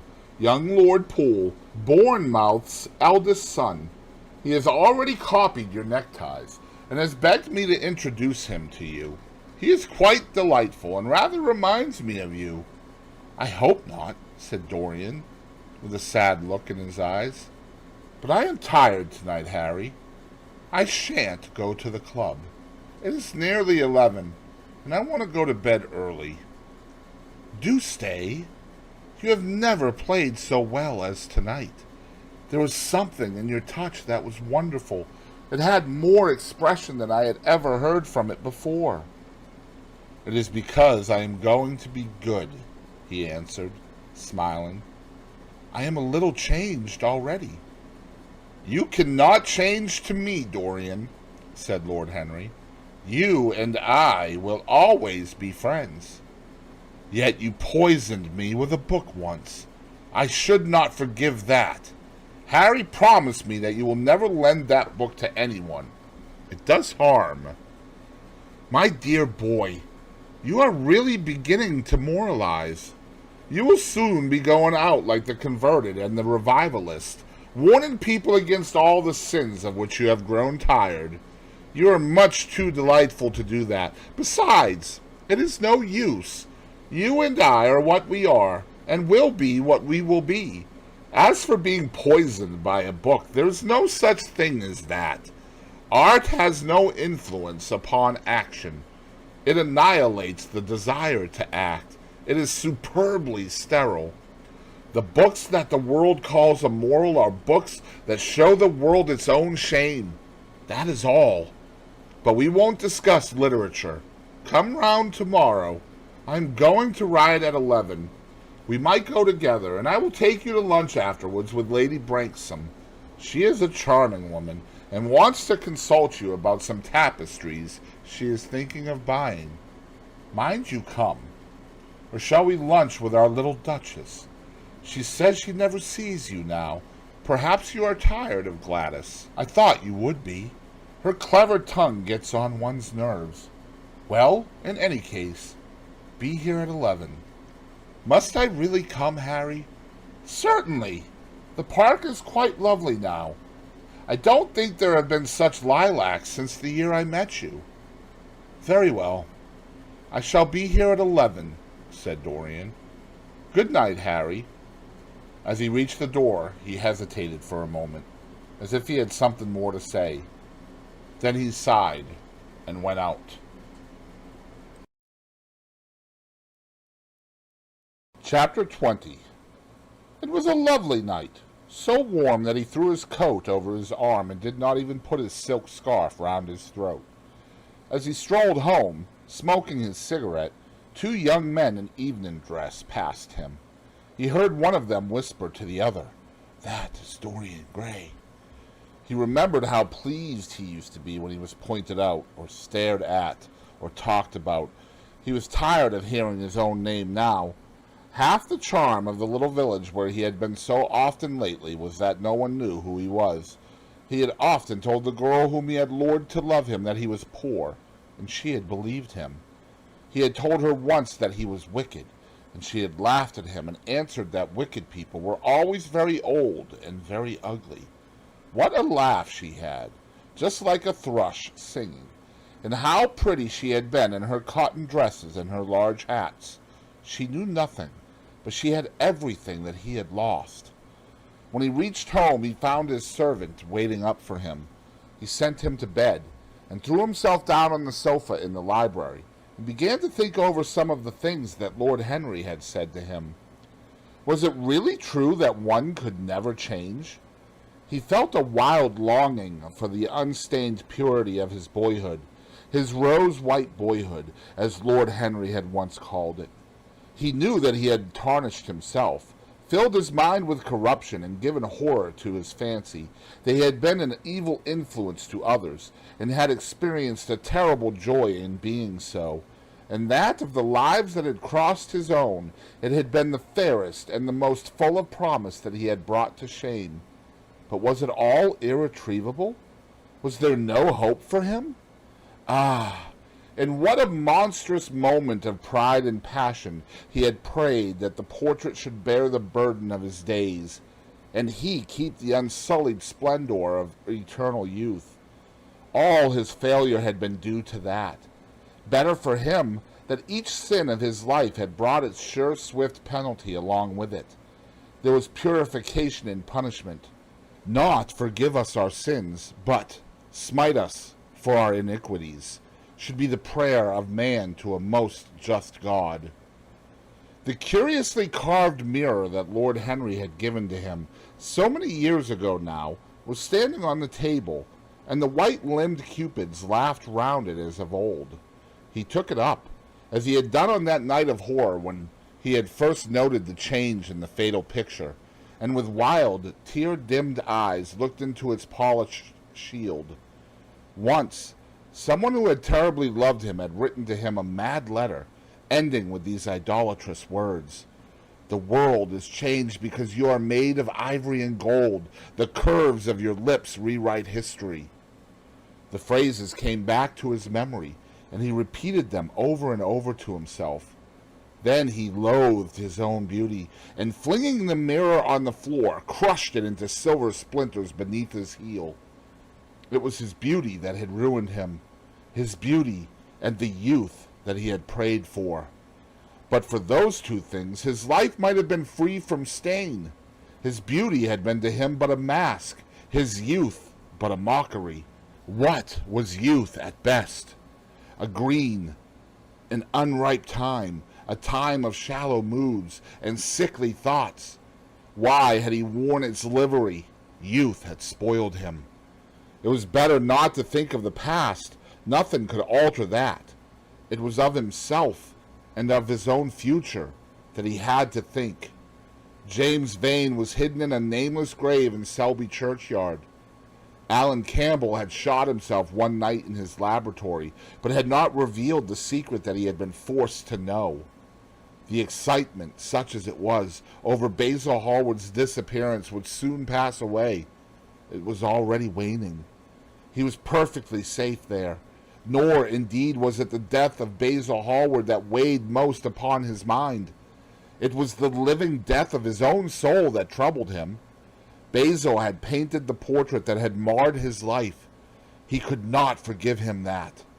It was the portrait that had done everything. Basil had said things to him that were unbearable, and that he had yet borne with patience. The murder had been simply the madness of a moment. As for Alan Campbell, his suicide had been his own act. He had chosen to do it. It was nothing to him. A new life! That was what he wanted. That was what he was waiting for. Surely he had begun it already. He had spared one innocent thing, at any rate. He would never again tempt innocence. He would be good. As he thought of Hetty Merton, he began to wonder if the portrait in the locked room had changed. Surely it was not still so horrible as it had been. Perhaps if his life became pure, he would be able to expel every sign of evil passion from the face. Perhaps the signs of evil had already gone away. He would go and look. He took the lamp from the table and crept upstairs. As he unbarred the door, a smile of joy flitted across his strangely young-looking face and lingered for a moment about his lips. Yes, he would be good, and the hideous thing that he had hidden away would no longer be a terror to him. He felt as if the load had been lifted from him already. He went in quietly, locking the door behind him, as was his custom, and dragged the purple hanging from the portrait. A cry of pain and indignation broke from him. He could see no change, save that in the eyes there was a look of cunning, and in the mouth the curved wrinkle of the hypocrite. The thing was still loathsome, more loathsome, if possible, than before, and the scarlet dew that spotted the hand seemed brighter, and more like blood newly spilled. Then he trembled.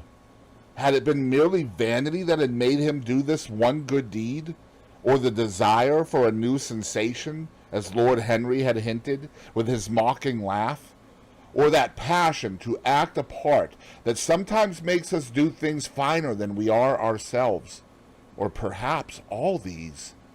And why was the red stain larger than it had been? It seemed to have crept like a horrible disease over the wrinkled fingers. There was blood on the painted feet, as though the thing had dripped. Blood even on the hand that had not held the knife. Confess? Did it mean that he was to confess? To give himself up and be put to death? He laughed. He felt that the idea was monstrous. Besides, even if he did confess, who would believe him? There was no trace of the murdered man anywhere. Everything belonging to him had been destroyed. He himself had burned what had been below stairs. The world would simply say that he was mad. They would shut him up if he persisted with his story. Yet it was his duty to confess, to suffer public shame, and to make public atonement. There was a God who called upon men to tell their sins to earth as well as to heaven. Nothing that he could do would cleanse him till he had told his own sin. His sin. He struggled his shoulders. The death of Basil Hallward seemed very little to him. He was thinking of Hetty Merton, for it was an unjust mirror, this mirror of his soul that he was looking at. Vanity? Curiosity? Hypocrisy? Had there been nothing more in his renunciation than that? There had been something more, at least he thought so, but who could tell? No, there had been nothing more. Through vanity he had spared her. In hypocrisy he had worn the mask of goodness. For curiosity's sake he had tried the denial of self. He recognized that now. But this murder, was it to dog him all his life? Was he always to be burdened by his past? Was he really to confess? Never. There was only one bit of evidence left against him. The picture itself. That was evidence. He would destroy it. Why had he kept it so long? Once it had given him pleasure to watch it changing and growing old. Of late, he had felt no such pleasure. It had kept him awake at night. When he had been away, he had been filled with terror lest other eyes should look upon it. It had brought melancholy across his passions. Its mere memory had marred many moments of joy. It had been like conscience to him. Yes, it had been conscience. He would destroy it. He looked round and saw the knife that had stabbed Basil Hallward. He had cleaned it many times, till there was no stain left upon it. It was bright and glistened. As it had killed the painter, so it would kill the painter's work and all that that meant. It would kill the past, and when that was dead, he would be free. It would kill this monstrous soul life, and without its hideous warnings, he would be at peace. He seized the thing and stabbed the picture with it. There was a cry heard, and a crash. The cry was so horrible in its agony that the frightened servants woke and crept out of their rooms. Two gentlemen, who were passing in the square below, stopped and looked up at the great house. They walked on till they met a policeman and brought him back. The man rang the bell several times, but there was no answer, except for a light in one of the top windows. The house was all dark. After a time, he went away and stood in an adjoining portico and watched. "Whose house is that, constable?" asked the elder of the two gentlemen. "Mr. Dorian Gray, sir," answered the policeman. They looked at each other as they walked away and sneered. One of them was Sir Henry Ashton's uncle. Inside, in the servants' part of the house, the half-clad domestics were talking in low whispers to each other. Old Mrs. Leaf was crying and wringing her hands. Francis was as pale as death. After about a quarter of an hour, he got the coachman and one of the footmen and crept upstairs. They knocked, but there was no reply. They called out. Everything was still. Finally, after vainly trying to force the door, they got on the roof and dropped down onto the balcony. The windows yielded easily. Their bolts were old. When they entered, they found hanging upon the wall a splendid portrait of their master as they had last seen him, and all the wonder of his exquisite youth and beauty. Lying on the floor was a dead man in evening dress, with a knife in his heart. He was withered, wrinkled, and loathsome of visage. It was not till they had examined the rings that they recognized who it was.